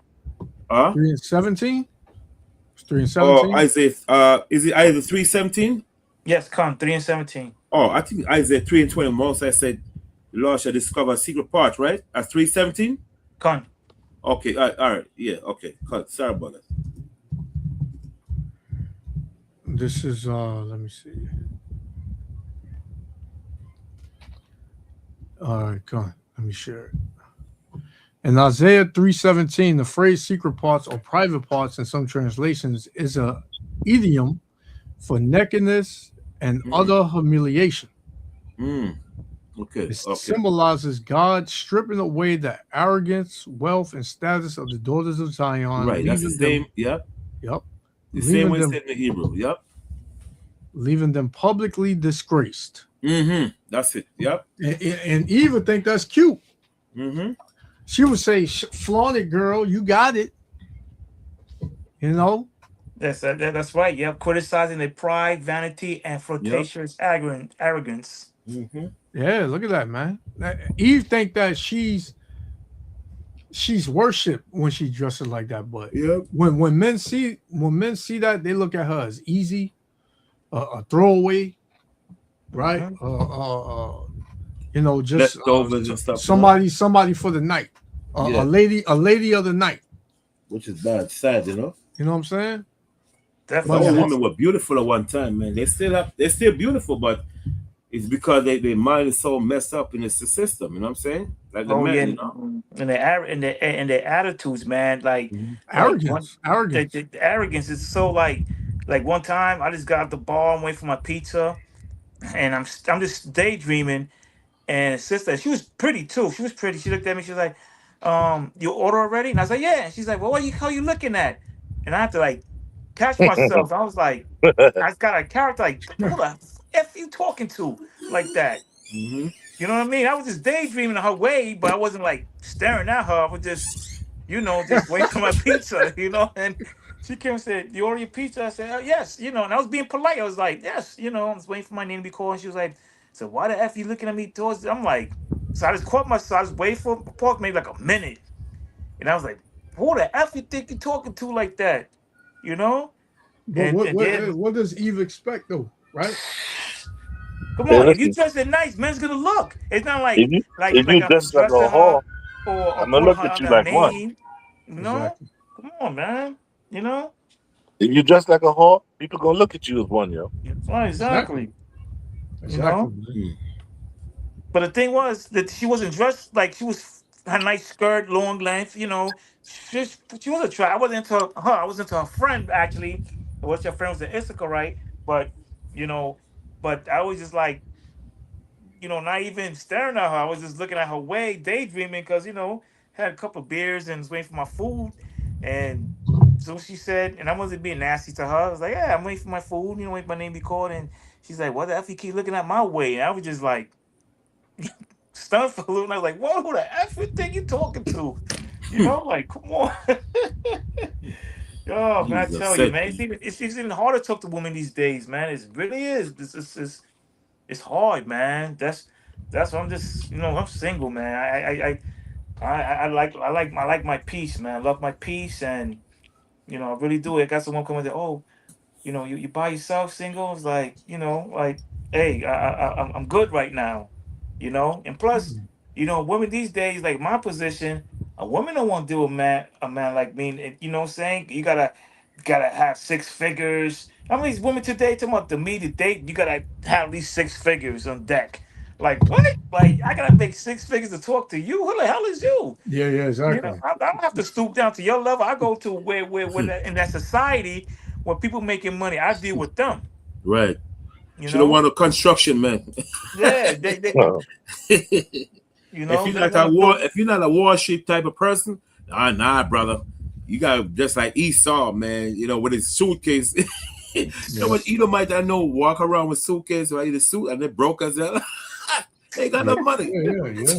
They just pretend now. He would chase after a woman a man like that until she realized the man ain't got no money. He broke. Man, you want to shut him? When you want to shut them down, you ask them straight up, what you bringing to the table? Yeah. Yep. What you gonna bring to this table? Yep. What am I getting out of this? Right. I can get the No, same man. thing out of another a normal female. You know what I mean? Shoot. I'm telling you, man. Babylon has these women minds so messed up, man. Like, it's not even funny, man. Sad, You know, I mean, but there's still a lot of good sisters out there that really yep. There's a lot of them. Sometimes I run into some on the bus, and tell me, you know, they might see my menorah and they ask me, "What are you into?" And I'll have a little conversation with them and tell them what I'm into and so forth. Sometimes they'll tell me, "Well, I see the brothers teaching." I always tell them, you know, you see the teaching. If you like the teaching, you go back, and then you go into the teaching. And when you go home, get your Bible, buy one, and you get into the teachings and stuff, and read along and keep studying. I tell them, like, Lord, open your eyes up, and you'll see. Yeah. Yeah. That's it, man. There's someone one time I was preaching, and there was a couple of females, and I remember this day vividly. It was on 59th Street in Columbus Circle. And man, me and his brothers preaching, Shaq Don. There was so many people surrounding us. Man, like 2 girls came up and said, "Yeah, we're lesbians, and we use all type of toys and things like that, you know." And one guy came up and he had a Bible in his hand, and you know, things was going good for a minute, but he was like, "Oh, you guys, preaching hate, this and that." I said, "Hate's in the Bible." I said, "Brother, don't you know that the Bible's for us, man? You know that we're the best nation on the planet, this and that." And I got to that brother Deuteronomy 7:6 and other scriptures. You know, that brother got so mad, ripped the Bible. He ripped the Bible right in front of her. He said, "This ain't." And I was like, me and the brother looked at each other like, "Yo, like, are Demons, you man. serious?" Demons. I said, "Brother, this is for you, man. This is for you, brother." Oh man, I couldn't believe the things I would see when I was preaching, man. I Like mean, I really I've started to get scared because I was like, wow, there's some really demons out here, man. Really demons out there, man. I had And one brother downtown Brooklyn was working in a sneaker store. That brother hated this word, man. That brother every Saturday morning, man, he'll come out on Friday, but especially on a Saturday, man, the demons would take hold of him on that Shabbat. Yo. Come up from the store, he wants to fight. Yo, say, yo, he used to be like, yo, when he got to the point where I had to get the police, like, listen, we're out here teaching, we're not bothering no one. I'll say the guy comes from the store every time, threatening it and so forth. I had to go speak to him, like, yo, listen, do not come outside because they don't come inside it. So you stop doing it, but he come out that store, man, you can see the hate in that man's heart, you know. Yeah, man. Yeah. I remember when we used to, you know, when we went out, man, they used to call the cops on us all the time. Cops used to just pop up, you know. Like what, you know, but so we know that these people really hate us, man. Mm-hmm. You just They brought hate out the word, yo. It's not really us. It's not us. That word, man. They hate the words of the Lord, man. They hate that word, yo. We're cutting them up, man. We're cutting them up. Yeah, and that's what it is. I'm just cutting them up. It's to kill their spirit. It's killing their spirit, man. I mean, I there was one time this cop, he was gonna lock me and his brother up because some sodomite came. He was messing with us first, you know, and he came bring the cop, and the cop was about to lock us up, and it was the Edomite woman, older woman. You could tell that she got money, but they got the pendants on their fur coat and things like that, you know. And she used to listen to us every Saturday, and she used to always ask questions. Matter of fact, she was a ex-cop herself. She was an ex-cop, and she used to always listen to. Even when she Edomite, she always asked questions. She was very, you know, cordial and things like that. You know, never cursed nothing. And she told the cop, said, "No, he started it first. They came up to him." And that cop, man, he didn't want to hear it. But when she pulled out her badge and be like, "Yeah," you know, and then they end up locking the sodomite up, man. I was like, ooh, spirit, man.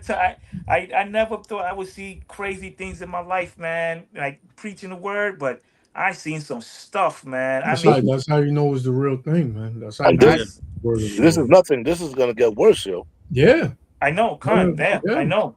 This is gonna get worse, man.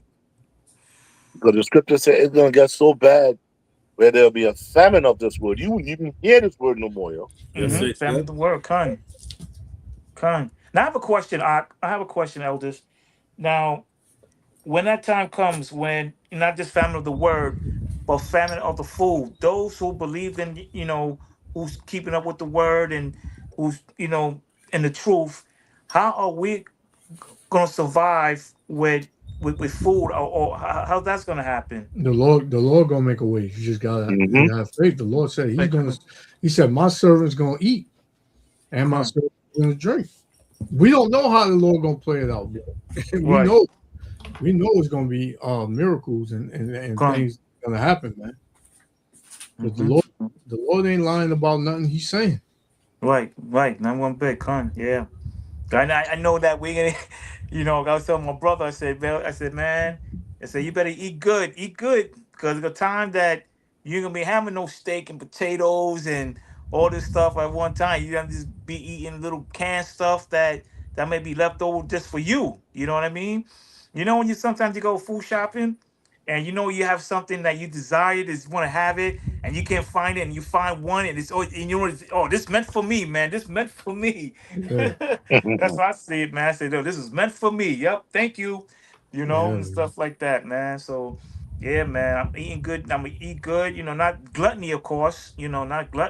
But just eat good, because in a time where ain't gonna be no, you're not gonna be eating good like that, like every day. 2-3 times a day and things like that.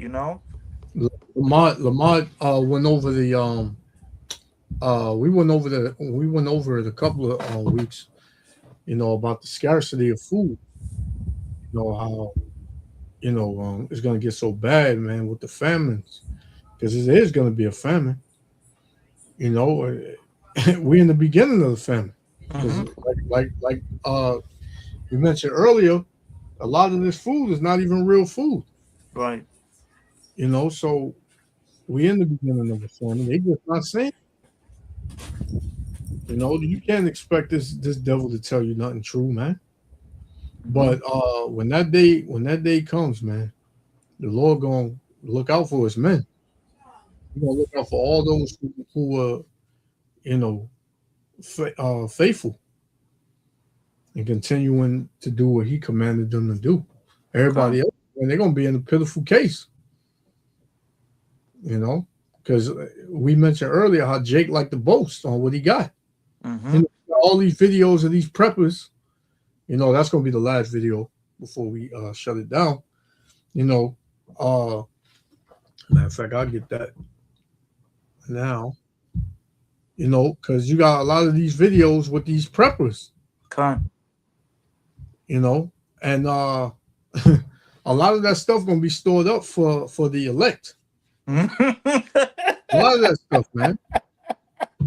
Them people not going to enjoy that stuff. Yeah. That's one of the brothers I said before. That these food that's stored up is going to be for the those who's chosen. Yeah, man. The Lord going to have them stumble right on all that food, man.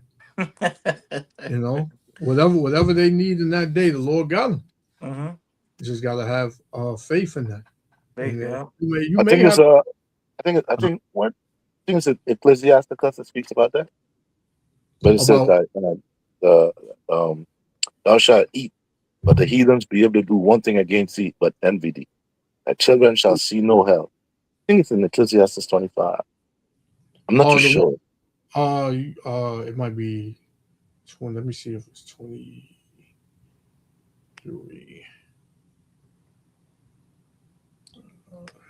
23.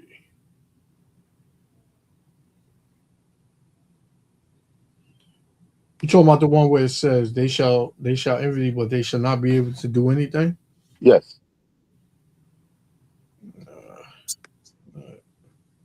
Be able.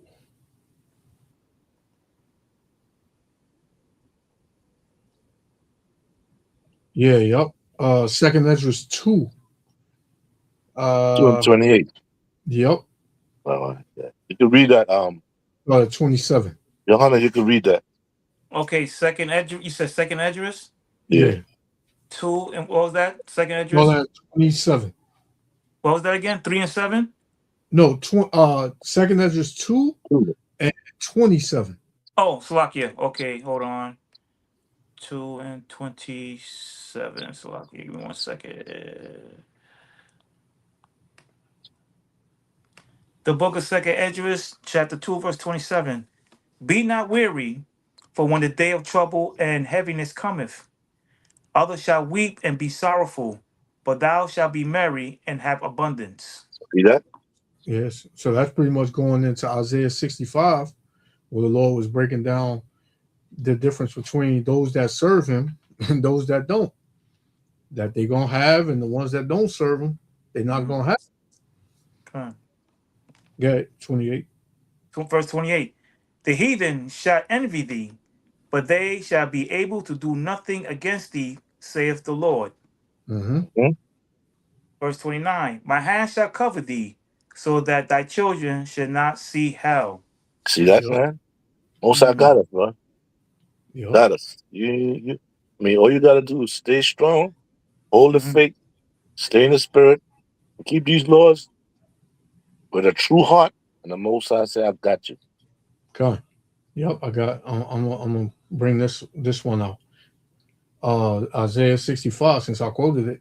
Isaiah 65 and 11 says, "But ye are they that forsake the Lord, that forget my holy mountain, that prepare a table for that troop, and that furnish the drink offering unto that number. Therefore will I number you to the sword, and ye shall all bow down to the slaughter, because when I called, ye did not answer." And how does the Lord call you? Through his men. Right? When I spake, ye did not hear. How does the Lord speak? Through his prophets, through his servants. Right? It says, but did evil before mine eyes, and did choose that wherein I delighted not. So you chose the world. You chose to stay in your iniquity, your sin. Verse 13. Therefore, thus saith the Lord Yahweh, behold, my servants shall eat, but ye shall be hungry. Behold, my servants shall drink, but ye shall be thirsty. Behold, my servants shall rejoice, but ye shall be ashamed, man. So, hey, that's going to be the difference between those that serve the Lord and those that don't, man. And trust and believe, you know, like what Raul just brought out, how the heathen gonna envy you. You know, you're gonna have, imagine the Lord looking out for you. You got all that you need, and then you got Jake in the world looking at that, and he ain't got nothing. What you think he gonna do? He gonna be just like the heathen, man. Mm-hmm. Trying to get what you got, man. Yeah. Matter of fact, I think it was what scripture on Second Esdras. Let's see.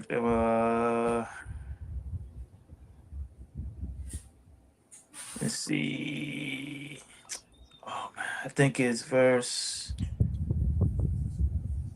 Okay, the book of Second Esdras, right? Chapter 15, verse 19. A man shall have no pity upon his neighbor, but shall destroy their houses with the sword and spoil their goods, because of the lack of bread and for the great tribulation. Mm-hmm. They kick down your door. You know, these neighbors, they be watching. Mm-hmm. Like I mentioned earlier, these nice little neighborhoods with these big houses, and you know, people got this thing where they gotta let you know what they have. They got posts like I was mentioning the purple videos where, you know, these Edomites, they walk you down in their basement and you can see all the stuff that they got in their basement. They got it all mapped out, and got their water over here. They got the grains and the oatmeal and whatever over here. They got, other type of foods over here, canned this over here. They ain't gonna enjoy none of that, man. You know what I'm saying? That stuff is not for them. So that brings me to this video. This will be the last video. It says, you preppers are only making yourselves a target. So check this one out. All right. Play it. So, how exactly are we supposed to do this? Y'all peep DG. So, there has been videos popping up left and right, telling us that we need to prepare our houses. We need to prepare our houses. We need to stack up our food. We need to stock up our medicine. We need to stock up our supplies and things of that nature, correct? Okay. The only problem with that is a lot of Americans are literally struggling trying to keep up with the regular groceries that we have, especially as far as affordability is concerned. So how in the blue fuck do we have the luxury to even try to prep, even if we try? Like, how? How are we able to prep if we cannot even contain and maintain and be able to afford the groceries that we have? How do you expect for us to prepare for this shit? Even if this shit was to happen or something was to happen right now, guess what? We still would not be able to afford to be ready. And if you really want to keep it a buck, honestly, people should have been stocking up years ago, but how can we? How can we? So when y'all start posting up these videos talking about like, oh, we want y'all to prepare and everything like that, keep in fucking mind, Americans are struggling to keep their house fed. What the hell makes you think they are able to afford to prepare for a disaster that nobody is ready for? So the ones that do have things prepped and this and that, imagine what is going to be when all hell break loose, man. When all the lights in every house in the block is off, but one house got lights. Yep. What you think that's gonna do? They're gonna steal the damn generator. You ever saw that Twilight Zone? Well, what you were saying, Yashawan? The one of the Twilight Zone episodes where the lights turned up on the whole block, and there was one guy. He had lights, and he had a bunker in his basement. And everybody in the neighborhood ran over there, banging on the bunker. Let us in, man. I said, listen, man. I only got room for me and my wife and my son. They said, yo, man, come on, man. We were friends. I only got food for us, man. I don't have any other extra foods.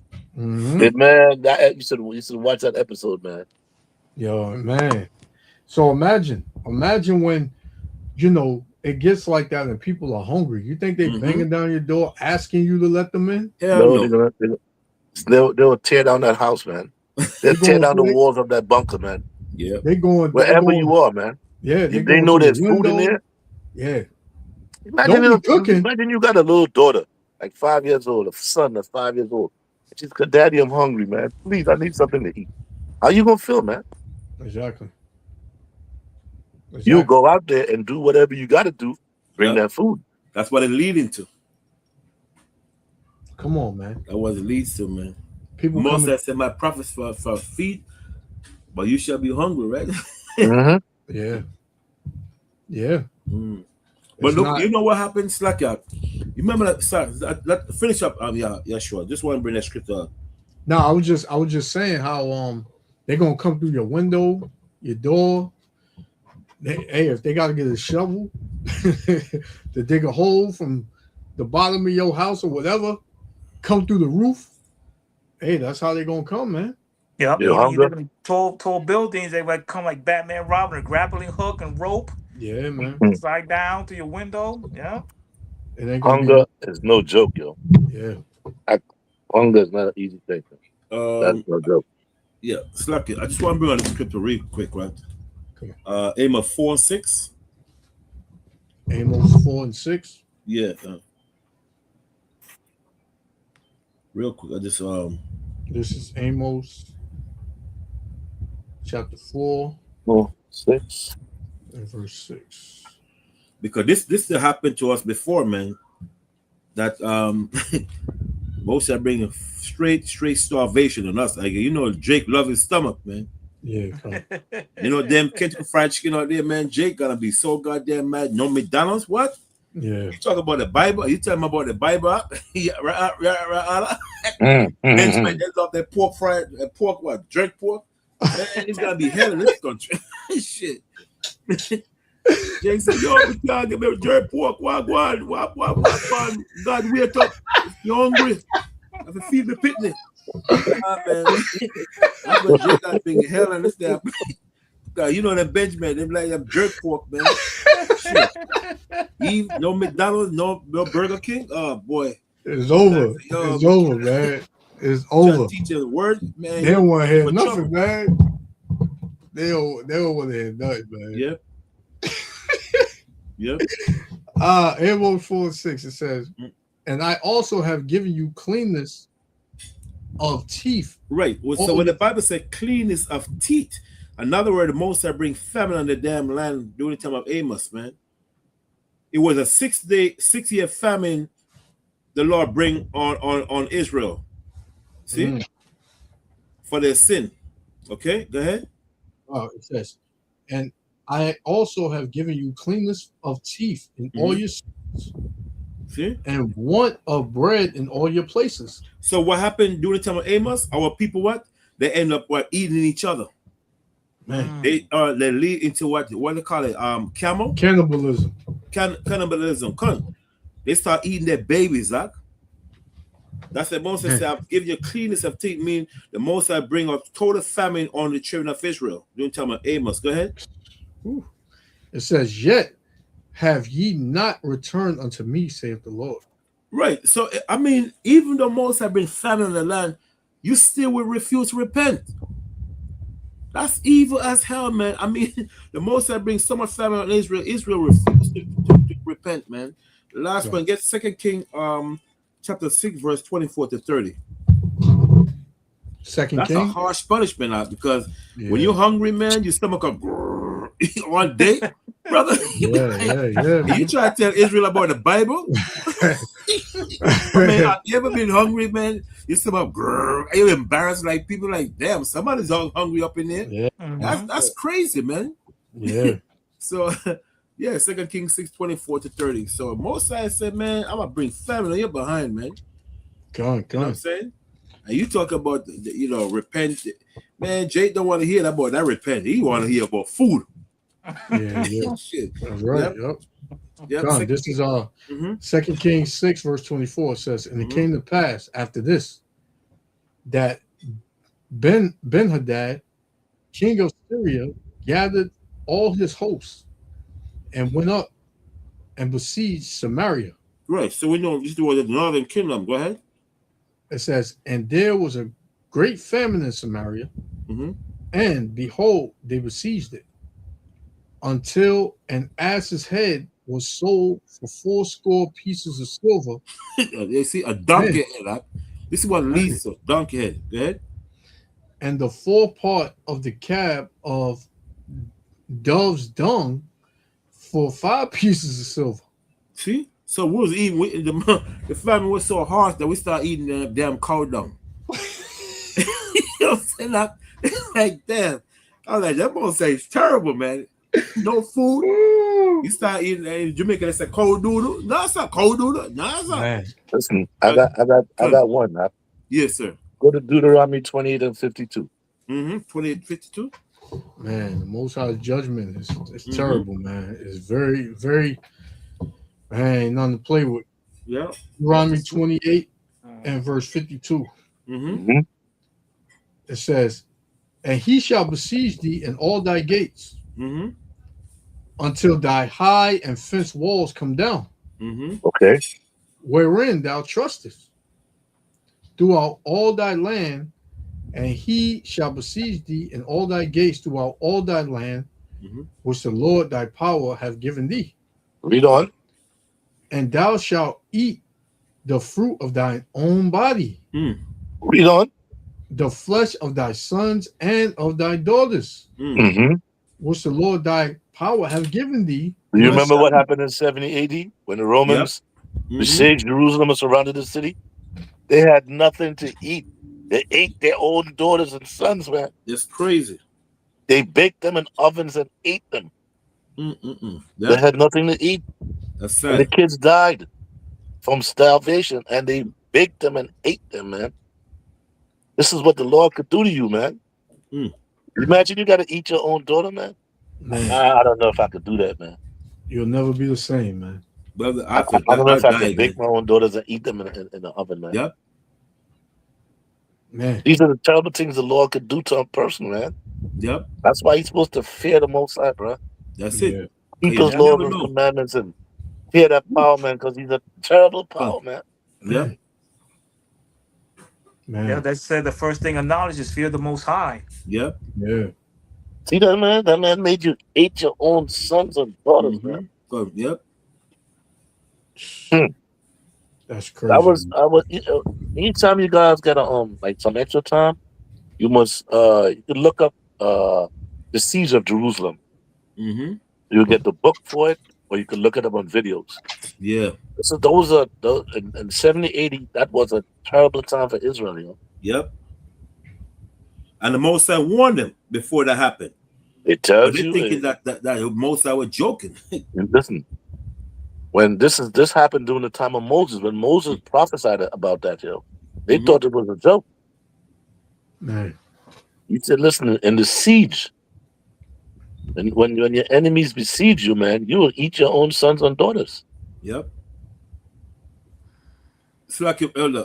And then this is come to pass right here. The only time in Syria in 70 AD. Because that was a future prophecy Mosai was showing Israel what's going to happen to them if they don't repent. Because before the Mosai bring judgment on our people, he gave you a chance to repent, man. Yes. Every You send nation, the I don't care prophets. what color. Huh? You ought to send the prophets to warn us, like, listen, Yes, man. to warn us. Yep. If you don't change your ways, man, I'm telling you, you're gonna face the consequences of some serious actions, man.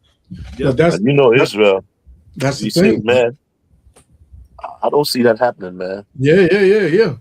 That's the thing with Jake. Jake thinks that in his mind, because Babylon has puffed him up so high and made him think so highly of himself that he thinks that he can survive whatever the Lord can throw at him. Yeah. You know, no matter what, I'm in America, so I can survive anything. Yep. You sound Seriously. mistaken, man. Too puffed up, man. You can't get too puffed up, man. Well, you think America's not going to be touched? You got all these wars going on, and America's never been hit with anything. So Jake he thinks he's in the safe zone. See, that's what it tells you. Remember we was reading Isaiah 19. When you read, I think it's the 19th verse, but it goes into something similar to that, but it says, "Thou shalt trust in the shadows of Egypt, man." Yeah. Meaning that you think that nothing can happen to you here because that's what they teach you. Yeah. But the Lord is saving this place for last, man. Yes. Yep. You're saving the best for last. Yep. When it hit this place, man, because America's not like any other country, man. America has a lot of guns in it. You know, and look, you still got somewhat of a setup still in America, and look how the people are acting. Right? You can still go food shopping and go enjoy yourself and take a night out or whatever. You can still do that, man. But every time you step out that door, look at the bug outs that's out here. Yep. Look at how people look at the crime that's going on, the violence that's going on. Yeah. So imagine when there's no cops. Imagine when there's no 911 to call. Mm-mm. Imagine everything is out of service, right? Everything is out of service. Imagine you gotta defend yourself and your family. You think you're gonna be able to do that yourself? So the Lord is telling you, man, to return to Him, right? Repent. Right? The Lord said, let us reason together. Mm-hmm. Jake don't want to reason with the Lord, man. I'm worried. I'm about this money. I just got a new promotion at work, man. I ain't worried about all that. You know? I'm about to go to the I'm about to go to Red Lobster. You know, I got a reservation. Man, Jake know how hard it's about to get out here. And you can mock us all you want. You can curse us out. You can lie on us, try to accuse us, but in the eyes of, you know, Yahweh Shem Yahushua, we doing the right thing, man. Lord willing. Because He commanded us to go out and teach. We do that. Come on. No. I got a quick scripture. Revelation chapter 11, verse 8. And the dead body shall lie in the street of the great city, which spiritually is called Sodom and Egypt, where also our Lord was crucified. Yep. Yeah, man. Cool. Our dead bodies have been in the great city for a long time now. So we come into life. That's why the whole this whole country is in an uproar right now. Because throughout history, these nations know when we started calling on our power, you know, their time was up. They knew that. When we call on the Most High, right, on His name, He delivers us from our enemies. It's not gonna be nothing different this time. Slack your priest. Isaiah 30 is what I was. Isaiah 30 and 1. Mm-hmm. To read that real quick. Well, come on.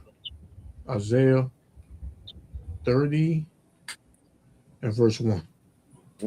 It says, "Woe to the rebellious children, saith the Lord, that take counsel but not of me." See that? Mm-hmm. The counsel of the world, and that cover with a covering but not of my spirit. See that? That they may add sin to sin. Read on. That's all we do here. That walk to go down into Egypt and have not asked at my mouth. Mm-hmm. To strengthen themselves in the strength of Pharaoh, mm-hmm. and to trust in the shadow of Egypt. That you let Esau tell you, Lord, you're safe here. Nothing can happen to you. Mm-hmm. But you trust in that, man. Yep. So as you just said, a lot of Jakes, I don't see that happening here, bro. Mm-hmm. Okay. Verse 3. Therefore shall the strength of Pharaoh mm-hmm. be your shame, and the trust in the shadow of Egypt your confusion. And our people ain't been more confused than being here in Babylon, man. Right? I got a link up for that. Will you finish with that, Ra'ala? Mm-hmm. Okay. Isaiah 1:8. Oh, I was going to jump down. Okay, good. I'm gonna read 12 and 13. Mm-hmm.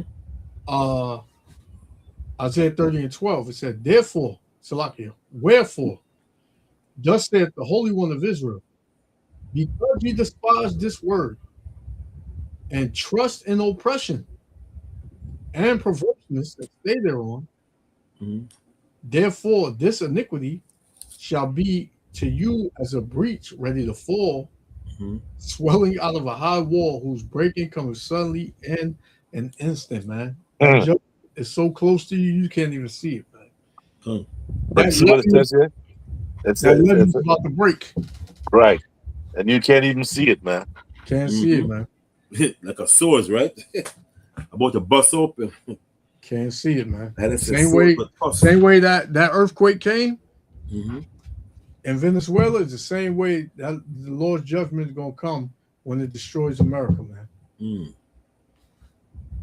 Suddenly and in an instant. You want to listen.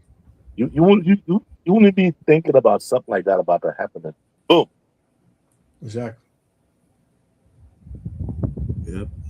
But those of us in the know, we know one day this is gonna happen. Listen, our hearts are set on that. Those things happen. And when it happens, we're not gonna be amazed at this happening. We knew this was coming. We just didn't know the time. Yep. Yeah. Which one you had, Elder?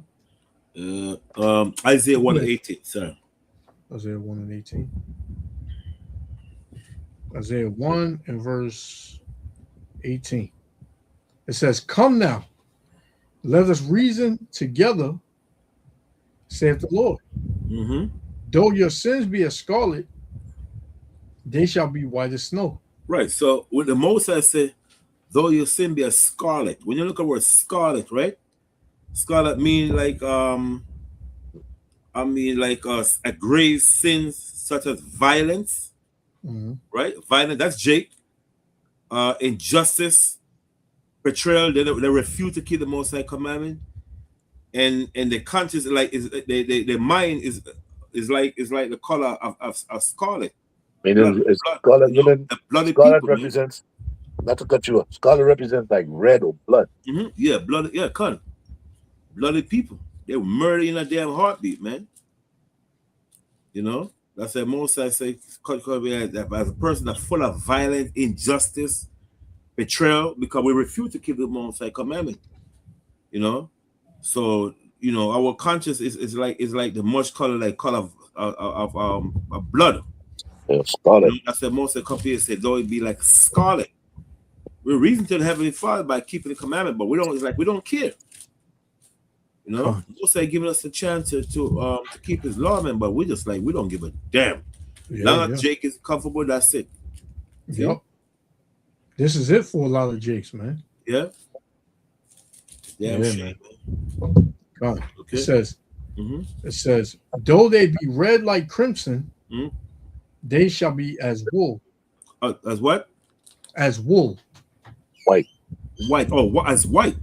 No, wool represents white. They should be as wool. Wool? Yeah.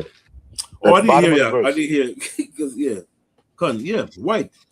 Most I say God purify His word, man. Purify through His word. Become white. Because white represent purity. But now we like red because we're for the full of damn violence, bloodshed, killing each other and stuff. You know, set up one another, man. We all people are black. We're like I'm saying, red-blooded people, man. God, I'm gonna go up, Elder. Verse 4, Isaiah 1 and 4 says, "A sinful nation, a people laden with iniquity." Yes, sin, all sorts of sin. Go ahead. "A seed of evildoers." Yeah, we're seed of evil. Even though we're born righteous, but we have nothing but a seed of evil, wicked and corrupt, man. You go on the training step of Jake feet. The first thing he want to do is kill you. You don't have no time to even reason with you like, damn, brother, don't worry about it. You know, look at that sister a couple months ago. It was the year before last year on Liberty Avenue. I think she stepped on another sister.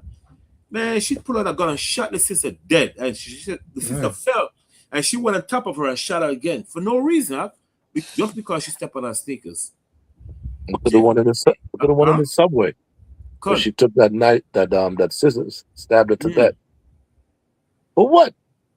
Oh my God, that's terrible, man. How much hate could you have for a person, man? Yeah. Yep. That's evil as hell. Wicked, man. Evil, man. And this is only the beginning. Yeah. So you got to be in the right spirit to be able to deal with what's about to come on the earth. Yeah, there's only one spirit you got to be in, man, and that's the spirit of Yahweh B'Shem Yahushua. Yeah. You know, it's another fearful thing when Yahweh Shai come and tell you, you try to get on your knees, you're gonna be like passing by, you say, I know you not. That's when he tells you that, man, you know game's over, man. Too late. He said, I know you not. What? And all these times that you seen the prophets, you know, and not even just that, you know, you should know that okay, things ain't right. You know what I'm saying? You see how the world is turning. You know, you see the news, you see it's going on in your backyard, you see these little things going on. You know, the mind should tell you, okay, something ain't right, man. Maybe I need to change my ways of living, you know, and things like that, you know, and I mean, just like the days of Noah, like we're not right now, we live in the days of Noah, right? We tell the people what's going on. You got some people that's waking up, and you got some people that just laughing at us, mocking us, you know, and things like that. And you know what? You ain't mocking me. You're mocking the Most High. You know, so we're just vessels bringing out the word.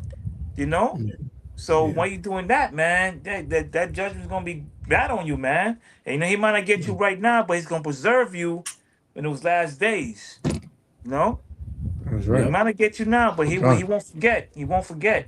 You know what I mean? He won't forget. That's He'll right. get you. Be careful. He'll catch you while you sleeping, man. You know, he'll catch you while you sleeping. And this is why we all gotta get together, man. You know, always, you know, hope brothers and sisters out, man. And I always pray for my brothers. fighting. Always pray for my sisters, man. You know, and you know those that's dealing with struggles with known personal demons to pray to get out of it. You know, and things like that, man. You know, it's tell you, Just man. gotta keep fighting, man. You gotta keep fighting that good. Fight the battle. Strive to the end. That's right. Strive to the end, man. Like a Strive to soldier, the when a end. soldier go to a war, man, he gotta fight for the last minute because you know he's gonna die. But he's still gonna fight until he get the victory. If he get, until he try to get the victory, man. Right. And you know, that's the same way we gotta be like a good soldier, man. Fight the And, good fight. You know? and it's also a part of carrying your cross. Right. Yeah. Right. You Yep. know, it's- That's why it's Yahweh walk- said as a disciple, can you carry your cross and follow him?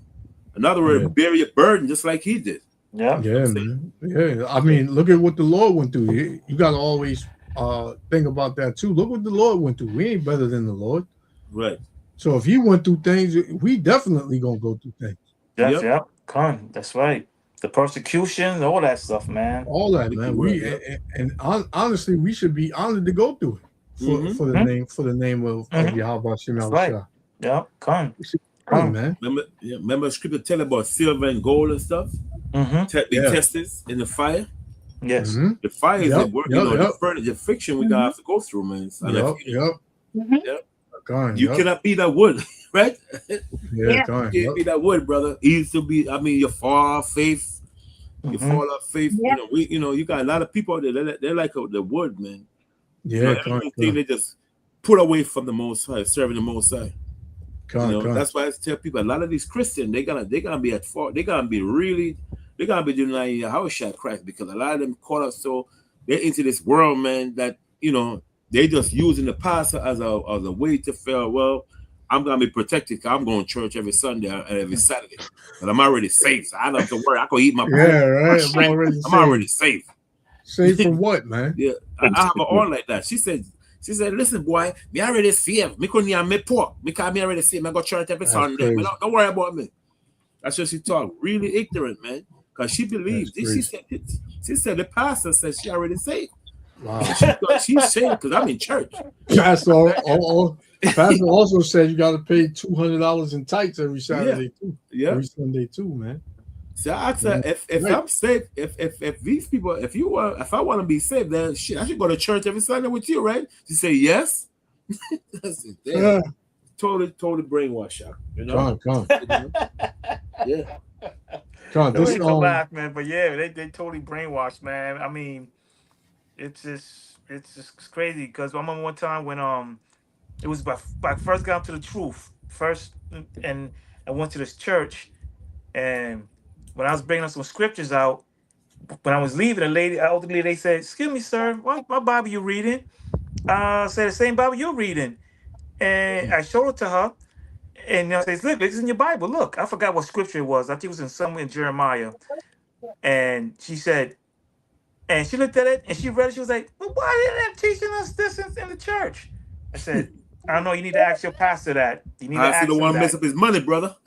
I said, you got to ask him that. And you know I what? really don't know. That's the next day, the girl I was dating, she came up to me and she said, they want you to be like a junior deacon. And I was like, what? I was like, nah, I'm not joining no church. I just went there just to like debate a little bit, and things like that. I ain't gonna join no church. You know what I mean? So yeah, man. So they're not teaching these people nothing, man. Well, brother, the Bible says, forsake not the assemblies of God, brother. See, that means you must come to church.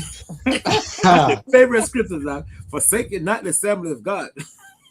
Yeah. And they don't look up the word assembly, It's Yeah, assembly means the gathering of people. That's it. That's the assembly is the people. But they don't look up those words up.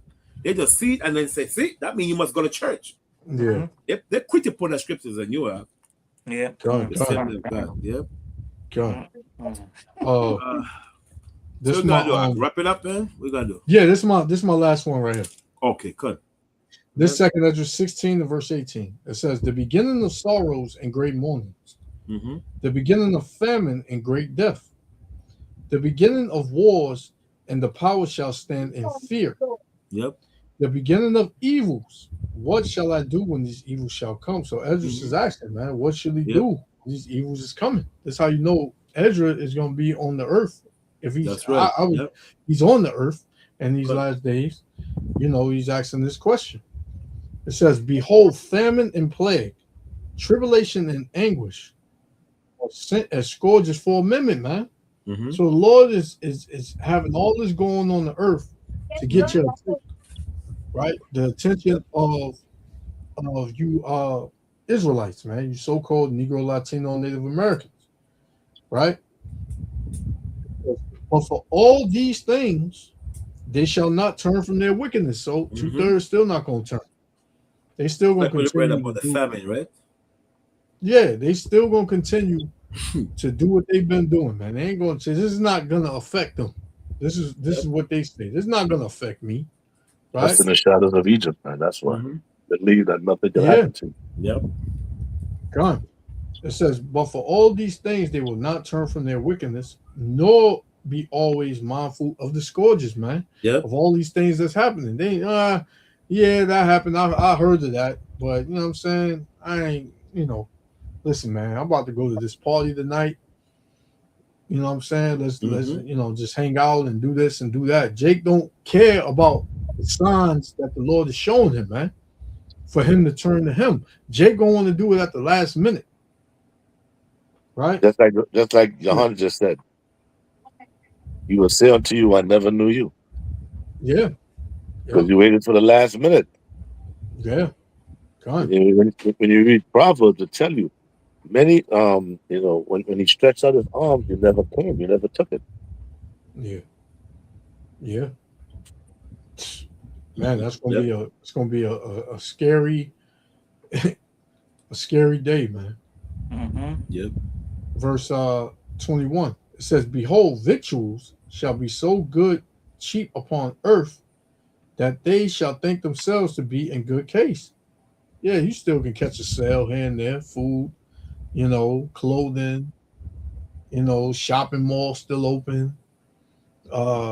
You still can go on vacation and do all of these things. Not saying do that, but Jake he's fulfilled in that. That's his life. He doesn't think that it's gonna ever come to an end.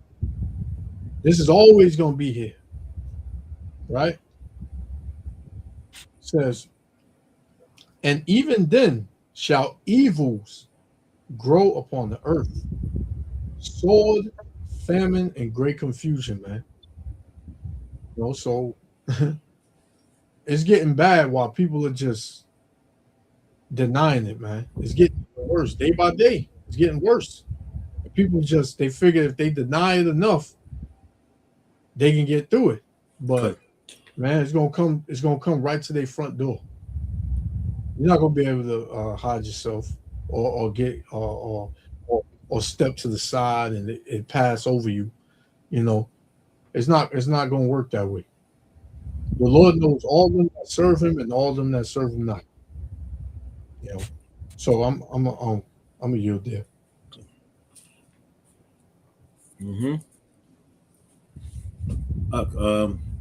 What closing script you want to bring out? Ra'ala, you got something? Your No, I don't have any. I don't have any talents. No, I just Ra'ala, come. Ra'ala, what do you want to bring out? Yashua? No. We could get what is it first? Let me see. Yeah, we can close out with this. First, second, no, it's first. First Peter 4 and verse 7. It says, but the end of all things is at hand. Be ye therefore sober and watch unto prayer. Good. Right. So you just gotta keep watching. Right. Stay faithful, stay diligent. You know, regardless of what's going on in your life, going on around you, you just gotta stay focused on the kingdom, man. Just keep fighting that good fight of faith, no matter what, man. Because you know these demons. The closer you serve, the more you serve the Most High, the stronger them demons get around you, man. Yeah. I'm gonna say thank you. It's been an honor to be back. You know, on the video with your brothers. I feel stronger now. Feel better.